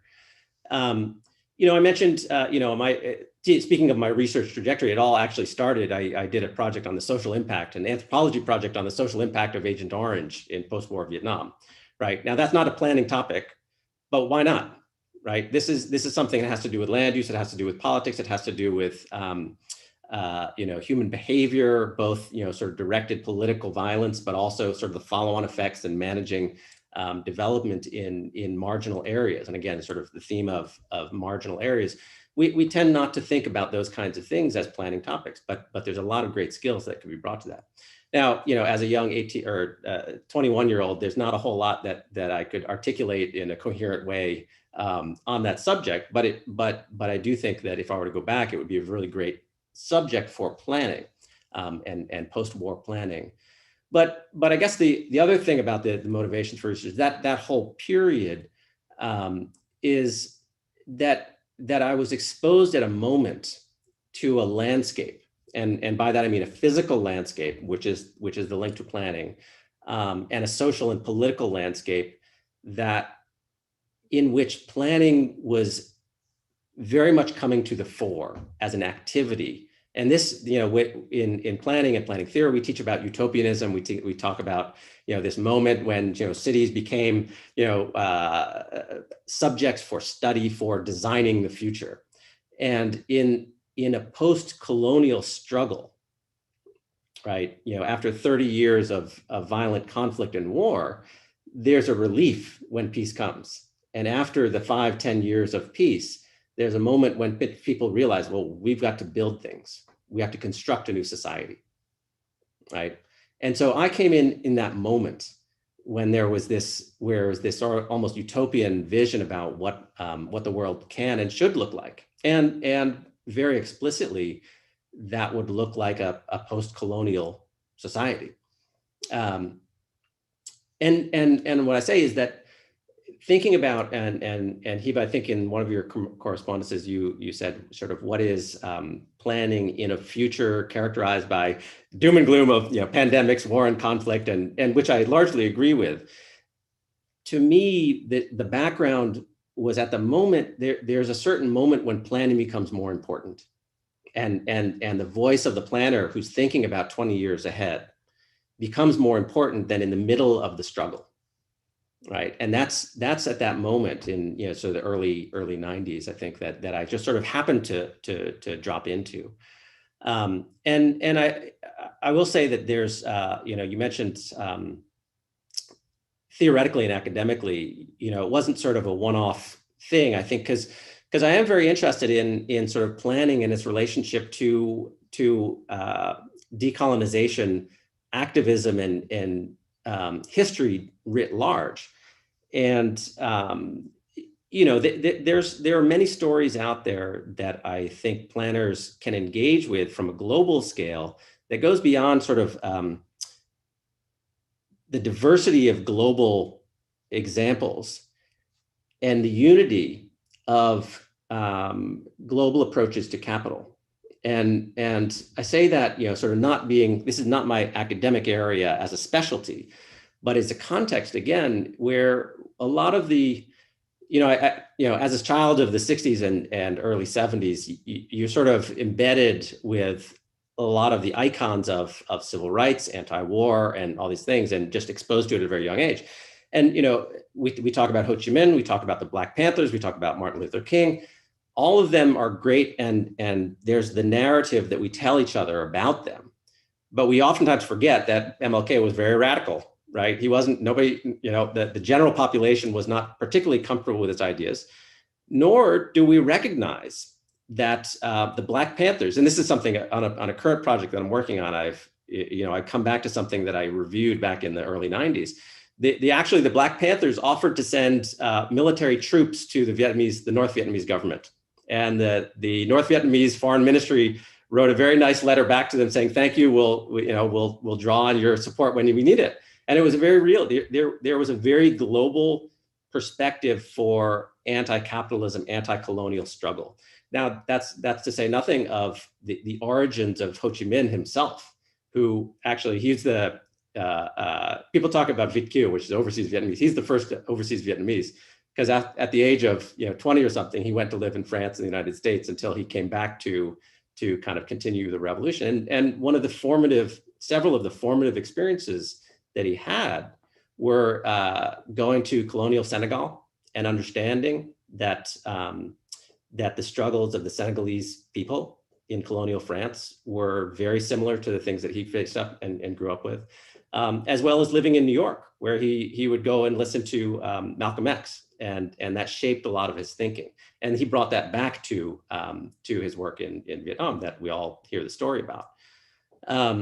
So there's a larger history of decolonization that's out there, and lots of activism that I think as planners, we can sort of analyze these things and we can think about them from a more kind of, both critical, but also illustrative way. Now, I will say, again, coming back to some of the other things beyond sort of my own personal experience, there are institutions that were created at that time, right, that I think planners can really sort of learn from and learn about the relationship between theory and practice. And, I say that as sort of a buzzword kind of thing, but however we talk about it is sort of the concepts we discuss in debates, in academic and other kinds of formats, and the actions that are done. And I say this, having worked at the Ford Foundation, where, it's interesting because the Ford Foundation was the first place where they funded the first meeting between P.T. Botha and the African National Congress. And at the same time, they also funded an extensive meeting between the Vietnamese Communist Party and the ANC to discuss the value of continued struggle, military struggle, right? And these are, for me, these are planning, these are long-term planning investments, right? They are based on the same kinds of premises of how do we bring sort of global kind of conceptual connections and make them through a collaborative process. How do we make them real and translate them into actions and decisions? Okay, anyway, all that to say that, you know, again, that in order to understand the kinds of things that I have done academically in this context, you need to kind of understand that background. And I will say that since those experiences and having those perspectives generated from my experiences, you know, my research trajectory has been oriented towards, you know, sort of developing sort of the research skills and questions that fill a gap in those things. What I see as filling a gap in those areas, and admittedly, it's very technocratic, right? Explicitly so or intentionally so.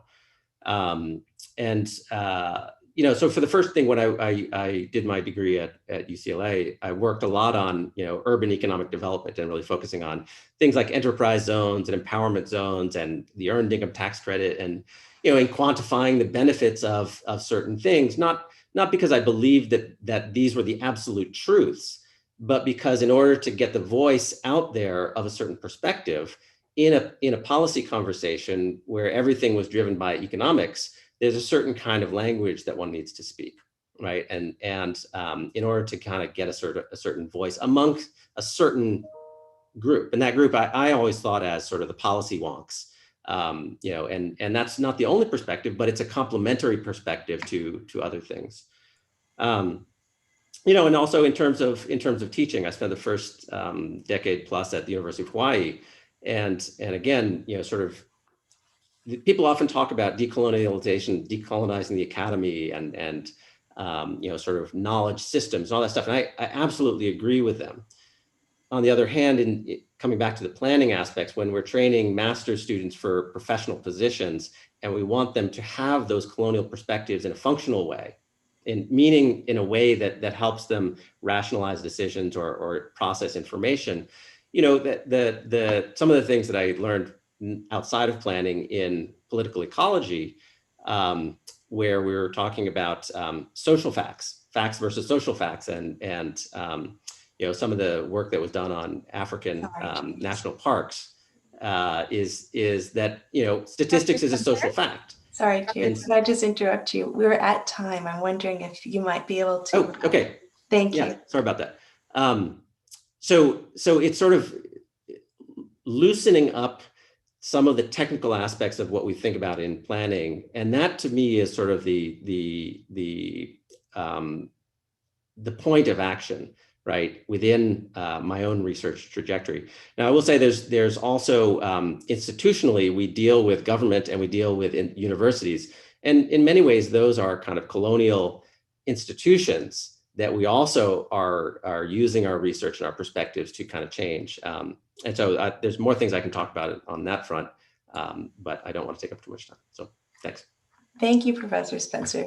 Appreciate that. Maybe turn it over now to our final speaker for the panel, Libby Porter. Thanks so much, Delia, and thanks everyone for wonderful comments. Let me just see if I can do the share screen thing. Okay, hopefully that's working okay.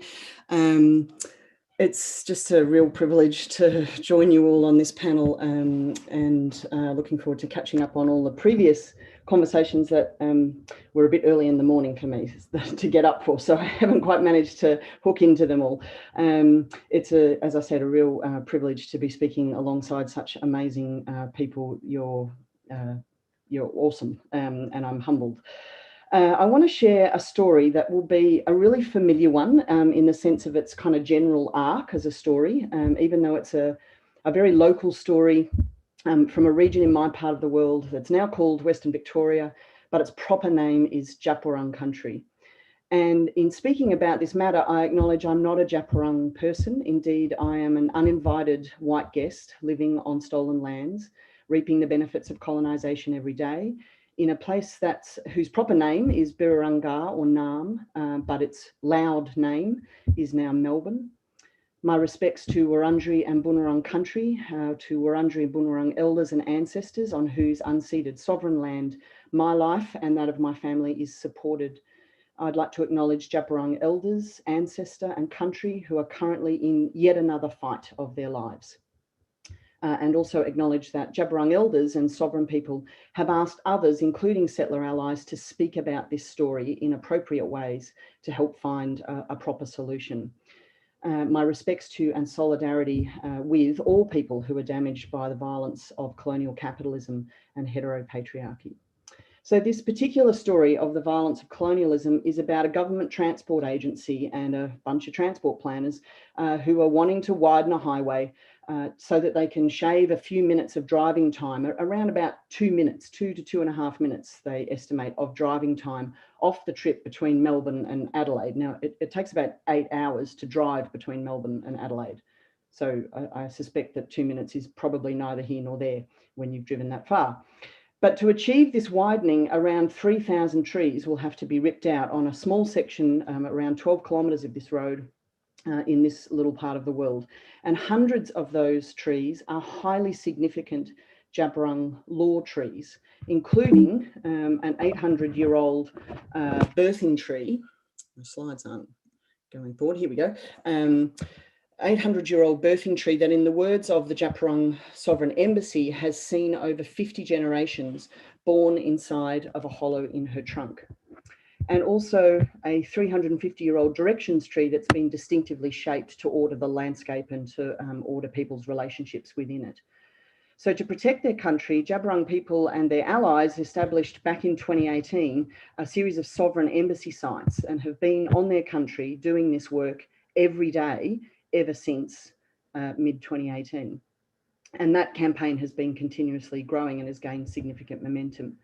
So this story then is really about the refusal of Djab Wurrung people as the sovereign people and protectors of this place to bow in the face of immense pressure, impoverishment, police raids, racist abuse, never mind just the kind of boring tedium of fighting through courts and land tribunals and media day after day, and to keep fighting in the face of heavy loss and very deep grief. When late last year, in an act of what can only be described as utter bastardry, occurring just days before Melbourne's long 2020 lockdown was coming to an end, contractors for Major Roads Projects Victoria, accompanied by hundreds of police, cut down the 350-year-old directions tree and carted its body away in a truck. And they then proceeded to break up the camp at the birthing tree, arrest everyone, cordon off the area and assert control. So the centre had returned to the margin. The outpouring of grief and rage at the loss of this tree, this irreplaceable, beloved, critically important tree to Djab Wurrung law and country, was profound, and Djab Wurrung people continue to fight through the law courts and the courts of public opinion. Now, there's much to learn from and with this story of settler colonial ecocidal and genocidal intent. It is, of course, more than a story. It's the lived reality of Djab Wurrung defenders and the lived reality of country being continuously and permanently damaged. And I thought to share it because in this context, because it rather neatly encapsulates the possibility of reconceptualizing planning from the margins, this theme of this panel. And I want to share a few thoughts on that possibility here, but then I want to kind of try and problematize that possibility a little along the lines of what Teresa was saying before, because I think actually it reveals some of the flaws in our current ways of thinking, or at least in my current ways of thinking about and with the margins. So thinking about this story, there's some obvious kind of margin centre types of relationships. So present are the kind of racialised margins of settler colonial society. There's the geographical margins of a tiny rural locality in Western Victoria at the nether ends of the world that nowhere else, is thinking about. This is, hardly a place from which mainstream planning thinkers would think that the work of planning is being done or planning theory is being done. And how those margins and centres are created and sustained is, of course, important. But I think they're obvious and well rehearsed, and I won't unpack them further here. Instead, I want to pay attention to the epistemological and ontological margins and centres at work here, or perhaps in Teresa's terms, the transversality of those ideas. So if we're serious about learning with and from so-called margins, then that would require asking what it would mean to learn with Djab laws and knowledge about what might constitute proper planning in this place. And we would see that Djab planning knowledge and governance and law and theory has always been here and still remains. And that law governs relationships in an entirely different way, whereas Kombumerri scholar Mary Graham teaches the land is the law and you are never alone in that context because you are always knitted into kinship relationships with everything around you. You are intimately connected to country. In the words of Gowanpool scholar Aileen Morton Robinson, this relationship is embodied. So learning with the philosophies that come from this place, then we'd see that this road cuts the body of country. It cuts through the flesh and veins of country. It severs connections. It upends the normal order of things. It upends the law that's held and holds in flows and connections and relationships. And when that is damaged, there's the potential to damage all of those who need country to survive, which is, of course, all of us, whether we're Djab people or others, and of course, humans and other than humans as well. So learning with the philosophies that come from this place, I'm repeating that deliberately because I think it reveals something rather presumptive about what we take as assumed understanding for thinking about margins and centres. Djab law upends the assumption that Djab is at the margins. For of course, Djab law and knowledge is the centre here, not because it's recognised by mainstream society. It's not. In that sense, it's fully marginalised. It's the centre because it's here. Djab country is here, it remains. Djab law remains. Djab people remain. The relationship is sustained and is at the centre of the country. It's whiteness that doesn't belong. It's settler colonialism that unsettles an established ancient order. Settling has always been unsettling, a radical not belonging. Saying this, of course, I don't mean that whiteness is somehow on the margins and not wanting to allow whiteness to give claim to being marginalised. I hope that's understood. So perhaps rather than simply asking, how do we learn from the margins, I wonder if we might also need to ask, how is it that a worldview that doesn't belong here, that is marginal in its relevance, connection and relationship, is both violently dominant here and perpetually sustained? What is our role in its perpetuation as planners? If we're serious about learning from the margins, what are we doing about the perpetuation of this centering dominance of things that don't belong? A centering that I think most of us in this field are ourselves material to. We're material to laws and worldviews and knowledge systems that are in their fact marginal. So I think we need to begin unpacking that a little bit, of course, with truth and with the root of things and thinking about how the tearing out of roots has structured the relationship between planning and Indigenous people, certainly here in this colony where I am at the moment, since before the ships got here. And learning with the margins, I think, tells us how to look for how that relationship is perpetuated. And there are many analyses that we could draw on here, particularly from brilliant Indigenous scholarship on the liberal politics of recognition, on the cunning seduction of settler law as a space of inclusion, of the slippery ways that diversity politics co-opts and encloses, exactly as Akira was talking about before. I think these are essential for sharpening our conceptualization of how that which has centered itself perpetually wants to co-opt what it has produced as its margins. As Tony Birch, fabulous Aboriginal author here in Australia, says, here in the colony that is Australia, the dissent is usually seen as benign. It's the apparently benign space in the planning context where transport planners do their so-called consultation and inclusionary work. And this is, of course, present in this Djab case where the transport planners kept saying, but we consulted, we're just following the law, while denying the kind of extant violent politics of a system where white law gets to decide who to consult with and who to ignore. So there's this kind of cultivation of symbolism in order to silence dissent and alterity, and that's long existed. And I think it goes in its contemporary form to obscure how things continue. So back in 1985, a tangent, but I'll join it in a minute. Back in 1985, Audre Lorde spoke generously to an assembled group of white women, generously and pointedly, as she always does, to a group of white women in Melbourne who were fervent in their desire for difference, hence their invitation to her. And she pointed out that the absence of Wurundjeri and Indigenous women who have always been speaking cannot be heard by their whiteness. Indigenous women are still, in fact, not there, as she says here. back in 1985. They're still not there at the centres that white women insist on creating and taking up here in the colony. During International Women's Day just this week, it was disappointingly predictable to hear of the many instances where Indigenous women were overlooked or dropped from various International Women's Day programs, including Strong Warriors, Chelsea Watego, Mariki Onus, Veronica Borri, among others. As Audre Lorde says, out of their mouths come what you have said you most want to hear. The centre desires the margins. It wants to hear from difference, but it what fails to hear, cannot hear. This begs a colossal question: how to think with and practice with the difficult politics of learning with the margins, when the capacity to practice this, for someone like me at least, is a choice sustained by the centre. I am in and of the centre, epistemologically, materially, experientially. So for those of us who are sustained by centres of any kind and yet are engaged with learning with or from the margins, I think we might need to find ways to upend the organisation of margins and centres. It's too easy and too damaging to imagine that thinking with the margins means only creating space and bringing attention to the other stories that could be told, or other voices that need to be heard, other ways of theorising and planning.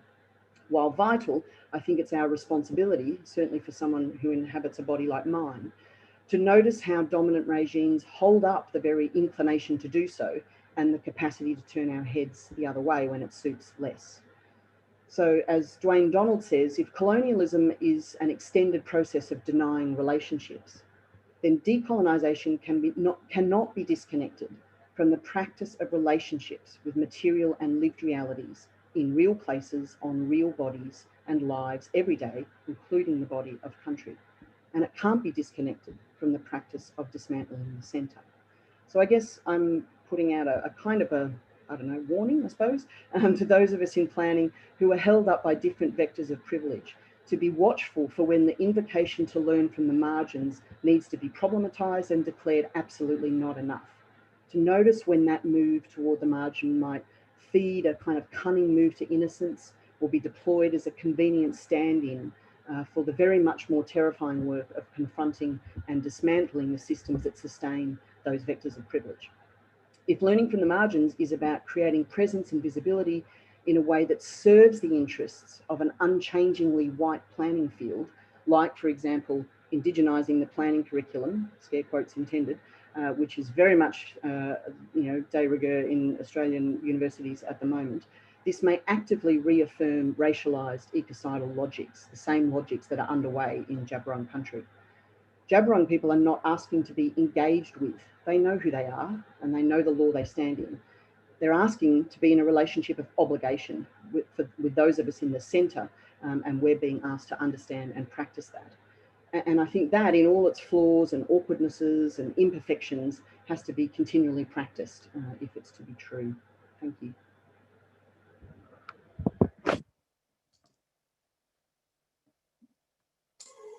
Thank you so much, Professor Porter, for those provocations. Can I invite the audience to ask your questions in the chat or in the Q&A chat? And I will start to collect those and present them to the panel. And perhaps while we wait for those to come in, I might start off with a question of my own. I wonder if I could take up something that Libby Porter just said around a question for us all. What is our role in perpetuating systems of dominance, particular worldviews, kind of logics, practices, and inflection toward a hegemonic understanding of the world? What is our role in dismantling that? Perhaps if I could ask the panelists to consider within the realm of planning education.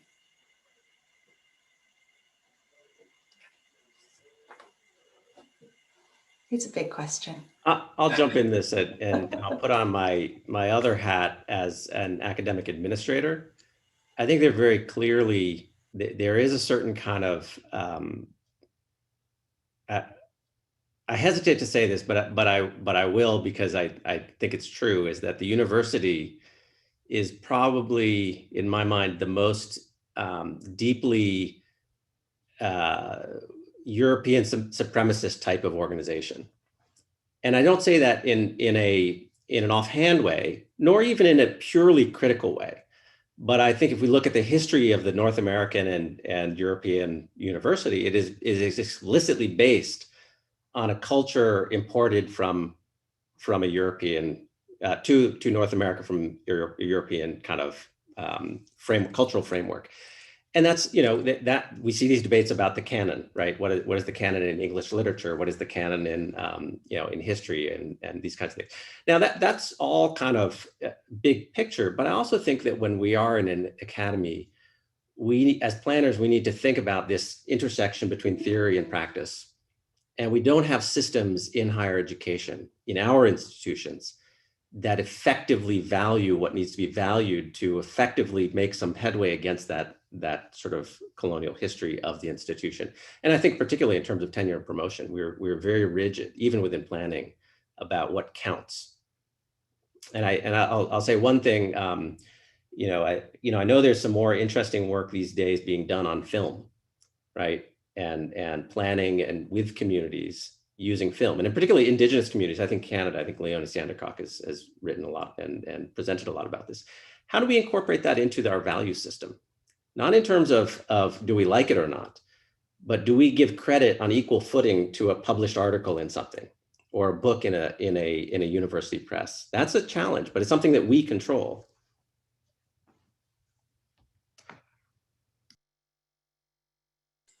Other thoughts?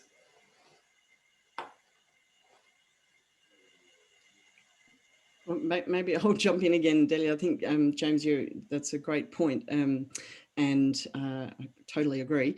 And I think as well, we might need to think about how to expand the range of our language around, you know, incorporate and inclusion and those kinds of things. I think there's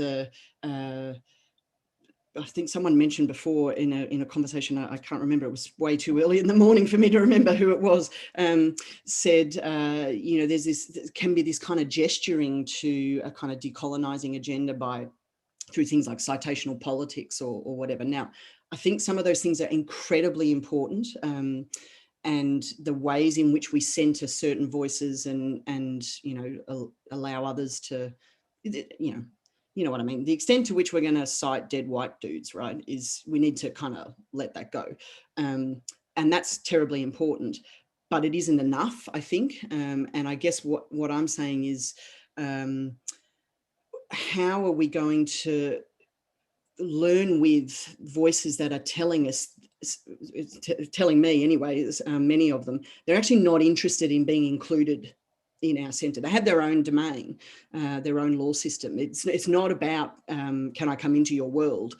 It's a different kind of conversation, and I think that's a massive challenge for us, particularly in planning education, because it kind of unpicks the nature of what we thought we were doing in planning education.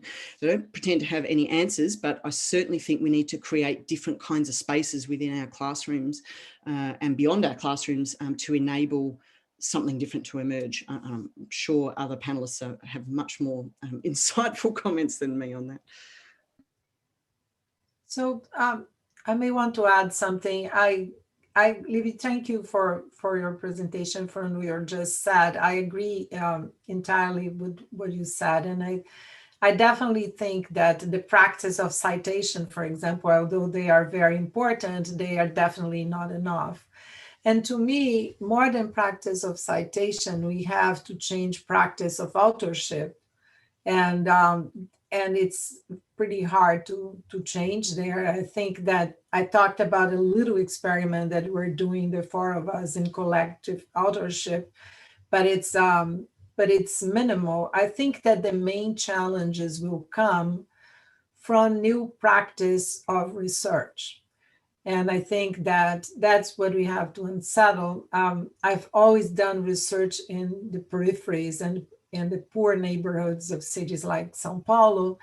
And I think it's what it is to work with those people and incorporate them in the process of research and give them credit, author with them, it's going to be like one of the biggest challenges that you have to have. Is not for us to be sitting here and just talking for them. And that will be the most difficult thing to happen, and the one we have to work on. But that's the same thing for the planning process, right? I think the idea of participatory planning needs lots of work. So people, until we get to have real participatory planning processes, will be really lots of work, but it's probably where we have to go to. Thank you. Akira, did you want to add anything? One thing that separates me from my students is that they are taking on more debt than I probably ever would for jobs that are disappearing and more precarious. And so to task them sometimes with these like massive, transformative, participatory, engaged, and overworked and underpaid processes is also a challenge and a privilege that we have in the like tower, you know. And so I just think about, you know, like obviously I always encourage my students to do all of these things to, you know, engage in communities in ways that do transform these relationships and power. But realistically, you know, a lot of their job is modeling or, you know, like paperwork or admin work, and they don't get to do any engagement. It's a non-mandated, non-paid thing here in the US. So it's, you know, it's not going to be done by incoming new students who are, you know, $150,000 in debt. And so I do also think about that as as higher education becomes more costly, thinking about how we are kind of like furthering and deepening these sort of privileges and marginalizations. Thank you. We've got a couple of questions coming in through the Q&A chat. I'll start with Mohammed Ali Sharif, who writes, "It is interesting to see how traditional communities nurtured a healthy relationship and sustainable coexistence with land and with water, forests, wildlife, and other peoples. The wisdom, philosophies, and practices of these communities is on the margins in contemporary planning practices." His question is, if I can try and find it, "The urge to formalize all informalities through a political planning process needs to be resisted. Any thoughts on this?"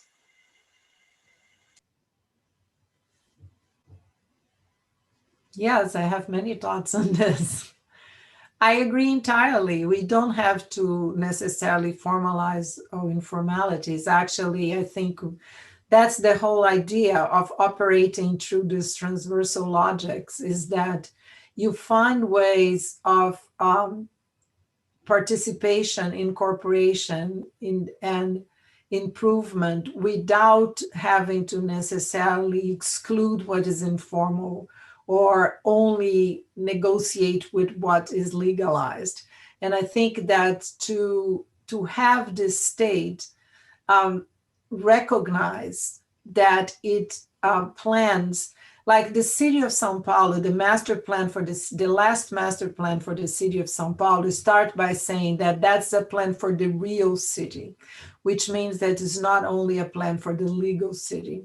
And that mode, so it tries all the time to operate with the ideas that we have, that the plan should include everything. It doesn't matter if it's formal, informal, but you have to have like an environmental plan for the whole city. It doesn't matter like the kind of legal formal status of the land, for example. And I think this is a start. It's a way of operating across all those kind of old binaries that were all meant to exclude, and that we should just, you cannot transform them all, but you can ignore many of them and operate in other terms. Let me add a bit of an opinion on this, because a lot of the subject research that I do in planning is on informal water supply providers. And my short answer to the question is yes and no. Obviously, it's unsatisfying, but it really is sort of, it's a political choice. right? Does the formalization of something support a community? And I'm not saying that we should, tell people to, or tell communities to formalize an informal structure, but resisting it under all circumstances is kind of a, it's sort of an all or nothing question. I think that communities, sometimes they'll decide, like, we need to formalize this because, we like the DeSoto approach of, getting access to capital. Now, that may come along with all sorts of questions of inequality and this kind of stuff. But it's not really, again, for us to say they should resist it. It's really just a choice about, I think, the politics of that community, the mechanisms by which it becomes formalized. And this becomes very apparent when you talk about mapping, right? I mean, especially with Indigenous communities, is, do we want to actually, sort of formalize our knowledge? And it's an open question. I think the best that we can do as academics is illustrate the choices and the long-term implications of those choices in an engaged way. Yeah, I think that's a really important point. And maybe just to add, isn't it interesting how we get stuck in this kind of language of, formalizing and we're still kind of stuck in that a little bit, even though so many people, including people in this call, have offered other kinds of options for language. And I think we are a bit kind of, our imaginations are a little bit stuck in thinking about, is it you're always seeking recognition from the state and those kinds of things. What interests me, I guess, most in that is less, should we or shouldn't we, and more kind of what's going on in that process of drawing in, because certainly from what I see here in this little corner of the world is when institutions move towards that sort of space of recognition. So, there's a huge movement at the moment to, as I said before, indigenize the curriculum, to use Indigenous knowledges to manage fire, for example, because we have these huge problems with bushfire, as in many of the parts of the world that you're all occupying do too. And that's great stuff. Like, that's really, really important, because these are vitally important knowledge systems. But the moment they come into contact with the state, and indeed, I would say with just whiteness generally, and the kind of settler colonial impulse, things start to go terribly awry, and that seems to be almost always the case. So I think what we have to kind of be watchful for, and part of our role, I think, in the academic space, is to really be looking at that, what is going on there, and noticing those dynamics and processes, and really drawing them out and illuminating them is at least a step. Thank you, Livy. And thank you, Mohammed, for the great question. I have another question here from Jennifer Tucker, who writes, thinking of Teresa's work with collective authorship and perhaps Libby's collaborations and the necessity to move against possessive individualism, are there other collectivities we can center, mobilize, and build? And what does this look like? I see this as a question as much for Libby and for Teresa as for everyone on the panel. Maybe we should let the others speak first. Yeah.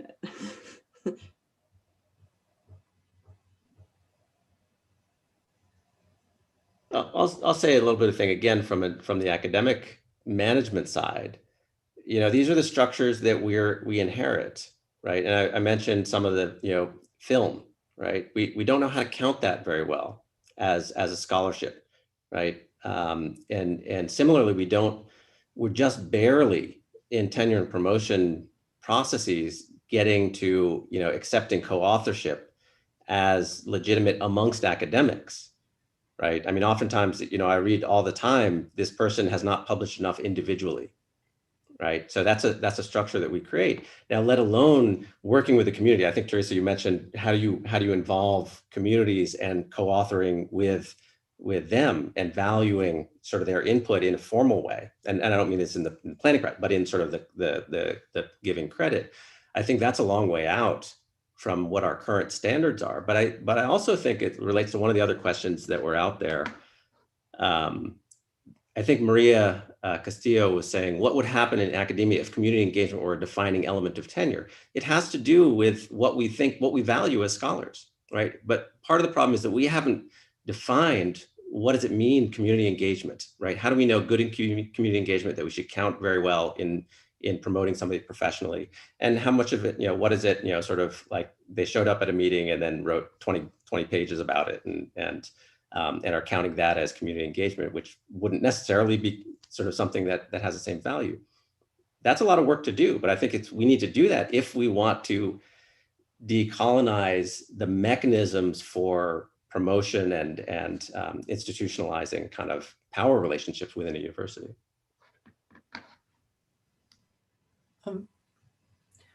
Jennifer, I just want to say, I just said something about collective, incorporating people we are researching with into the production of knowledge. I think there are lots of things we can say, but we can incorporate, we can think of the classroom and the exchanges that happen in classroom in much different terms than what you usually think, like the professor and the students who listen.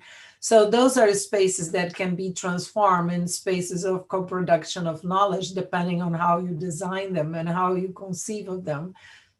But I think that basically the way you put your question, what are the other collectivities we can center, mobilize, and build? I think this is basically our political work. It's just like the work of the political communities we decided to be part of and we want to engage with. It goes well beyond the university. And I particularly think that we cannot separate as our work as intellectuals at university from our political work. I come from a tradition in Latin America in which intellectuals are primarily public intellectuals. So they are in the public sphere debating and engaging in politics all the time. And I think that if we can change towards that tradition, that would be really a great step. Thank you, Teresa. Any others want to add thoughts to this particular question? Oh, Akira, please. Yeah, I'll just say that I've attempted to do some collective works, but the difficulty often comes with, like James and others have alluded, like this like tenure tension that we're not on the same timelines. First of all, I can take 4 years to write an article and everyone's okay with it, but usually people that I'm working with want something out immediately. So we have this one group of educators we've been working with and documenting their experiences over the last year of teaching public and private youth. And we've kind of just stolen the op-ed project and just given it to them as a way of saying this is a way of taking these discussions and articulating them in a way that gets your perspective out. And we landed an op-ed. One of our educators got an op-ed in the local paper, and that's wonderful. But it's hard again because I feel very much shaping that voice, right? Oh, this is how you have to write an op-ed. You have to provide these countering points of views, and you have to say there's a transition, a pitch, and a lead, and all. There's a whole format that is not really going to capture the types of knowledge that I think we're trying to convey. And so there's still the formalization of the informal, like we said, and I don't even consider this informal knowledge. This is just undocumented knowledge, basically. And so it was, yeah, I am down for other collectivities that actually take us out of the picture entirely, but I still feel like they can result in kind of the same things because of those limits to the imagination. Thank you, Akira. Can I just jump in as well? Yes, please. Yeah. That's such a great point. And I think as well, this is a question that came to me from Oren in the chat, in the private chat to the panelists. And he's reminded me, of course, of the importance of building coalitions, beyond silos of particular interest groups or whatever that might be. And I know all of us have spoken about those things, and I'm sure all of the conversations across this wonderful conference have been talking about that, but linking those things together, because the question of patriarchy is not separate from the question of settler colonialism, and the question of capitalism is not separate from heteropatriarchy. That these are all interlinked. So the question of intersectionality, and I think finding spaces where and they do exist, certainly here in my context, where people are coming together and finding those connections and speaking from the intersection is really powerful. And the work that we could do, our political work to amplify or create space or put our bodies next to or whatever it might be, those kinds of intersections and collaborations and coalitions is super important. Thank you for that, Livy. I have a question here from Taisha Redden, who writes, in 2018, the ACSP Committee on Diversity presented evidence that the American planning profession was getting whiter, and that it was a handful of schools, mostly in Texas, responsible for the bulk of non-white planners. How do you think this phenomenon affects decolonization of planning training and curriculum?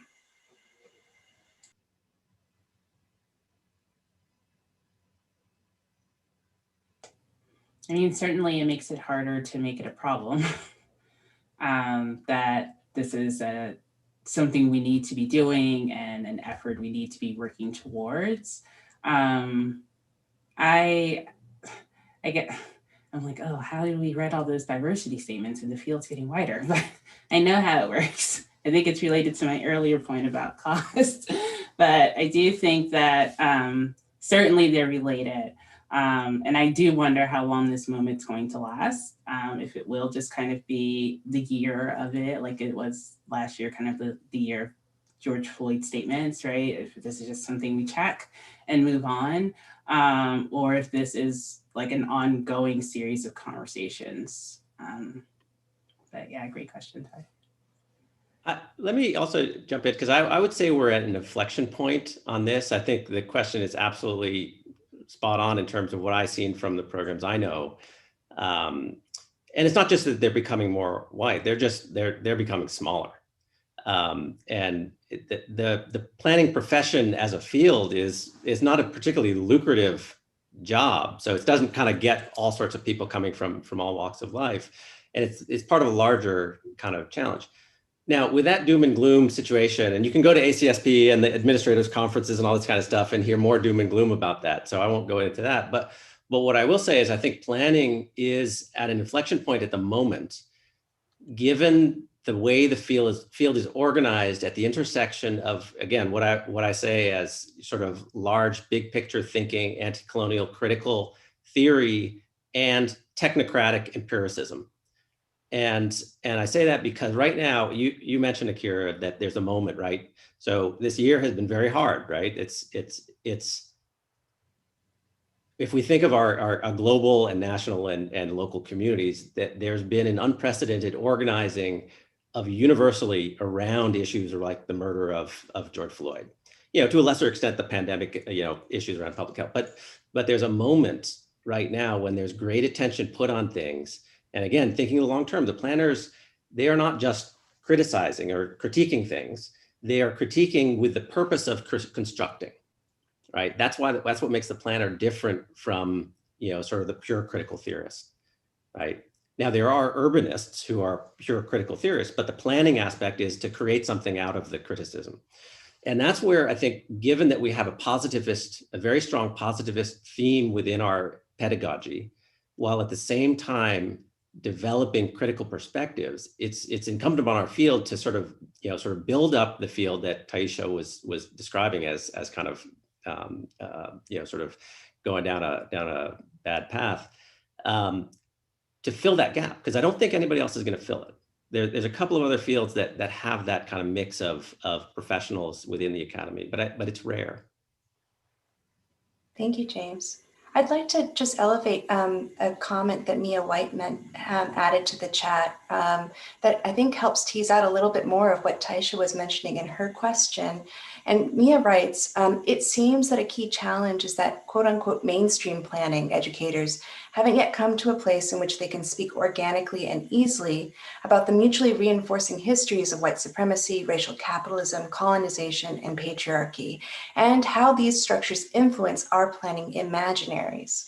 Whiteness, including the fetishization of the individual, of neutrality, etc., continues to be an ongoing challenge, one where some colleagues misconstrue whiteness to mean white people, and it can be pretty challenging. Just to elevate that as another dimension of the larger question. So well put. Thank you, Mia, for, and for the original question as well. I mean, I think I can't speak for ACSP because I don't know it that well, but my observation as an outsider from a kind of margin, I suppose, is exactly that, and that the conversation's becoming harder.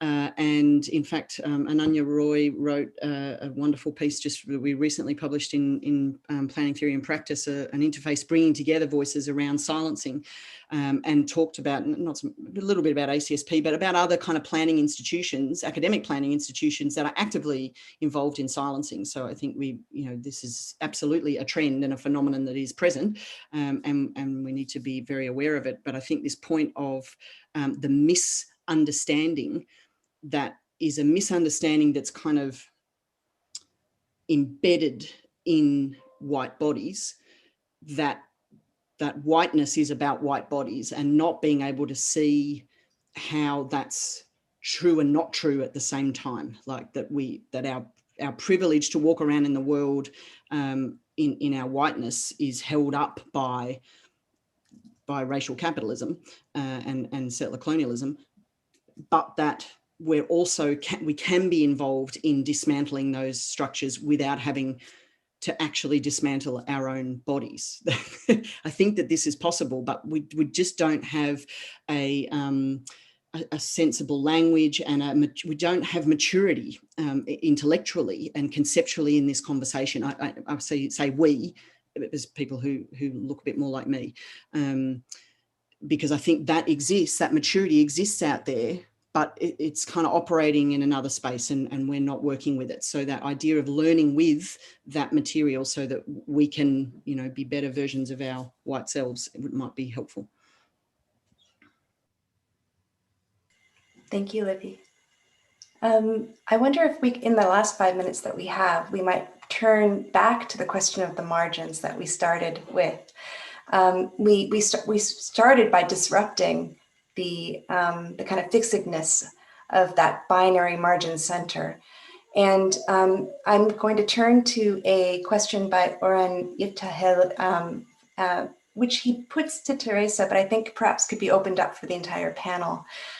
He says, beyond transversality and complexity, do you find power relations in the production of the city that are persistent over time? Clear hierarchies, for example. Would this call for a more structural and stable understanding of the margins? Just answer to him, so maybe I read my answer.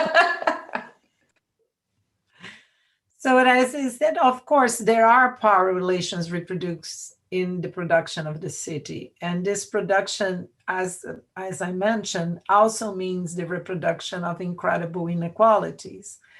But I don't think we can understand these inequalities and these reproductions of power relations only in terms of margins and hierarchies, because they are reproduced transversely and should be countered transversely, which to me means through the formation of intersectional coalitions, for example. Because those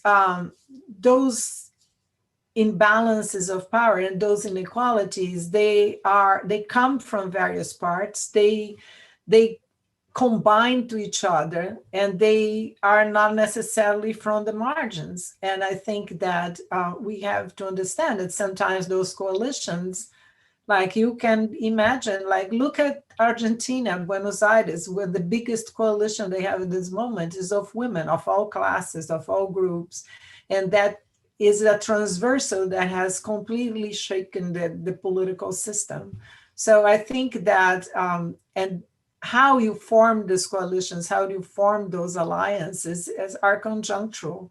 You should work on them, but doesn't mean that they will come necessarily from what is pre-established as some kind of margin. Thank you, Teresa. Others want to ruminate?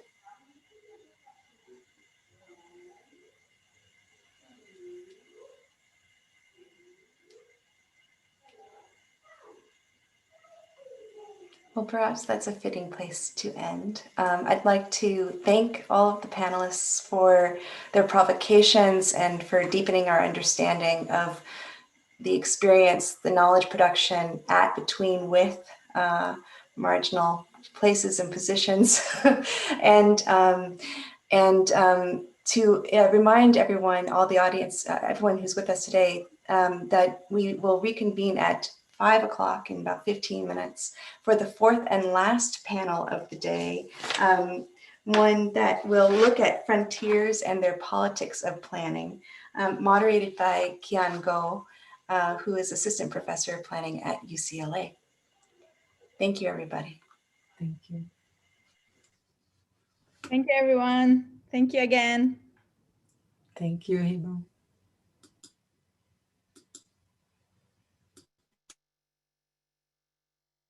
Thank you, Dalia, so much.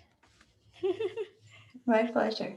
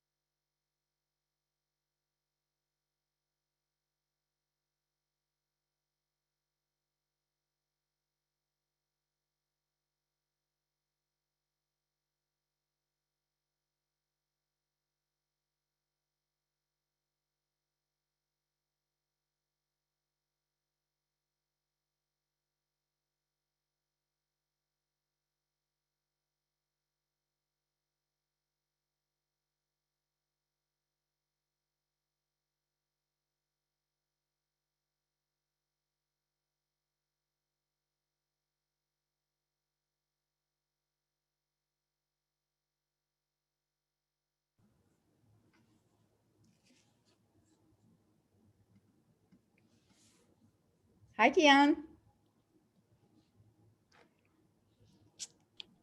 Hi. Thank you so much for doing this. Oh, my pleasure. It's just been such a wonderful day. I mean, you've been on the whole day too. I imagine we're live, right? So anyone who tuned in a few minutes early. Yeah, I can hear. But thank you. My I'll stay on pleasure. with you a little bit to say thank you, but yeah. Okay.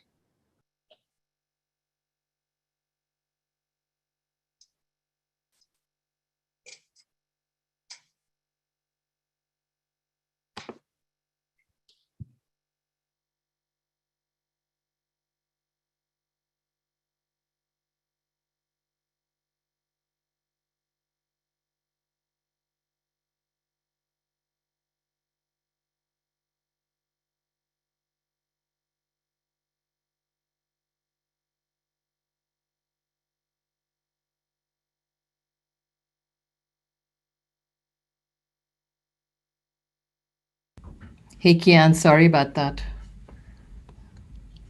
Hi, we'll wait a couple of minutes. Okay, good. Because I'm jumping between things and it's horrible. I'm like, oh, hi, Hiba. Hi, Nima. Thank you for joining us amid your very busy schedule today. I know it's crazy, but no, this sounds so exciting. I've been getting updates whenever I can't attend a panel. One of my graduate students has been sending me little updates. It's fantastic. But I feel like a moron, just jumping like mad. It feels, it feels so disembodied. It's weird. Yeah, I feel you can be in multiple spaces while you're sitting at the screen. It's too much though. My brain feels like it's exploding, Anyway, I'm trying to get back into this. So I'm just going to shut down for a minute. I think if that is what we accomplished today, make people's brains explode, that's not so bad, right? Melanie. Hey, Hiba, how are you? I'm good.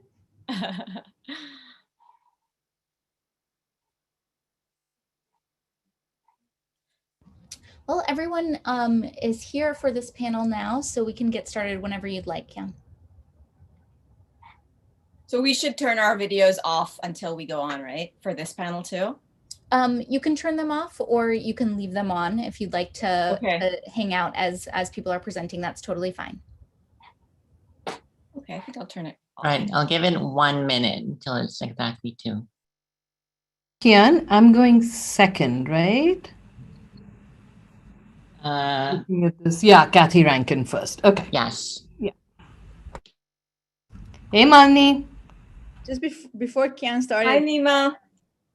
I just want to say thank you to all the panelists. Thank you to Catherine, Nima, Sherilyn, to Bjorn, and to I'm missing someone. Malini. Malini. Thank you so much. And I'll be off. I'll leave it to Kian. I've been chatting away and muted myself. Hi, everyone. Okay. All right. So it is 2 p.m. where I am, 5 p.m. Eastern time. And so welcome back. I'll just give it maybe like 1 second for folks to log back in.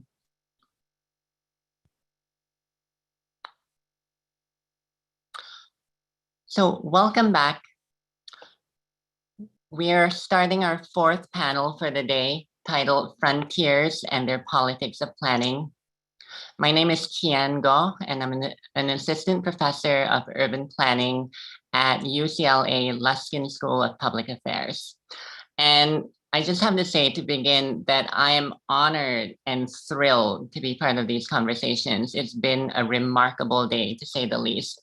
And so thank you to Professor Hiba Akar, Dean Amal Andraus, and the whole team at Columbia GSAPP for putting this together and enabling these conversations to take place. So I'll say a quick note about the panel itself, and then introduce our 5 speakers, and then they will present in turn. So this panel is about frontiers in planning.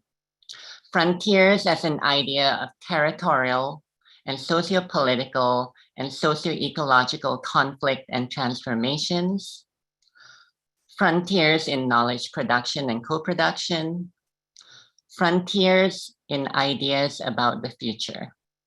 So a really simple, well, not so simple question. How might our understanding of frontiers help us sift through the stakes and potentialities of planning, research, and practice? We will hear from 5 sterling scholars for this panel. First, Catherine Rankin is Professor of Geography and Urban Planning at the University of Toronto. Her research interests include gender and development, comparative market regulation, financial restructuring, planning history and theory, generally from research in South Asia. She is currently undertaking research in the areas of commercial gentrification, neighborhood-based community economic development, and post-conflict transition. Second, Nima Kudva is an associate professor of city and regional planning at Cornell University, where she is also associate dean of the faculty, a faculty affiliate of the South Asia program, and a fellow of the Atkinson Center for Sustainable Future. Her research focuses on small cities and their regions and on institutional structures for equitable planning and development. Malini Ranganathan is an associate professor at the School of International Service at American University, where she serves as the interim faculty director of the Anti-Racist Research and Policy Center. An urban geographer by training, her scholarship focuses on urban environmental justice in India and the United States, drawing on history, ethnography, and critical mapping to study water and sanitation, land and housing, and flooding and climate change vulnerability. Bjorn Sleto is an associate professor of community and regional planning at the University of Texas at Austin. His research focuses on indigenous land rights, environmental and social justice, and alternative planning approaches in the United States and Latin America.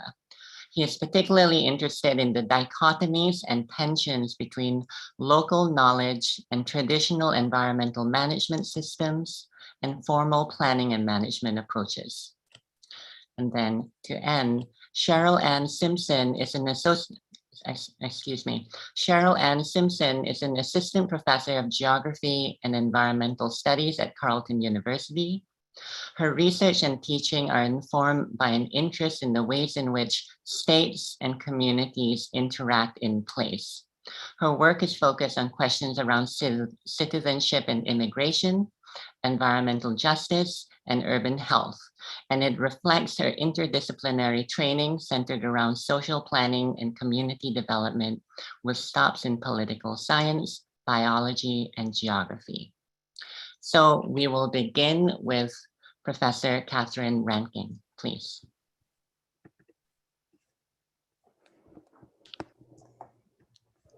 Okay, good afternoon. Thank you, Kian, and thank you, Hiba and Laila, for organizing and really for putting me on a panel with such valued colleagues. I want to thank the panelists who have come before, who've been so inspiring and challenging, and also the participants who've endured what I hope for you is the longest Zoom day ever. And also I want to say hello to so many friends. So I've decided to do something a bit risky in relation to the frontiers of accumulation and dispossession and frontiers of political transformation in planning. And that is to talk about my home institution of more than 20 years now, the University of Toronto. And I thought I'd start by recalling in relation to the panel description, which mentions critical development studies, although I don't think you did, Kian, that about a decade ago, I wrote a series of articles looking at the praxis of planning in relation to critical development studies, right? And the professional practices that both critical development studies and planning theory take as their object of study, of course, share a duplicitous relationship to processes of capitalist accumulation and liberal notions of benevolent trusteeship. But critical development studies, I argued then, had done a better job of tracing the entanglements of projects of improvement with projects of empire. And I suggested that when such theorizations about development are brought to bear on the more subtle, I thought, object of urban planning, then there too the flagrancies of what Ananya Roy's called liberal benevolence could be exposed and challenged. And I guess I saw critical development studies then as a kind of a frontier that could push planning to challenge more forcefully the ongoing violences at the interface of capitalism and colonialism, to seek out agents of revolutionary social change, and to catalyze collective critical consciousness among those engaged in kind of individual subversive practice. And so I wanted to basically start by saying I'm feeling less optimistic these days about critical development studies as an epistemological frontier. I'm sure I'm not alone in that assessment. And I wanted to tie it to how critical development studies, have been institutionalized at U of T, along with the related tradition of area studies, before turning to what I see as the institutionalized opportunities for articulating just planning futures in planning education, to pick up on a thread that Delia initiated in the last panel. So critical development studies at U of T manifests as a transdisciplinary seminar series to which some of you have been invited, that seeks to explore development as a location for investigating uneven global power relations.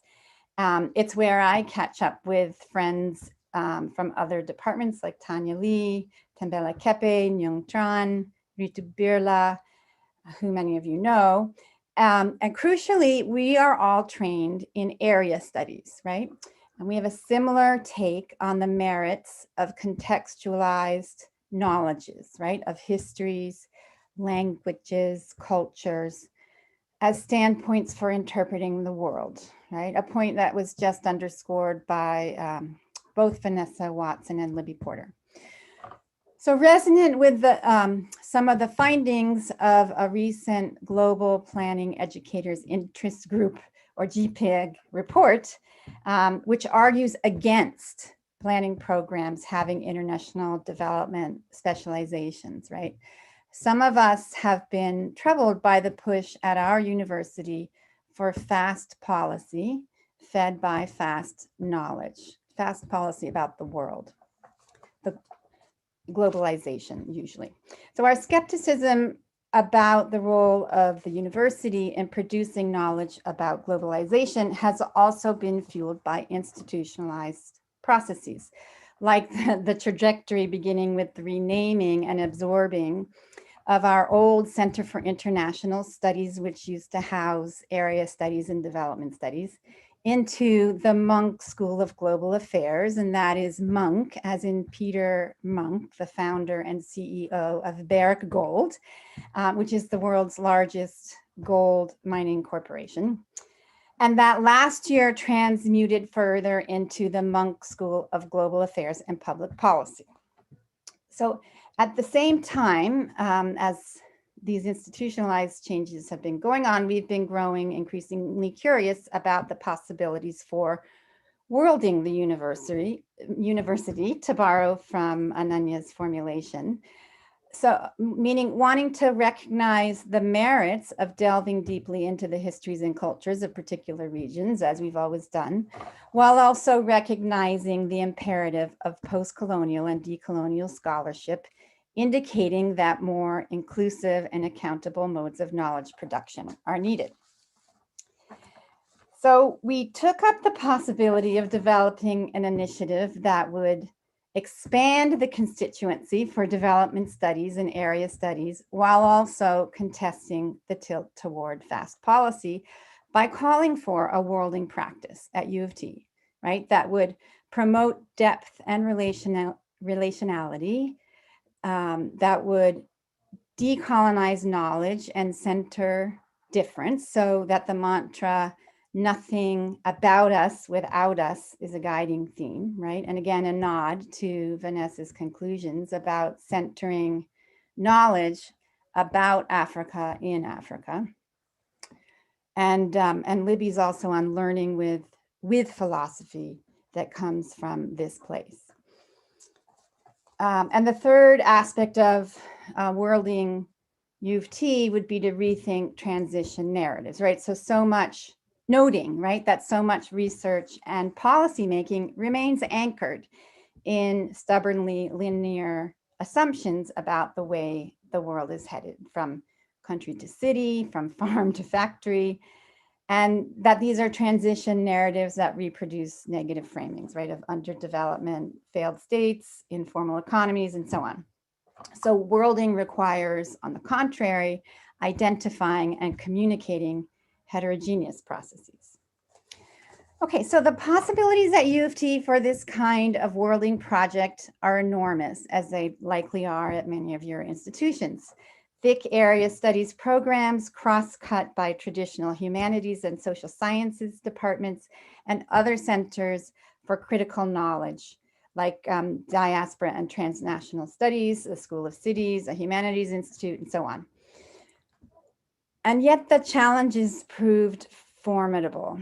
So our huge capacity on the conceptual front sit in tension, as I'm sure they do in your institutions, with the uneven scattering of these capacities across differently resourced units on 3 campuses.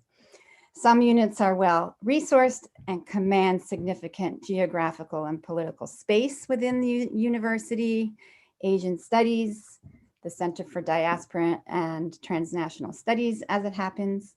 Others operate on a shoestring and out of veritable broom closets: African Studies, Caribbean Studies. So instead of meaningful self-study about the dynamics of racism in these institutional configurations and processes, we end up with little bits of turf that have to be defended and an administrative leadership oriented to suppressing rather than collaboratively exploring dissent, contradiction, and systemic inequity.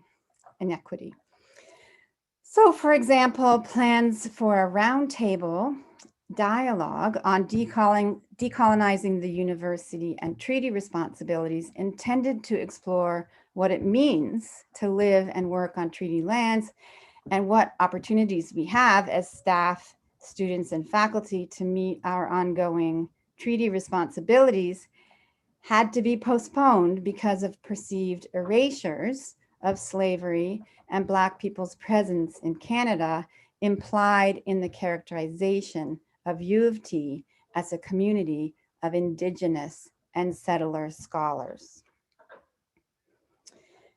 Meanwhile, racism persists within the mundane workings of traditional social science and humanities departments. So a Southeast Asian colleague in a social science department is addressed in department forums only as a specialist in area studies with no regard to for her contributions to theory.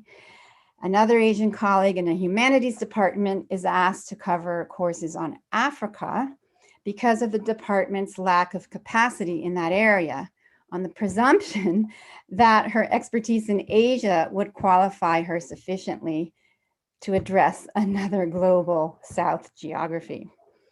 So the politics of critical development studies and area studies, it seems, are too fraught with a toxic combination of white supremacy, multiple racisms, and a fractured, unevenly resourced institutional landscape to engage generatively at this juncture in worlding practices. And so I wanted to shift to say, by contrast, our relatively little corner of planning within a Department of Geography and Planning, as it turns out, has proven a bit more fertile for exploring frontiers and imagining futures of political transformation this year at least. Like many others in our planning, like many other planning programs, ours is currently conducting a wide-ranging internal review, including issues concerning curriculum, recruitment, community relations. And the review coincides with organizing by students who urged us to address anti-Black racism and other forms of injustice in our programs and beyond in the wake of the recent waves of police violence against Black and Indigenous peoples and the historic political mobilizations of Black and Indigenous movements. And more generally, the review is premised on a recognition that official planning practices in Toronto transpire on colonial lands and contribute to well-documented processes of racialized spatial inequality. So under such circumstances, we've sought to raise the question, how must critical planning educators respond to today's urgent yet contested demands for social justice? So I thought I'd ask myself, for our purposes here today, what are some of the features of our process of program review that make me optimistic about this juncture for planning futures? What are the conditions of possibility that I see aligning right now within planning education as we know it? I fear that my responses might seem trivial, but I do think that they add up to something important. So I'd say that first, we've hired a Black professional planner, Abigail Mariah, and who's an alumna of our program and founder of two nonprofit organizations, the Black Planning Project and the Mentorship Initiative for Indigenous and Planners of Color, to collaborate in our review. Which is not a conventional arrangement for a review of academic program. We've also hired not just student RAs to support research, but also student members of the Planning Review Committee through a competitive application process, right? So on the basis of their knowledge of or experience with anti-Black and other racisms. So the students' job is to attend review committee meetings as members and contribute their perspectives on the materials circulated for discussion. This arrangement too was complicated to get institutional approval for, as you can imagine, because of the risks of the ever present or frequently uttered risks of precedent setting. But I'm proud that my department did in the end consent, and together these processes, these kind of configurations of our committee for the review have really allowed us to examine in practical material ways the nexus of knowledge, power, and practice. So second, two of our internal review committee members, myself and a brilliant master's student named Keisha St. Louis McBurney, were invited to sit on an anti-Black racism task force struck by the Ontario Professional Planners Institute. So OPPI is not exactly a site I would have imagined as a frontier for planning futures, having long regarded it as a conservative guild, fundamentally beholden to the workings of racial capitalism and its manifestation in private real estate. But I've been compelled by OPPI's process of assembling practitioners, students, and faculty to find common ground in naming structures of racialized accumulation and dispossession, while also in a more resurgent vein, exploring together how to remove barriers to becoming a professional planner in order to address the lack of Black representation in the profession. Yes, you're right, a necessary but not sufficient politics of presence. How to build and share knowledge about Black histories and histories of systemic anti-Black racism in the planning education of everyone, and how to promote a more informed planning practice that recognizes diverse publics, baselines of urban life, to use Abdul Malik's formulation, and how to better engage with Black communities to address issues arising from their lived experiences.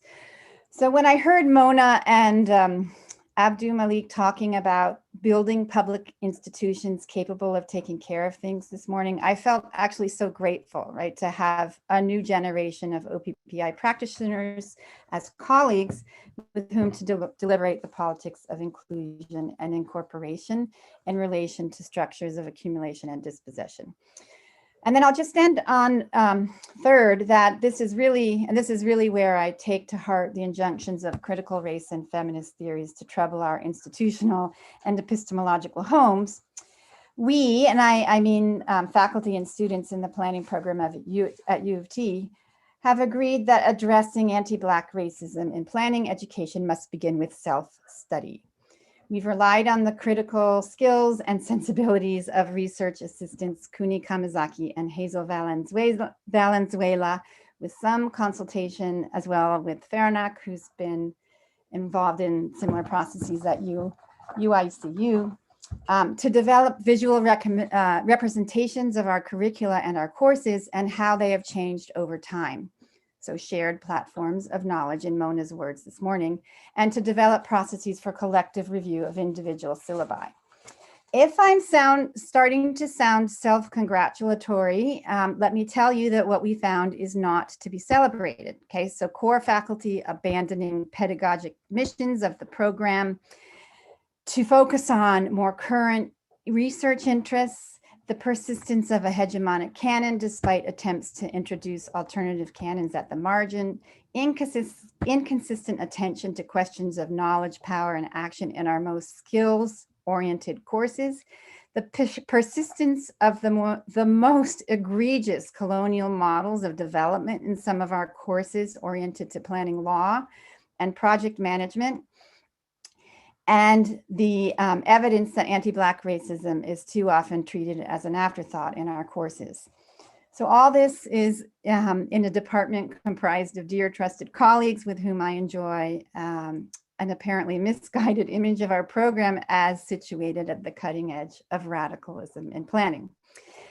And I suppose what I find most promising about this process goes back to what you all already know about collaborative modes of knowledge production informed by critical theory.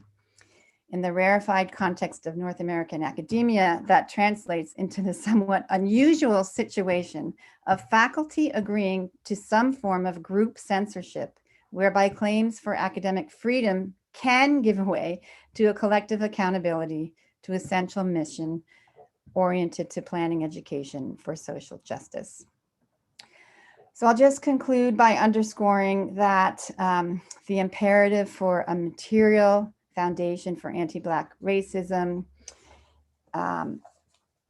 must, be centered, right, before worlding projects can advance within universities. That's first point.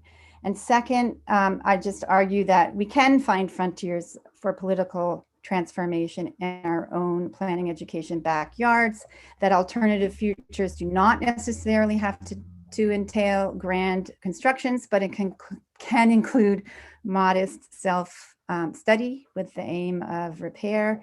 And that once we get clear about some basic common ground, then possibilities for collaboration with unlikely partners opens up. Thanks, Kian. Thank you, Catherine. And next we have Nima Kadba. So I'd like to share my screen. Great. Do you see that? Yes, we do. Great. Okay. I'm trying to make sure I can see it. Okay, good. So thank you for this invitation, Hiba.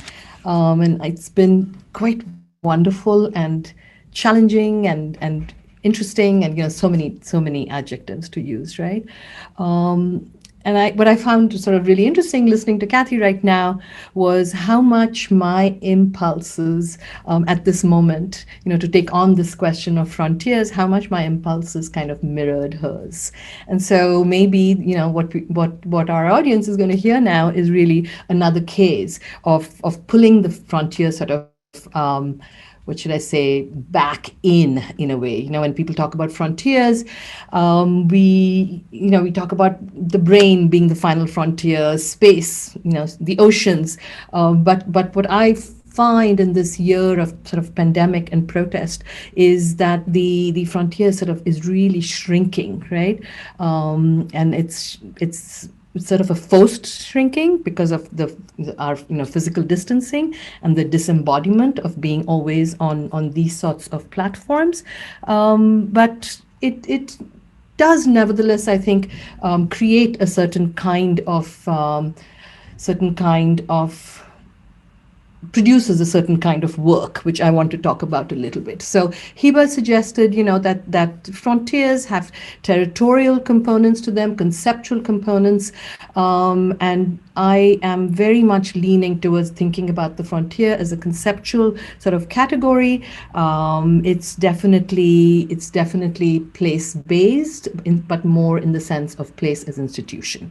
So before jumping into the conversation, before jumping into my story and the case that I want to talk about a little bit more, I do want to define what I think of as planning, because I think that matters, right? In terms of how we begin to classify the kinds of work we do. So when I speak of planning, I really think always I tend to veer towards thinking a lot about questions of reproduction and maintenance and what that does to the work of planners. And so equally, I think about planning as a place-based pedagogy, where we draw on these sort of radical ideas or ideas for a radical education for change, and it's a place-based pedagogy that emphasizes the local, while acknowledging that there are multiple and relational knowledge systems. So then they're produced, through the scientific method, they're produced through lived experience and through practice.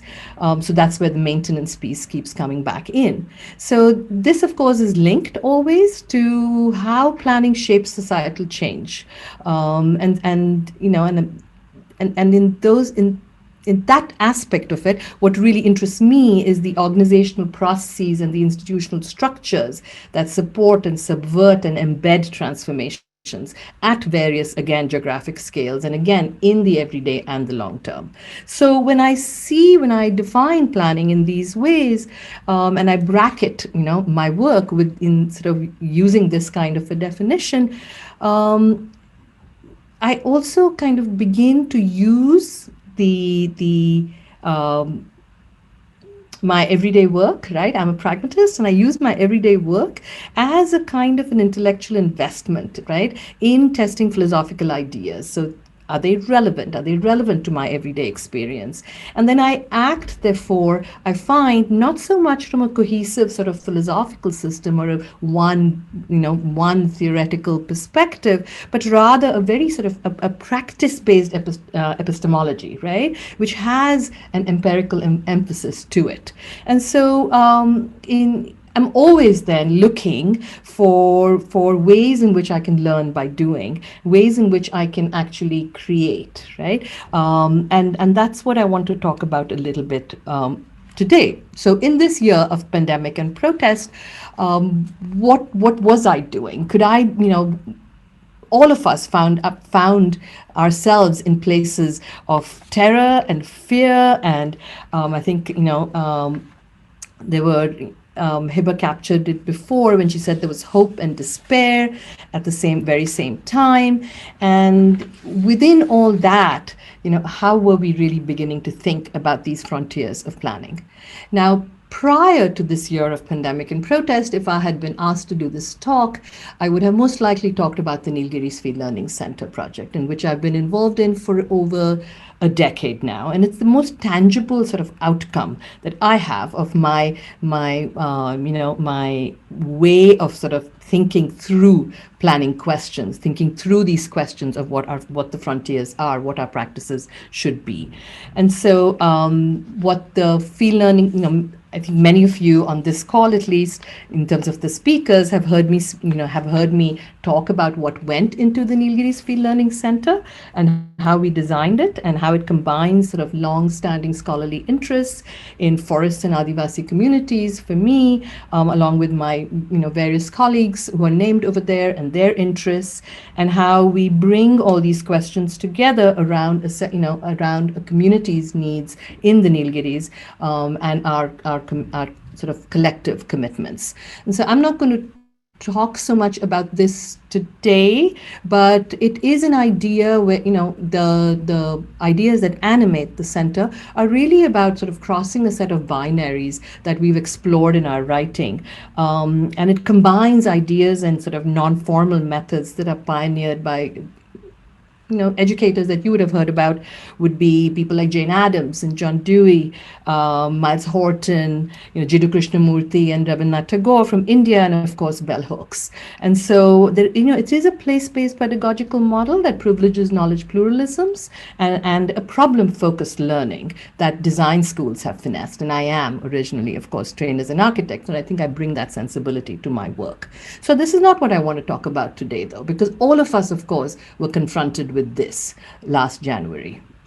And in that terror that I spoke about earlier, I very much, when it was March, April, I found myself feeling very much like, or my sense of what was happening was reflected in Orhan Pamuk's op-ed, where he talked about what the great pandemic novels teach us. And there was two distinct responses, right, as Pamuk writes. One which forced me to withdraw into caused me to withdraw into myself towards solitude and silence, and the other was to be humble and to practice solidarity. And so we launched a project that I won't talk about here on stories of solidarity, and began to explore those questions in different ways with a small group of students.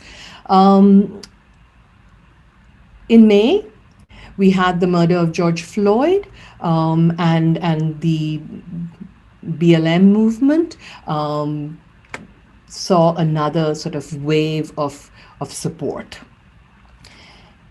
And there were occupations, and there were protests, and there was rage, and there was anger. And at that moment, much of that rage and anger and protest came back into the university, into Cornell, where I teach, and into questioning how we construct ourselves. Very much, all the issues that Kathy talked about, right? It forced us to turn sort of our eyes inwards in a way which was long coming, and it should have happened generations ago. But of course, it happened, unfortunately for all of us, only now. But then this question of how one begins to think about collaborations when that frontier is brought up close, became, of course, the kinds of stuff that I began to work on for the ever since last May. And so that's what I want to talk about today. So all the ways in which I talk about the NFLC begins, of course, to impact how I talk about what we did. It impacted how I worked as Associate Dean of the Faculty, as a faculty member in AAP, my college. So questions of planning as pedagogy, questions of learning by doing, questions of what happens in collaboration, questions of how we begin to think about different institutional scales. How do we think about the organizations and the institutions that we're a part of as live, mutable, changeable, plastic things that we need to redesign and bring alive? And so I want to sort of talk about two pieces of this. One was a set of anti-racism initiatives that we began to work on in the college under the leadership of Dean Yoon, and then the other was a set of anti-racism initiatives that got started through the Faculty Senate across the university. You'll see some numbers there which talk about how many students and how many faculty begin to get impacted in these processes. And so really I want to hone in on three questions, right? One is the building out of a process. And what does that mean to build out a process? The second is how one hones in on the question, the frame, and the vision, to really begin to think about this, how we maintain certain kinds of processes, but also how we then can begin to change. And finally, in redesigning and in rethinking, how does one embed an ethics of care that Farhanak talked about earlier today, and sort of an idea of equity in structures and practices that we imagine. So these are the three pieces that I want to talk about in the remaining time that I have. And the question of building, right? The question of building out any kind of process rests on who is a part of that process, on the voices that are silenced, the voices that are kept out, the critical voices that are brought in. And so designing who comes together in a process becomes one of the most central pieces to thinking through, how one reshapes institutions or tweaks them or changes them. And so for us, in each of these processes that I'm talking about, who came together around the table became really important. Was it the disciplines that mattered, the diversity of disciplines? Was it gender? Was it questions of race and ethnicity and who was being represented at the table? So we thought a lot about these questions in each of the four processes that we put into place to address this question of changing the institution. And so, diagrams like this, which talk about the actual process that one puts into place. All the planners on this call will recognize a diagram like this. But these kinds of diagrams became a kind of a working palette, right, around which we began to think of who came together, when, for how long, and in what kinds of formats and modalities to deliberate on what we wished the institution to become, our institution to become. And so that sort of sketch often became something much more hard-edged in terms of who we spoke with, and how we laid the ground on which a process like this could occur. I talked a little bit in that slide that I showed you early on, that honing in on a frame, on a vision, on a question becomes really important. And I can talk much more about this, but even frameworks like this, which Kathy sort of spoke about as a trite truism, carries so much weight, right, within an institution, and to carve out the language here I'm just reading out: the violent past of colonization, dispossession, enslavement, exclusion, and racialization took us many weeks of conversation, discovery, learning, engagement, and often, a certain kind of a politics within these working groups, which were charged, emotional, and difficult. And so I want to point that out, though, because without this sort of framing document, it's almost impossible to continue in a conversation where deliberation becomes central to how we begin to think about next steps. So we arrived at visions, frameworks, structures for each of our processes, and then finally began to build out what we wanted these institutions to be, or what we wanted, in this case, the new center that Cornell is going to be promoting, is going to sort of put in place. How we wanted to define it, right? Was it going to be a set? Was it going to be a new center in the ways in which universities like to create these, or were we really looking to create a kind of a node that would become a really important way of connecting various initiatives already at work within the institution, while allowing for a certain kind of activism, advocacy, and engagement to occur? Would it embed in its very core the question of collaboration and the idea of this classroom as the radical space for potentialities and for possibilities? And so these questions began then to get translated into the structure of what we began to imagine. And I can go on, one part of what we are doing is to really think about what an educational requirement for every Cornell student, every one of our 24,000 students, 5,000 or so per year, what would an educational requirement for such a group look like? And so in this particular framing, you'll begin to see that there are questions of literacy, there are questions of decolonizing the disciplines, there are questions of really beginning to think about what kinds of skills one needs to be able to engage in everyday practice that is anti-racist. And so I put all this out there because I want us to think about how these trite planning practices, right, can be quite important in how we begin to articulate a set of processes. And so this is the structure that we finally landed on that I was talking about, which looks at the three pieces which were very important for us in quite significant ways. And I can always return to this in the Q&A if somebody's interested. Similarly, in the college, we have a remarkable dean who's opened up the entire college, its structure, its ways of working, the ways in which we think about admissions, faculty recruitments, the ways in which we think about our curriculum. It's all opened up widely, right? And it meant that, it opened up. So for us, it was an exciting process, a difficult process. The conversation continues to think of an action plan that would then touch every aspect of what we do. And what is central, of course, in this process is the notion of redress, is the notion of accountability. And so the other piece that for me was so fascinating was how we began to design the very documents, right? And how we began to work the very documents that we're producing.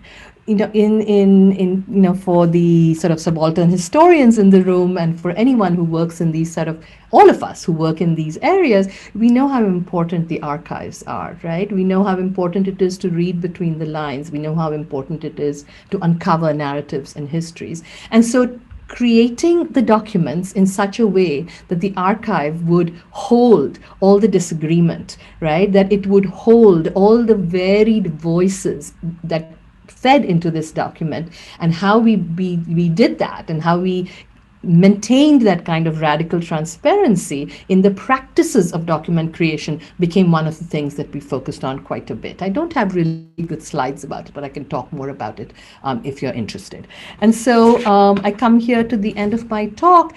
So what we were trying to do in these processes that I didn't describe so well maybe was to really think about how the periphery, think about how the margins, think about how this question of decentering and decolonization gets pulled back in to the institution in such a way that we kind of keep, how do I say this?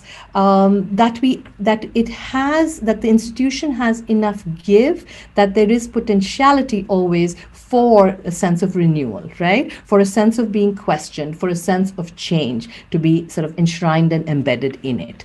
And so I'm going to end here by invoking so maybe just going back and reading a little bit from this poem by Linda Hogan, which captures for me, I think, the spirit behind the work that we're doing. And I want to read the last part of the poem, but she writes, "This is what I know from blood. The first language is not our own. There are names each thing has for itself, and beneath us the other order already moves. It is burning, it is dreaming, it is waking up." Thank you. Thank you for listening. Thank you, Nima. Next, we have Malini Ranganathan. Malini. Thank you so much to my dear friend Hiba and to Lila for pulling off this meeting of minds. I'm so grateful to have been included. Thank you to the 20 panelists and moderators who have made this such a worthwhile event. And thank you especially to the audience. If this is not your first panel today and you stuck through it, then I can't see you, but I love you. So thank you. In today's comments, which I have titled Frontier Lawfare and Environmental Unfreedoms, I want to look at the interplay between particular forms of legal power and the making of environmental unfreedoms in and through the frontier. So like the panelists before me, I will explore the frontier in theory and in history in terms of its real material stakes, but also the frontier as offering unfettered conceptual possibilities. And here I'm particularly interested in emancipatory urban political ecologies. So a few years ago, I was invited to write an essay which I titled The Environment as Freedom Towards a Decolonial Reimagining. And in this essay, I sought to reclaim the analytic of freedom for environmental justice struggles. Whether it is lead poisoning coursing through a young person's body, or lungs strangulated by surface ozone in a neighborhood ripped through by a highway, or the sulfurous stench embedded in hair and on skin due to dehumanizing sanitation labor, I used the concept of environmental unfreedoms to signify the fundamentally humanity and dignity robbing qualities of environmental injustice. Now, the shift from environmental injustices to environmental unfreedoms is tactical and semantic. It forces a move away from the liberal legalism that frames US-centric scholarship on distributive and procedural justice. The environment as freedom is at core a rehumanizing and life-affirming trope. It is a political demand to interrupt the production of state-sanctioned or extra-legal group-differentiated vulnerabilities to premature death, to use Ruthie Gilmore's canonical phrasing. My use of the word freedoms and unfreedoms also calls attention to how Dalit, referring to untouchable laboring castes, which I'll get into today, and Black literatures alike, diasporic and internationalist Black literatures, name myriad social and ecological indignities precisely through the dialectics of freedom and unfreedom. And the frontier that I'm going to be pushing today is the under-recognition, indeed silence of caste in critical urban studies, and the need to reinstate it as a very key analytic, especially in the intersections between environmental unfreedoms and state power. So I'm going to bring environmental unfreedoms into conversation with what I'm going to be calling frontier lawfare. Writing about how legal procedure and the discourse of law and order are marshaled for violent and predatory state projects in the post-colony, Jean and Jean Komarov proposed the term lawfare. As they define it using the case of Zimbabwe's brutal slum evictions during the Mugabe regime of the early 2000s, lawfare is, quote, the resort to legal instruments, to the violence inherent in the law, to commit acts of political coercion, even erasure. More concisely, lawfare is where the legal and the lethal animate and inhabit each other. Crucially, for the Komarovs, lawfare is not simply the exercise of violence through and justified by the law. It is also the exaggerated spectacle and enactment of the law. The courts, the barristers in colonial garb, the language of writ petitions and affidavits. Frontiers, with their unstable hybridities, temporalities, and open-endedness, as so many of the esteemed panelists today have written about, Abdul Malik, Ananya, Hiba, Teresa, and others, are both the conditions of possibility and the outcomes of lawfare. As opposed to the presumed statelessness of frontiers, as Tio Balve's work on Colombia has shown, frontiers give rise to the most creative and violent expressions of state power. From the outset, frontier lawfare has always been justified and legitimized in the name of some public purpose. This is no less true of present-day urban frontiers as it was of colonial frontiers. In 1893, Frederick Jackson Turner's frontier thesis argued that the conflict between civilizing European settlers and savage natives occurred at, quote, the hither edge of free land, and had the purpose of forming America as an independent, free people and a democratic nation. Now, Turner's repeated invocation of freedom and free land in his frontier thesis serves as a ruse, the misuse of freedom, if you will, for what was in fact the violent extermination, erasure, and plunder made possible by settler colonial frontier lawfare. To illustrate frontier lawfare's relationship with environmental unfreedoms, that is my contribution to today's theme, I want to now turn to a story from Bangalore in southern India, where I've been conducting ethnographic and collaborative research with an anti-caste collective. In 2018, I partnered with Slum Jagatu, a Dalit investigative journalism collective based in Bangalore.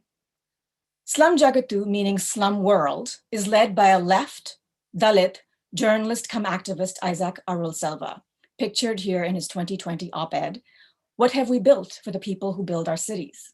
He WhatsApped me this op-ed during the pandemic. My work with him and Slum Jagatu involves archiving and translating forgotten and erased histories of land-water ecologies in Bengaluru, as well as tracing new idioms of internationalist solidarity from a Dalit and anti-caste epistemology. For those who may not be familiar, since I know this is a very international audience, the term Dalit was assigned by the Maharashtrian abolitionist Jyoti Rao Phule in the late 1800s, who dedicated his book Gulamgiri, meaning slavery, to quote, the good people of the United States in the cause of Negro slavery. But this book is not about slavery in the US. It is about slaves in India, who Phule seeks to emancipate from, quote, the trammels of Brahmin thraldom, Brahmin being the name given to the most dominant landholding castes. Dalit translates to broken person, roughly speaking in Marathi. Dalits have long provided the unfree labor, the backbone of colonial and capitalist economics, serving as bonded or unfree labor in agriculture, manual scavengers, construction laborers, meat skinners, and sanitation workers. Earlier today, Oren Yiftekel used the word essentialization to refer to the dehumanized laborers of Dubai. This word is key in the anti-caste literature as well. In fact, Dalits are essentialized and even racialized as polluted and criminal, relegated to the work in society that nobody else will do. Officially, Dalits fall within a census category called scheduled castes and scheduled tribes, which accounts for about 25% of India's population. But the word Dalit is political, not bureaucratic. It was claimed by anti-caste movements during the first half of the 20th century, much like the term Black was claimed as a liberatory identity at the same time. I'm extremely interested in Dalit Black solidarities, as seen in Slum Jagatu's work. I hasten to add here that while scholars are busy thinking about whether decolonial is an appropriate use for things they're observing in the world, there are several of these connections that are already underway, not necessarily through the idiom of decolonization, but through perhaps more basic idioms such as freedom. So pictured on the left is Slum Jagatu's April 2018 newsletter commemorating Ambedkar Jayanti, or the birthday of Dr. B.R. Ambedkar, India's foremost Dalit civil rights activist and author of the Constitution. Now, inside this 2018 issue is a story of Marielle Franco, the Afro-Brazilian queer feminist and socialist who organized for favela rights at the urban periphery and was murdered in extrajudicial cold blood just the month before, in March 2018. It turns out by two former police officers. Exactly what her political activism sought to call attention to. I love putting these two pictures side by side because it looks as if they are looking at each other in a kind of workers of the world unite moment. This is the South-South cooperation that does not often show up in hegemonic planning radars. These transnational solidarities are neither coincidental nor random. When Ambedkar wrote to Du Bois in 1946, asking him to share the National Alliance for the Advancement of Colored Peoples petition to the UN, the NAACP, he introduced himself as, quote, a student of the Negro problem, working in the cause of, quote, securing liberty to the oppressed people. With this gesture, Ambedkar laid the groundwork for Dalit Black solidarities, later witnessed in the Dalit Liberation Party, the Dalit Panthers, naming itself after the Black Panthers in the 1970s. So I bring these two cases up because often when we think about the referent for Blackness, we think about North America, especially in terms of anti-colonial struggles for academics that are situated within North America. But it's particularly important to see that Black diasporic struggles have also been key reference. So both, located in Brazil, as well as, of course, the United States, for some of the types of activism and grassroots formations that we see in global South cities. So returning to the contemporary moment, one of Slum Jagatu's most high-profile battles involved the eviction of 5,000 Dalits in 2013, most of whom were sanitation laborers from a slum called Yejipura, to make way for malls and apartment buildings, as well as a resettlement housing colony for economically weaker sections, or EWS, at the peri-urban frontier. Slum Jagatu refers to this eviction as a blatant case of casteist land grab, in which the city is being recreated as the traditional village, with upper castes living in the center and untouchables or Dalits living on the far frontiers or fringes. So while we talk about how the village is being urbanized, this is actually the ruralization of the urban in terms of traditional strictures as seen from Dalit standpoint epistemology. The legal status of the land in question is complex and has not been documented, but for Slum Jagatu's work. Over 50 years, the land in question, outlined here on this map in green, has passed from a village commons to a officially designated slum, to a public-private partnership in the 2000s with a real estate developer, Maverick Holdings Private Limited, the CEO of whom is Uday Garudachar, a politician of the Hindu nationalist BJP party. The partnership was negotiated at one of the state's famed global investor meets in the early 2000s. As cities rapidly transform through fast-tracked capitalist political economy, who tells the story of their erased land-water ecologies, asks historian Debjani Bhattacharya, writing on Kolkata. When I visited the site in February 2018, I snapped this jarring picture. In the background is the fence guarding the property with the sign PPP, Project of BBMP, the Bangalore government, Maverick Holdings Private Limited, Bangalore. In the foreground is an image of Ambedkar in his iconic blue suit, plastered on a tin shed. The retroactive designation of the area from a recognized slum to an encroachment brings to mind Gautam Band's work on public interest law in Delhi, which uses the figure of the encroacher to dehumanize personhood. Here now is the expelled Dalit, expelled through lawfare at the frontier, now inhabiting the margins of this private property. In terms of environmental unfreedoms, they are multiple and intersectional across land, labor, ecology. For those lucky enough to get resettlement housing, they currently lack water, sanitation, and transit networks at the far frontiers of the city. And they face additional risks of dengue fever in a poorly drained environment. For those who could not prove long-term residency, they were reduced to pavement dwelling near the eviction site. According to a doctor who had been caring for the evicted, women in particular are suffering from sexual violence and a lack of healthcare, even as they continue to face criminalization and stigma. Bombay-based photographer Javed Iqbal captured the violence of that eviction that day through a series of photographs titled The Afterlives of Structural Violence. What I really appreciate about Iqbal's collection is that he focuses not gratuitously on the violence of that day, the strewn belongings, the detritus of crushed buildings, the anguish and desperation of the evictees, but he captures the heavily policed nature of the incident. So in this photograph, you can see the kind of artillery that is on top of the police truck, which looks like a combination of water blasters as well as video cameras that is meant to control riots. And in the foreground, of course, you see male police officers and with their very large mustachioed faces, and mustaches are preeminent symbols of South Indian masculinity. But there were also female police officers deployed that day. And it turns out that by capturing the presence of police, this turned out to be a very important demonstration of the practice of lawfare that day. The police treated us like criminals and denied us food, water, and medicine, said Manjula, a Dalit woman evicted that day, in a fact-finding mission by the Housing and Land Rights Network. They talk about laws. When we don't follow traffic rules, they impose a fine on us. If that is the case, why is the law not applied when we as citizens are being thrown out in the streets? They are chasing us like thieves, added Shanta. As the political ecologist Yafa Trulove has argued, environmental harms have gone hand in hand with the criminalization of personhood to serve certain state agendas. Given the larger context of right-wing Hindutva nationalism, which have criminalized and lynched beef-eating Dalits and Muslims, state agendas suture together planning with ethno-nationalism to produce dispossession and environmental unfreedoms. But there's a really important recursive aspect to this relationship too.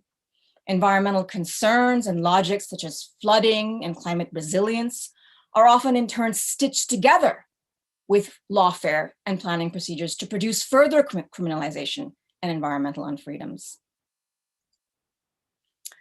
So I'd like to conclude with a quote from abolitionist Mariam Kaba, who says, quote, "We live not just in the era of mass incarceration, but also of mass criminalization." This sentiment comes from Kaba's organizing against the prison industrial complex and efforts to undo the criminalization of Black women, trans, and youth populations. While Kaba's work is rooted in the United States, we need to reckon with the fact that what I have referred to here as frontier lawfare and the criminalization and unfreedoms, whether social or ecological, are global phenomena. In my work on abolitionist climate justice in Washington, DC, I have similarly sought to show the concurrence of over-policing, toxicity, and climate risk in landscapes gutted by segregation, renewal, the war on drugs, evictions, and austerity. Frontier lawfare, American style. So I'll end by posing 3 provocations, since that is the word of the day, to the panel and the audience.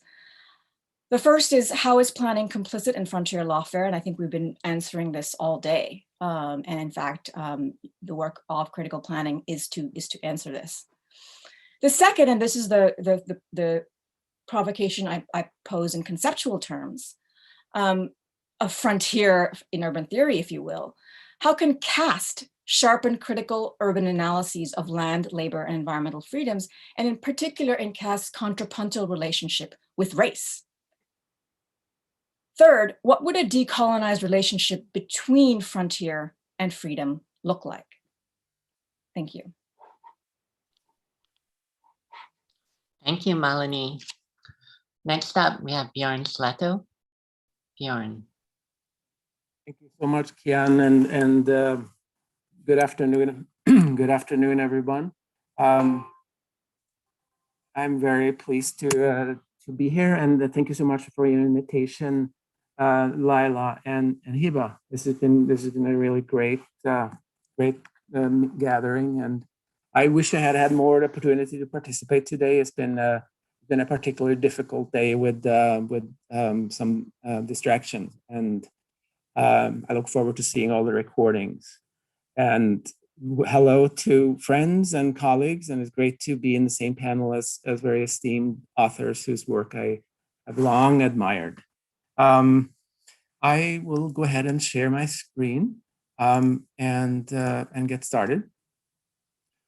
I was very intrigued by Hiba's invitation to think about the frontier, and because the kind of work I do is very much about border crossings in the epistemological and ontological ways, right?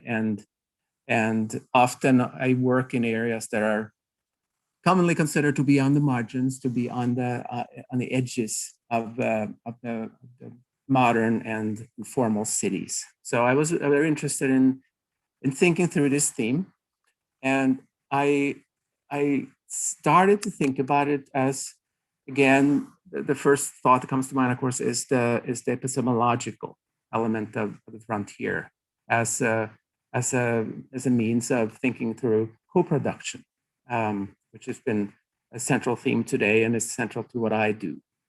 But I think what I want to do is talk about 3 other ways of thinking about the frontier, metaphorically, to see if I can get to a new way of thinking about co-production for myself. And of course, the first thing that comes to mind is the thinking about the frontier as a margin, right? So I'm often told that I'm working in a marginalized community, and as places on the edge, the margin as the outer boundaries are the edge. And of course, that brings to mind the structural context of the places where many of us work, the so-called marginalized communities that are discursively and materially maintained on the edge or pushed to the edge. So from this way of reading the concept of the frontier, then it becomes a space of violence, of invasion, dispossession, neglect, and containment. But I would like to think about it a little differently, because this way of thinking about the frontier is as the margin feeds into the planning and development agenda and serves to rationalize interventionist planning in urban development, because the production of the margin is also the production of the center and the normalization of the center. And of course, in my own position as within the center at the institution like the University of Texas, I need to be very cognizant of my own embodiment in this kind of work that I do. So what I like to do is think about the frontier materially. So I'm thinking about how the epistemological and ontological border crossings that you're engaged with when you do co-productive work are situated in material landscapes and symbolic landscapes. So I'm thinking it's important and worthwhile to think about how co-productions are situated in frontiers that are indeed grounded in places, in materiality, in lived practices, and are shaped by the meanings that are given to such places and things. So I refer to this as the fencing of the frontier, to capture this materiality of the frontier in terms of enclosure and rejection, but also the ways in which fences can indeed be climbed, that can be crossed, right? So the third theme then would be to think of the frontier as metaphorically as through planning as a critical pedagogy, right? Conceptualizing the frontier as a space of imagination. And that makes me think of the frontier as a borderland, right? It's a borderland that's constituted both through material practices that we are all engaged in these frontiers, but also through the structural relations that produce the frontier. And what I'm hoping to do is to center knowledge production within these borderlands,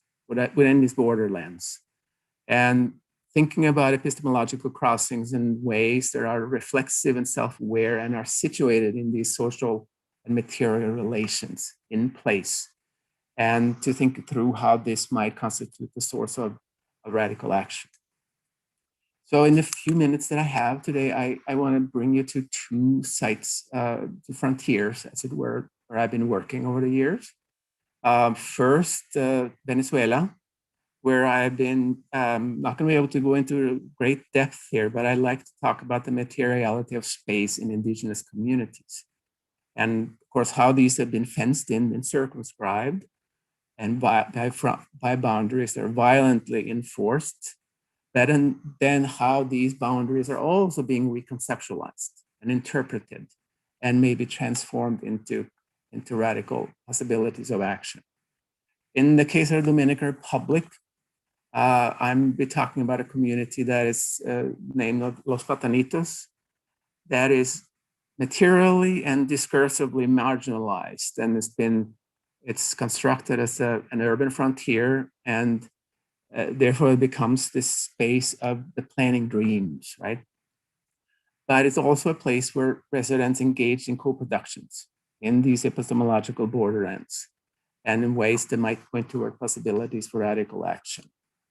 So I'll jump to the Venezuela story very briefly, and about border boundaries of containment here. So I'm working in area in eastern Venezuela, in the Pemon territory in Gran Sabana, and in the Yucpa territory in the Sierra de Perijá. And as you can see, these are indeed located on the political frontiers as well as symbolically within the natural resource frontier of Venezuela. And these are communities in the Gran Sabana. There are many of them very isolated, some of which are more, quote, developed and are located on highways. It's a landscape that is produced through crossings, through the mobilities of the Pemon. And in the Perijá, it's a landscape of rugged mountains that is simultaneously is constructed as the land of Yucpa. And it's a metaphorical borderland that is also material in the sense that the Yucpa were formerly based in the lowlands around Lake Maracaibo and have been pushed violently to this periphery. And what's happening now is that these people, the Yucpa in these more remote communities, are indeed crossing the fences. They're actually reclaiming land on the ranches that are located in the lowlands. They're crossing the metaphorical and material fences and producing an indigenous speciality in these areas. So it's a very fraught space and contested space. I was invited to participate in mapping projects in these two places over the years. And there's a lot to be said about the way in which participative mapping is done. That's sort of beyond the scope of the talk today, but these are projects driven by indigenous communities to develop maps to comply with indigenous law, with the regulations for achieving indigenous territoriality. So it consists of a number of mapping workshops in a number of communities, and producing maps that take many different forms, such as this in Raitepui in the Gran Sabana, and this is Kumaracapai in the Gran Sabana, and resulting in maps that comply with interests of Pemon and Yucpa and with the state priorities and regulations as well. So I'm not going to go into that in great detail, but I wanted to share a few comments that were made during these mapping projects to sort of to try to tease out some of the forms of co-production that happens in these epistemological borderlands.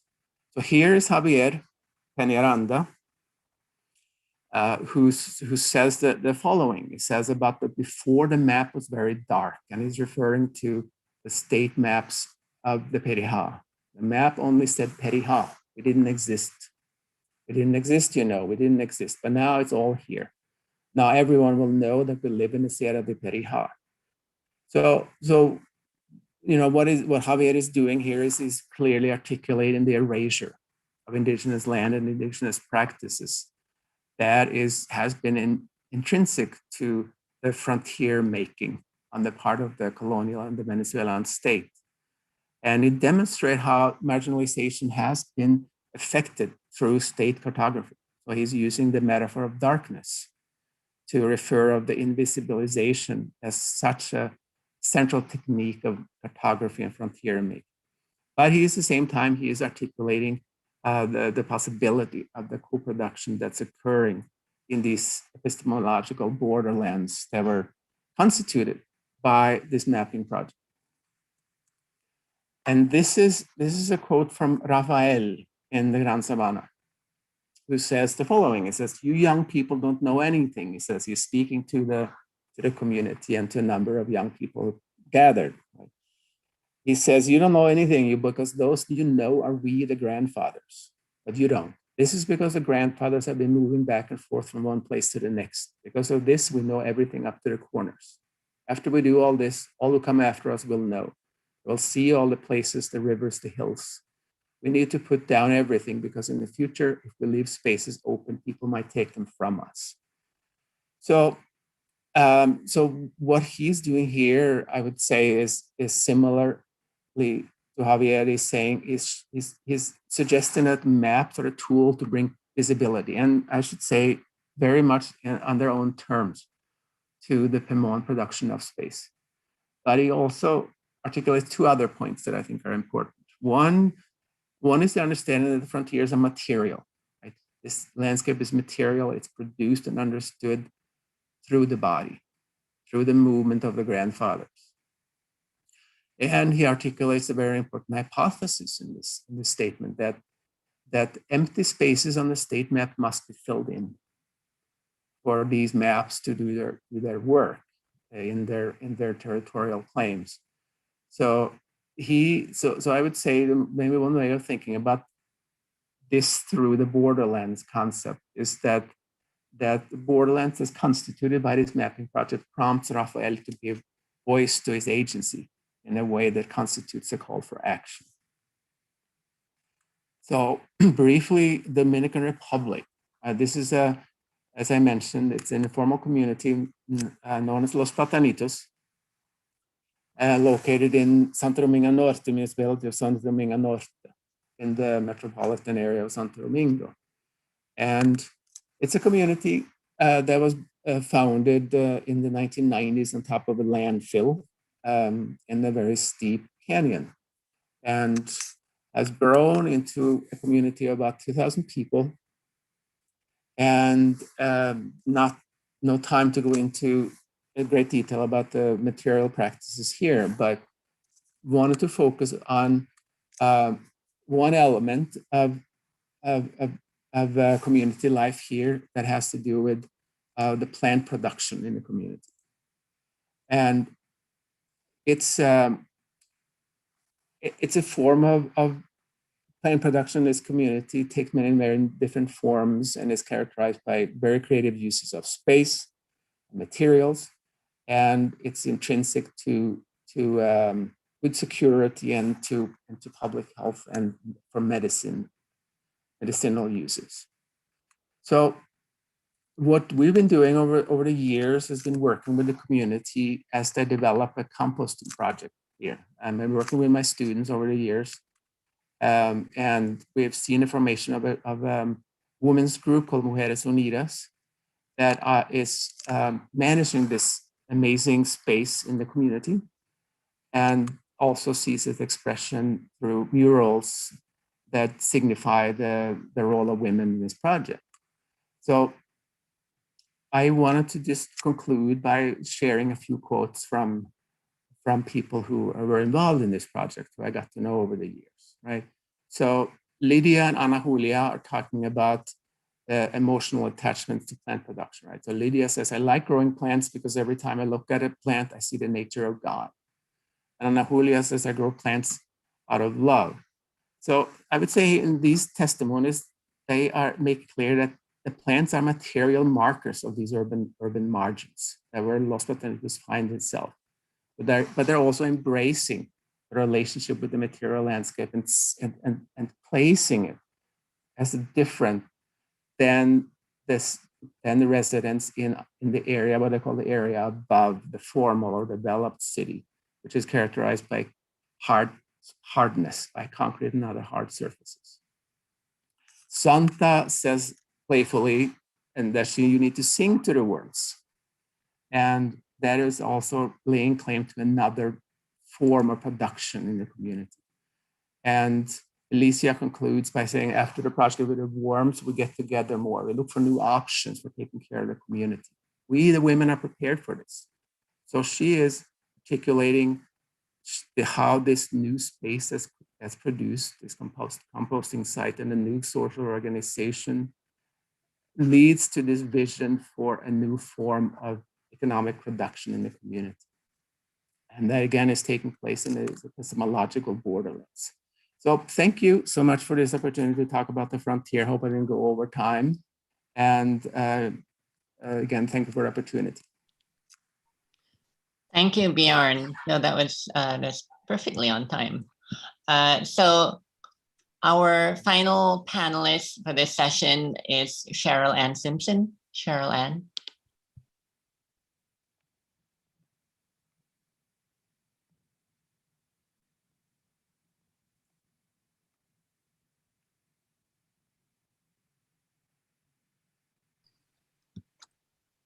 Hi, everyone. Wow. Being the headliner for today just feels like a bit much, frankly, but I'm honored to be the headliner for the day.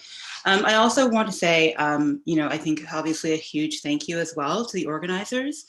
I think like everyone else, it's sort of amazing in some ways that we can all kind of be together in this way. But I think it's also important to acknowledge that being together in this way is part of a different global event that's a little bit less amazing and a little bit less great.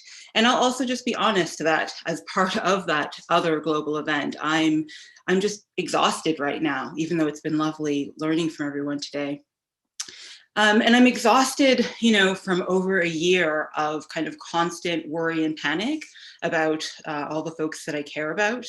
I'm exhausted from the sort of sudden visibility of Blackness everywhere, and all of the new expertise that's popped up around the topic and all of the ways that people want to share about the topic all the time. I'm exhausted from constant work. And I'm also exhausted from thinking about all of the mourning that's been done in this past year and all of the mourning that's been done alone in this past year. But having said that, I also recognize that I am in a better place than a lot of people, in a better place than most, maybe. And probably a lot of us are in a better place than most, especially for those of us that work in academia. We have been able to continue our work for the most part at a distance. And now a lot of us actually find ourselves on the sort of fast-tracked list for vaccination on top of everything else. So what I want to do before I get started is to, hopefully,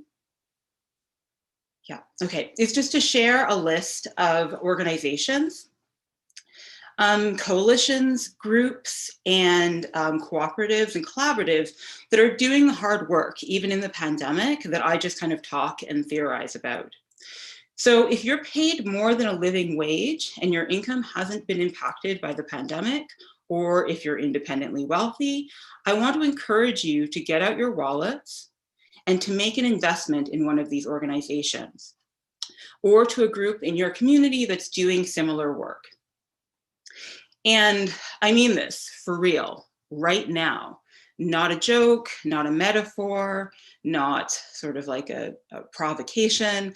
Really, go get your purse, go get your wallet, go get your pocketbook, your credit card, your phone, and send one of these organizations or another organization some money. And then go ahead and put that donation in the chat or in the Q&A, and tell us what the org is or the orgs, or tell us what the orgs and how much it is, whatever you feel comfortable with.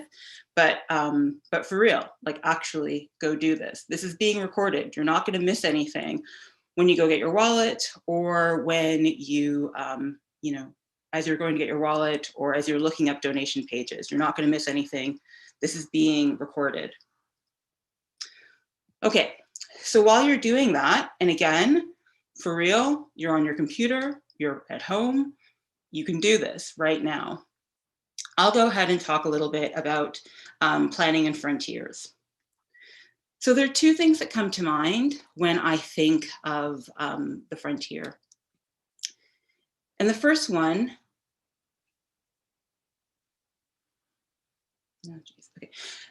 so there's two things that I think of when I think about the frontier. And one of the first ones is as the edge of empire, or maybe even really as like the vanguard of empire. It's this place that's celebrated in its role in dispossession and in the imposition of another rule of law on a landscape with its own law, its own inagunagewinan, or a certain way of acting or acting on, as I've been learning from Amy Craft's work. And it's important to remember that frontiers aren't static or landscapes of the past. Instead, they're cyclically emplacing an ideal of constant growth through extraction and following Deborah McGregor and Laura Pulido, taking. And that growth, that taking, that extraction needs to be constantly fed. I just finished teaching Richard Van Camp's Wendigo War stories. And in an interview, he describes the Wendigo as, quote, a being that is always starving. The more it eats, the hungrier it becomes, and the more it drinks, the thirstier it becomes. And I kind of wonder if frontiers are a bit of a Wendigo. And also the structures that help to produce and reproduce the frontier are also constantly being reinvented, from exclusionary zoning to Negro removal, suburban development, immigration policies, ongoing cycles of indigenous land dispossession, smart cities, investment in the police at the same time as disinvestment in acts of care. All of these are attempts to nourish and satiate frontiers, frontiers which are always hungry and always thirsty. So the second thing that comes to mind is Gloria Anzaldua's marvelous Borderlands La Frontera, the new mestiza. And she defines the borderland by saying that, quote, borders are set up to define the places that are safe and unsafe, to distinguish us from them. A borderland is a divided line, a narrow strip along a steep edge. A borderland is a vague and undetermined place created by the emotional residue of an unnatural boundary. It's a constant state of transition. The prohibited and the forbidden are its inhabitants. And then talking about the idea of dwelling in the borderland, she describes, quote, it's not a comfortable territory to live in. This place of contradictions, hatred, anger, and exploitation are the prominent features of this landscape. However, there have been compensations, she says, certain joys. Living on the borders and in the margins, keeping intact one's shifting and multiple identities and integrity is like trying to swim in a new element, an alien element. There's an exhilaration in being a participant in the further evolution of humankind. And yes, the alien element has become familiar, she says. Never comfortable, not with society's clamor to uphold the old, to rejoin the flock, to go with the herd. No, not comfortable, but home. So the borderland as an open wound, a space of conflict, and also language, music, movies, food, desire of the neither here nor there is a step towards living sin frontera, without borders. So working for justice in and through planning is, I think, a bit like living in the borderlands. It means continuing to riff off of Anzaldúa, knowing that you're not a community member, that planning will see your claims for justice as a betrayal, and that you can't deny your membership in an institution, in the institution of frontier planning. But there are joys to living sin fronteras, to living as a crossroads. So outside of planning practices specifically, I've discussed similar generative, not quite here or there spatial practices as liminal citizenship practices. And I think we can also draw sort of more broadly in thinking about scholarship and research. We can draw on folks like Stuart Hall and his engagement with ideas around the dialectic, encoding and decoding. And we can also think about Victoria Lawson's work around care in research that claims to be radical.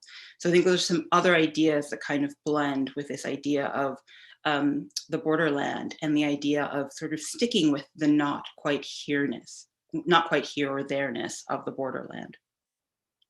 Okay. So what does this all mean in terms of my own research practice and also my engagement with, quote, collective decision-making, a fabulous definition of planning that I recently heard Nisha Botway give a little bit ago. So for me, first, a refusal, an idea that I've learned the most about in the context of planning from Heather Dorius's work. a refusal to fuel the cottage industry of report after report after report after report after report, aiming to prove the harm that folks being harmed have already identified and explained to us. So to take an example, the idea of using GIS and spatial analysis and environmental health studies, where the limitations of our tools mean that we often can't actually register what communities are experiencing. But where our data is used to disprove community knowledge and to fuel one more study, fuel one more committee, fuel one more panel. And also taking a cue from the Third World Women's Alliance and their idea of triple jeopardy, and Red Nation and their Red Deal, moving away from initiatives for quote unquote inclusion, diversity, or reconciliation that don't explicitly address taking, perpetual growth, and extraction, that don't address the need for redistribution and a decommodification of resources, including land, or that are explicitly or implicitly grounded in a divide and conquer narrative.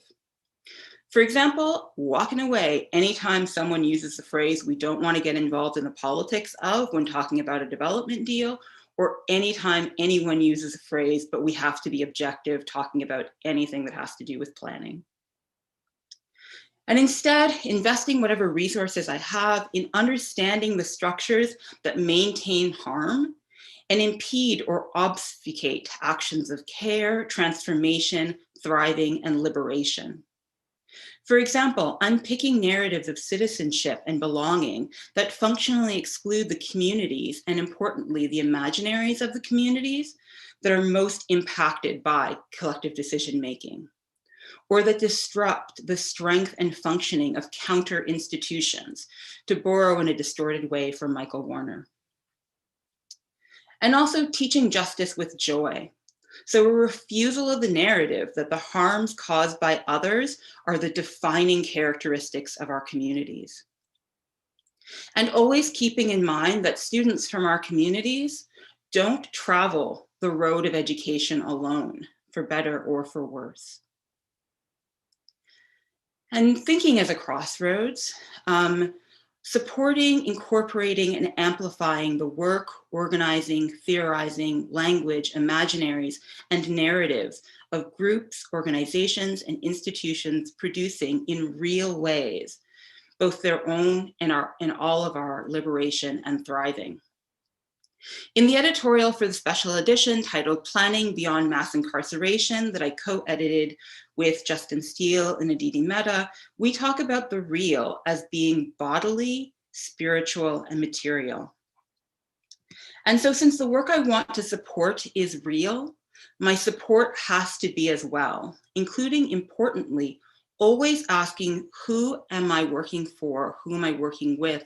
And importantly, who is my work accountable to? And so thinking about the real, accountability, and specifically materiality and redistribution, even in the smallest way, one more time, send those coins along and let us know about it as well. So right now, that's how I would describe the borderland where I'm finding home. And I'll go ahead and just leave off with all the shout outs that I mentioned during this quick talk. Thanks so much.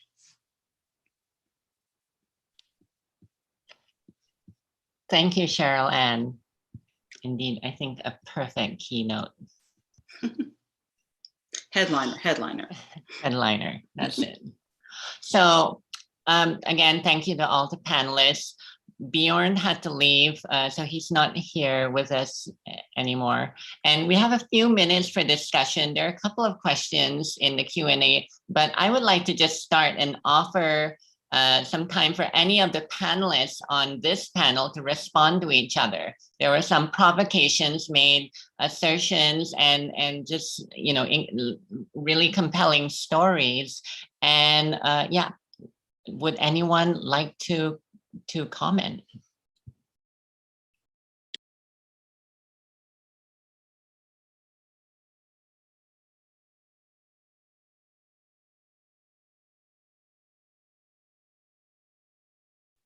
Ken, I feel like you have something that you're thinking about.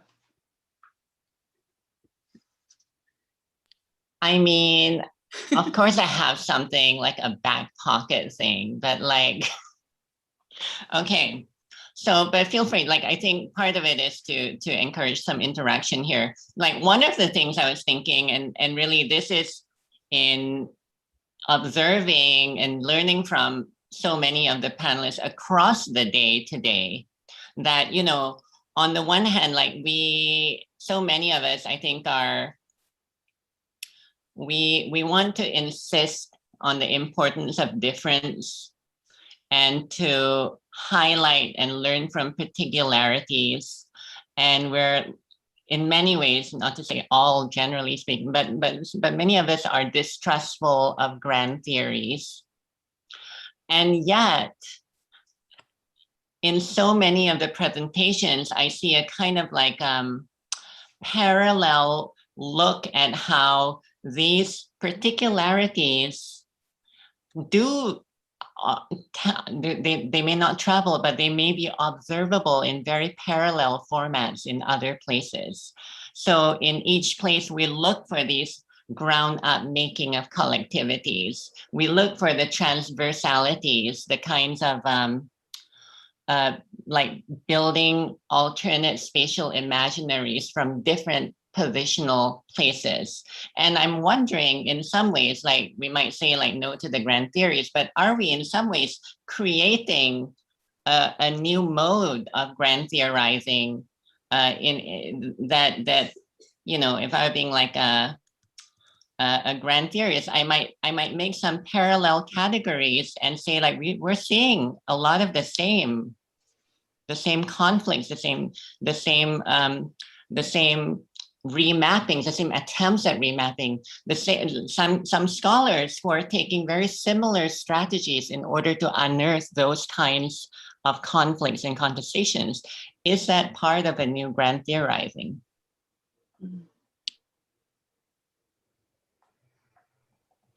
Well, I'll start perhaps, Kian, and I can see where you're going with that question. And I think you're suggesting, I mean, sort of like the panelists did before, is that when, you know, there are terminologies that we seek to stretch and apply across contexts, I think the word that Vanessa Watson used earlier in the day was leapfrogging, right? So what are the dangers in that? Do we then succumb to a kind of flattening, right, without looking at the key place-based differences? And I can see where you're going with that question, but I think the speakers on this panel and throughout the day have really spoken to, you know, what it means to pay attention to particular idioms that you hear and that are in use and that have political traction, but also the question Cheryl Ann was asking at the end, you know, who are we accountable to, right? And who we're working with. And so, and if we keep that question at the forefront of our research agendas, that I think, you know, so many of the speakers kind of spoke to today, who are we accountable to and who are we working with, right? Then that flattening is prevented from happening, because, you know, we have to truth seek, and we have to honor, you know, the particular nuances and commitments that are in circulation. And so I would say, I guess my short answer to your question is I don't think that we're pushing for another grand theory in these new liberatory idioms or these liberatory you know, frames that we're proposing, precisely if, I would say, if and when we are accountable to. Thank you. Yeah, and I just jump in to say, and thanks, Malini, that I'm not so troubled by, I mean, I don't share your caution so much about grand theory if it's examined in a relational way, right? Which is, I hope, what we've been doing here all day, but that you take knowledge, differently situated knowledge, as a basis for rethinking issues of global concern, or, you know, traveling ideas and concepts like capitalism and patriarchy. So, I mean, I think the goal from my point of view is to continually refine, trouble, develop grand narratives in relation to context-specific experience and knowledge, right? And that planning is well situated to do that. Thank you. So I think I will bring up a couple of the questions that are in the Q&A now. One, which is by Maria Teresa Vasquez Castillo, who is restating a question from the morning, but it is quite relevant for this one. Can you elaborate on the impacts of the new waves of displacement and dispossessions in the global South that are taking place due to climate change and new global criminal activities, which in turn are reformulating the global distribution of space and land, both rural and urban, and posing new planning challenges and ways of recolonization and not decolonization? And I think if I would call on anyone, I would call on Malini here. Yeah, thank you, Maria, so much for your question. And Kian, perhaps you would like to weigh in actually on this question as well. But you know, you point out a really important trend, which is that not just is, you know, the physicality of climate change, as we're seeing the really, you know, dire rising seas interacting with embedded and historically constructed vulnerabilities, right, leading to displacement, you know, and entire islands, of course, being uprooted, but also the ways in which climate change resilience discourse is being deployed in the service, and this is what I was trying to get at the iterative relationship between environmental unfreedoms, you know, and dispossessions. Environmental logics are often used, you know, to perpetuate or to legitimize, right, to legitimize these projects of slum removal. And you see them happening perhaps most starkly in places like the Philippines, right? So they're very, very prone to monsoonal flooding, right, because of the archipelago, you know, South Pacific location. And when those happen and then there's flooding, right, the next thing that happens, the state comes in and will clear out all the slums on the Pasig River. And so there's this kind of real sort of climate urbanism, as some of my friends in the political ecology world call it, that you know, is quite brutal and extreme in the ways it responds. And so I absolutely would agree with you that this is something that as political ecologists we have to be attentive to. Thank you, Malini. And I'll just add, yeah, in the sites that I see that I work in, I see very much the same dynamics that Maria is talking about here. And it brings to mind that we need to pay attention to what Cheryl Ann was saying, that, you know, to refuse when we have, you know, invocations of things like climate threats and such, being posed as a necessary reason to put in place particular plans and to deny politics, or say, no, let's not bring the politics in. We have sea level rise projections, for instance. So that's, again, I think just centers that need to maintain that kind of view of the world. And I will move to, so there's a question by Peter Marcuse.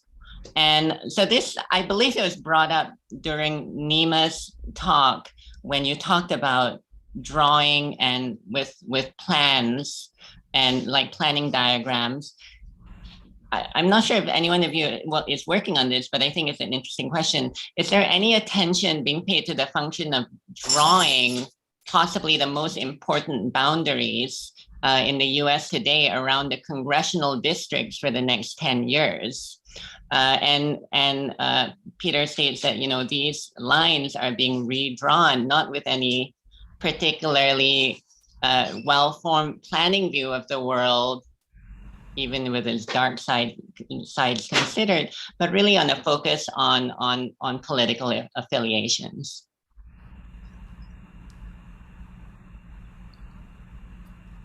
I don't have an answer for Peter. Because I don't know who's doing the redrawing of political boundaries in America with gerrymandering. It would seem that it's it's a decision that takes place a in a forum that perhaps planners aren't even part of. But I don't know anything about it, Peter, so I can't respond. What I do think that's interesting that your question raises for me is how salient planning even is it in any of these conversations? It came up in one of the morning's one of the questions in the morning. We, of course, as planners, think we're quite at the center of so many of these conversations, but I'm not so sure we are.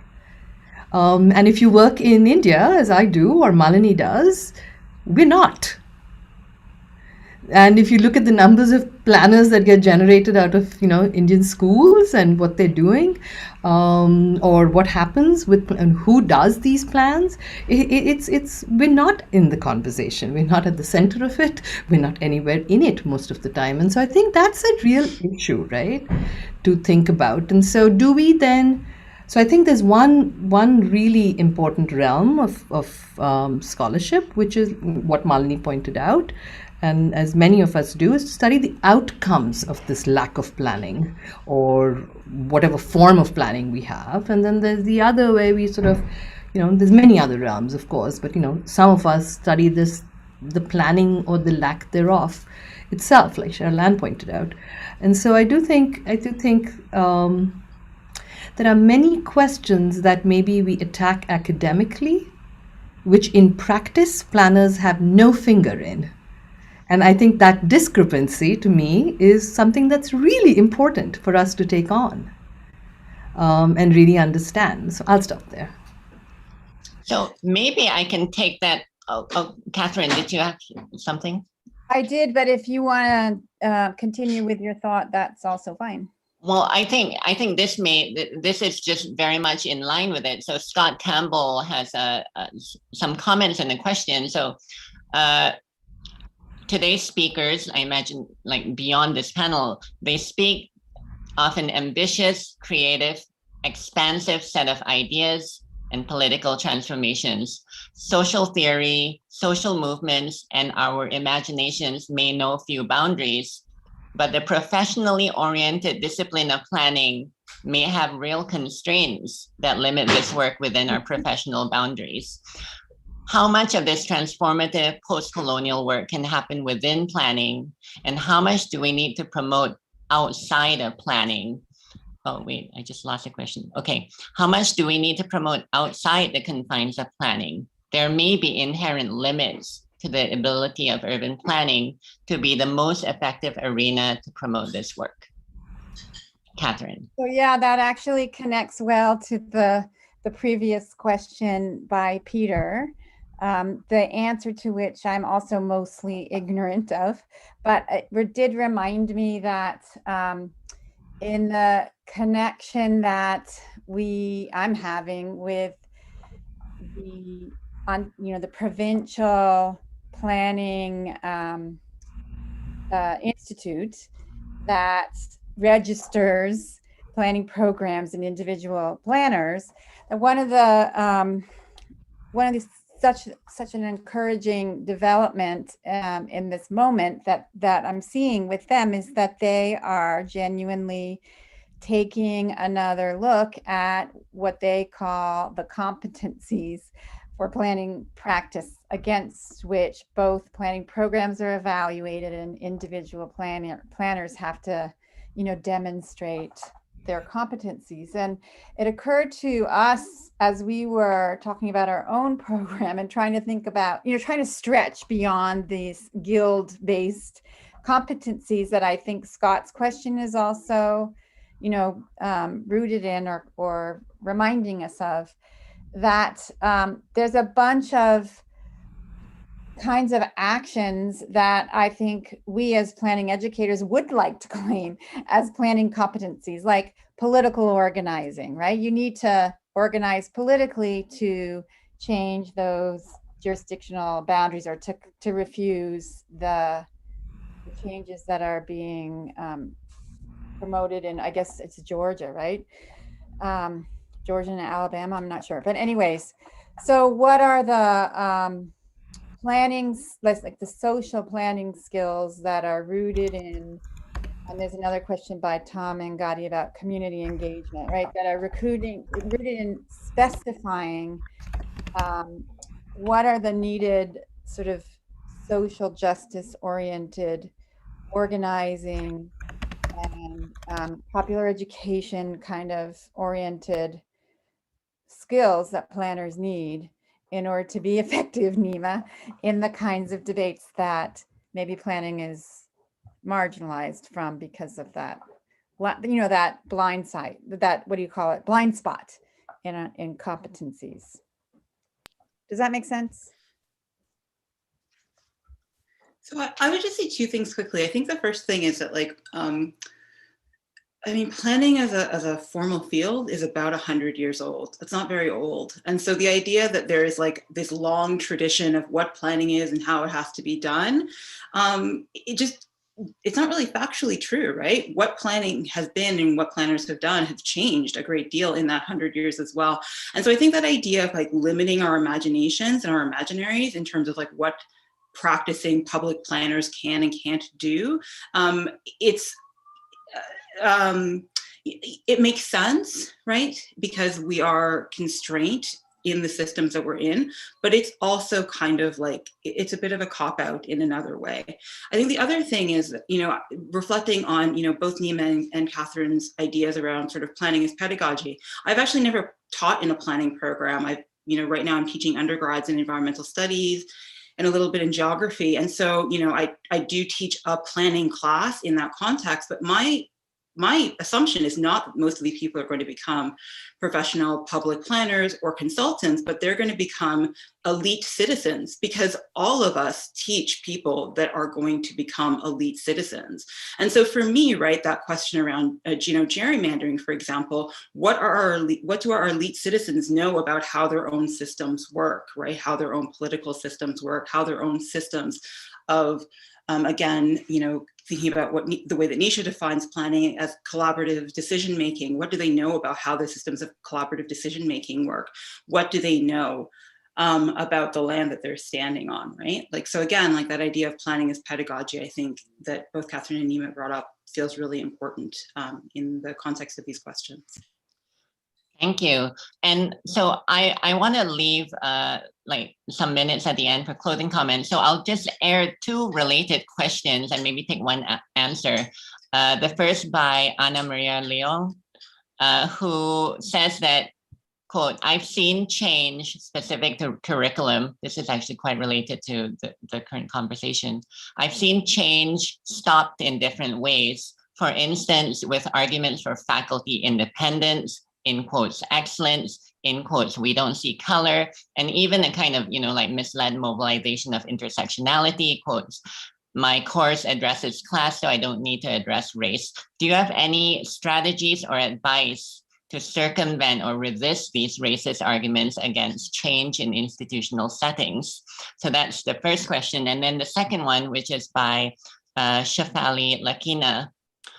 So, who has been reflecting on Sarah Ahmed's critical reading of Institutionalized Diversity. Ahmed shows us how the institutionalization of diversity can lead to inclusion and complaint as token, but seldom leads to equity and transformation. So open question, how can we approach diversity as ethic, method, and outcome? And I think we'll have one response to that. Catherine, are you going? You want me to go? One person, Kian? Well, if both of Nima, go ahead, and then Catherine. Okay. Oh, okay.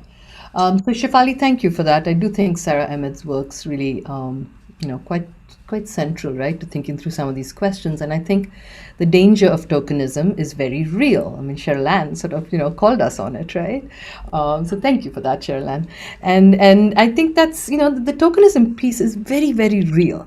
And so the struggle always becomes, in my mind, is to design these institutions, or our institutions, the practices within our institutions, such that they remain unsettled. And that's the challenge, right? How do you embed a piece? How do you design a practice such that every time you make a decision, you have to actually think, as opposed to just sliding into a mode of just doing it without thinking, right? And so I think that's the method piece, is to force the thinking. And if we consistently force the thinking, and we think about this, the part that both Catherine and I have been talking about, is planning as pedagogy, and the institution itself embraces that kind of thinking, maybe we'll have some shifts and some changes. So I think that's one answer. But thank you for that. And then Anna Maria, the way the American Academy is constructed, the content of a course is not subject to anybody's touch, unless the course is owned by the faculty. And so I think one of the shifts that we've been starting to make is to talk about how the core does not belong to one faculty member, that the core belongs to a group of faculty. And if it belongs to the group, then that group has to be having a conversation. So again, unsettle that question of who things belong to. And if they belong to a group that's larger than whatever that disciplinary canon wants to define, I think it opens up the question of the curriculum. So I'll just stop there. Catherine. Well, just agree with Nima. I was going to say almost the same thing, and her talk actually made the same point. I would just add that the core belongs to the faculty and must be held accountable to a collective mission, right? And she chronicled that production of that collective mission. So that, I think that's the recipe that kind of takes those arguments, because of the mandate for accountability to a collective mission, then those arguments are, really dissipate. And I find that colleagues, and what we've done actually at U of T is I like the way you say that, whose property is the course, and also the course has a responsibility to articulate how it relates to the mission. So then, everything is framed in relation to this collective articulation. And But Kathy, that kind of formulation, and I mean, I'm listening to Sherlan, who said, I don't know, Sherlan, I'd be interested to hear what you think about this. Is there accountability if we convert sort of the ownership of the core to a kind of a collective, right? Does that accountability then change the relationship of those who held a certain kind of expertise from their interests, from their studies, or does it do this displacement function that you were so critical of? Yeah, I mean, I think there's two ways to think about it. I think the idea of of the faculty owning the core, I think it works when the faculty is all accountable in a similar way. So if there is an agreement, right, if there has been the work that's been done, the relationships that have been built, I think then even that the conflict over that maybe becomes a little bit lessened. I think trying to think how to say this. I think the flip side, though, is exactly what you pointed out, Nima, that again, right, this sort of idea of borderlands, right, that there's there's contestation, but there's also opportunity. So I was nodding along when you said that there's nobody checking your syllabus, because there's nobody checking your syllabus. And so if there isn't that same accountability across the faculty, I'm not the faculty is not my first port of accountability. So my syllabus does things that my colleagues would not do. True, but if you want the core to do stuff, you have but here's how I do that. I teach core classes, and I volunteered to teach core classes that nobody else wants to teach. And but I'm quite happy to teach them, because it means that every student that comes through our program has now been affected by the whims of my Right, own accountabilities. but Cheryl Ann, then It's not, I'm not saying it's an endpoint. yeah, it's but not a good, it's not an it's not a endpoint. good I'm not saying it's an strategy. endpoint. Yeah, because then you'll end up doing a lot of work. Well, but again, right, but there's choice, and there's so much choice in the work There that is we no do, right? So yeah, so I teach a core class, but that also means I don't have to do any grading because I got 6 TAs, boom, right? So, there's so much, there's choice in terms of what that work is, right? So. True. All right, Malini. This question that Anna Marie asked clearly has touched a nerve because I'm also in the thick of it. I teach in an international affairs school. The hegemonic epistemology is post-Cold War Eurocentric international relations, right? And faculty, white male faculty, had the audacity to say things like, "Why does race and anti-racism matter?" to the canon, completely erasing the history of Black internationalism, in the founding of one of the major journals, international relations. So it's incredibly white and disciplined.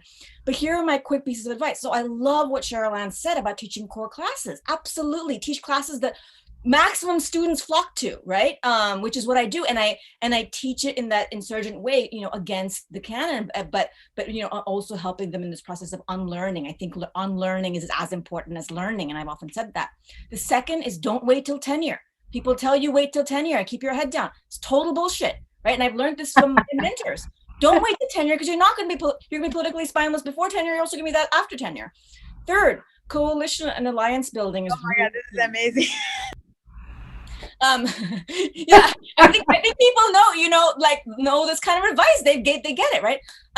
Coalition and alliance building is key. We can't bring everyone along. I don't want to waste my energy in trying to convince people. I have far better things to do. The university that most of us works in retains a white supremacist core, but we can find allies and we can organize with them. And that's what we're doing. So can I just add one thing? And I agree with Malini.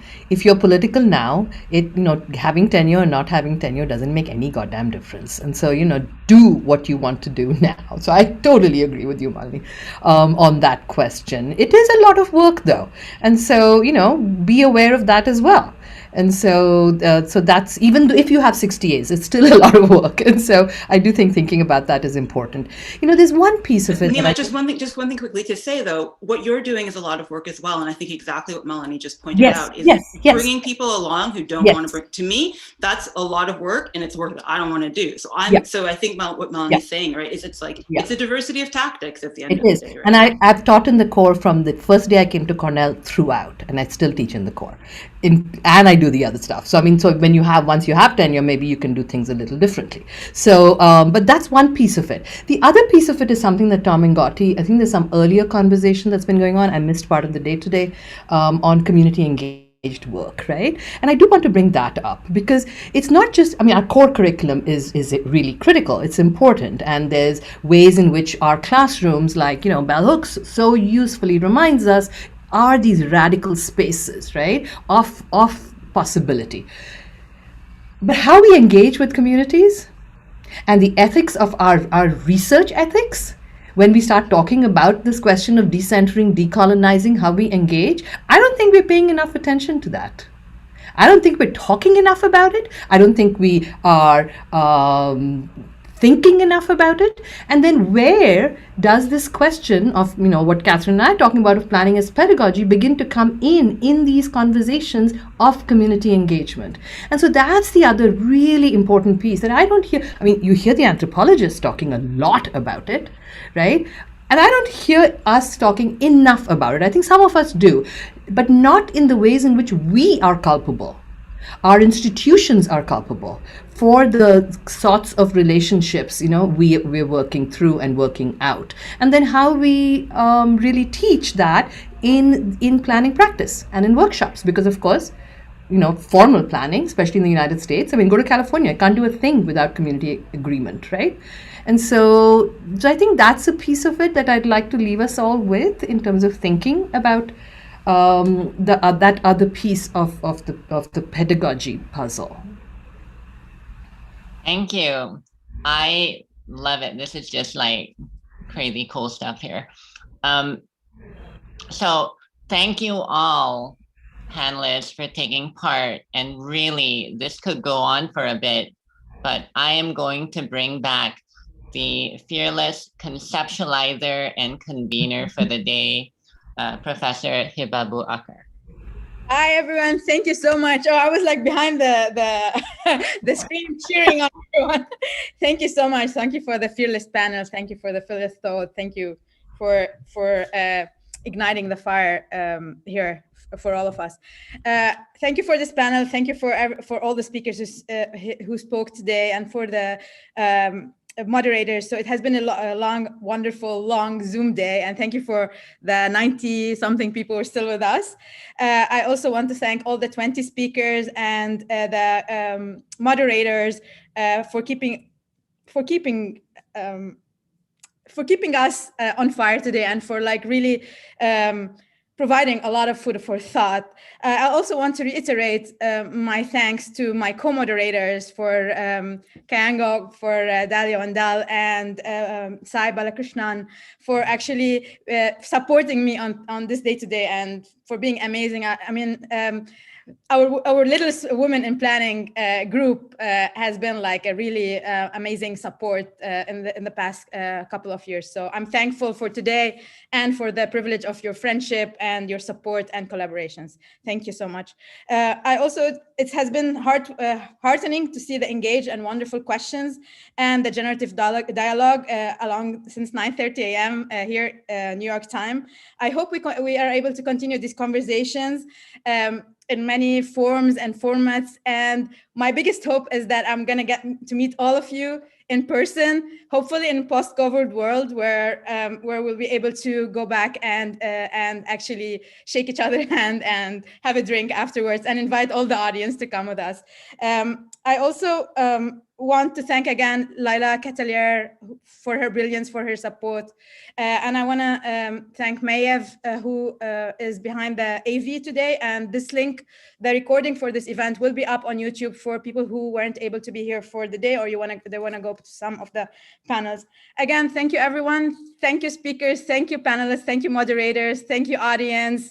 And until we meet again, please stay safe, and hopefully we'll emerge in a better world soon.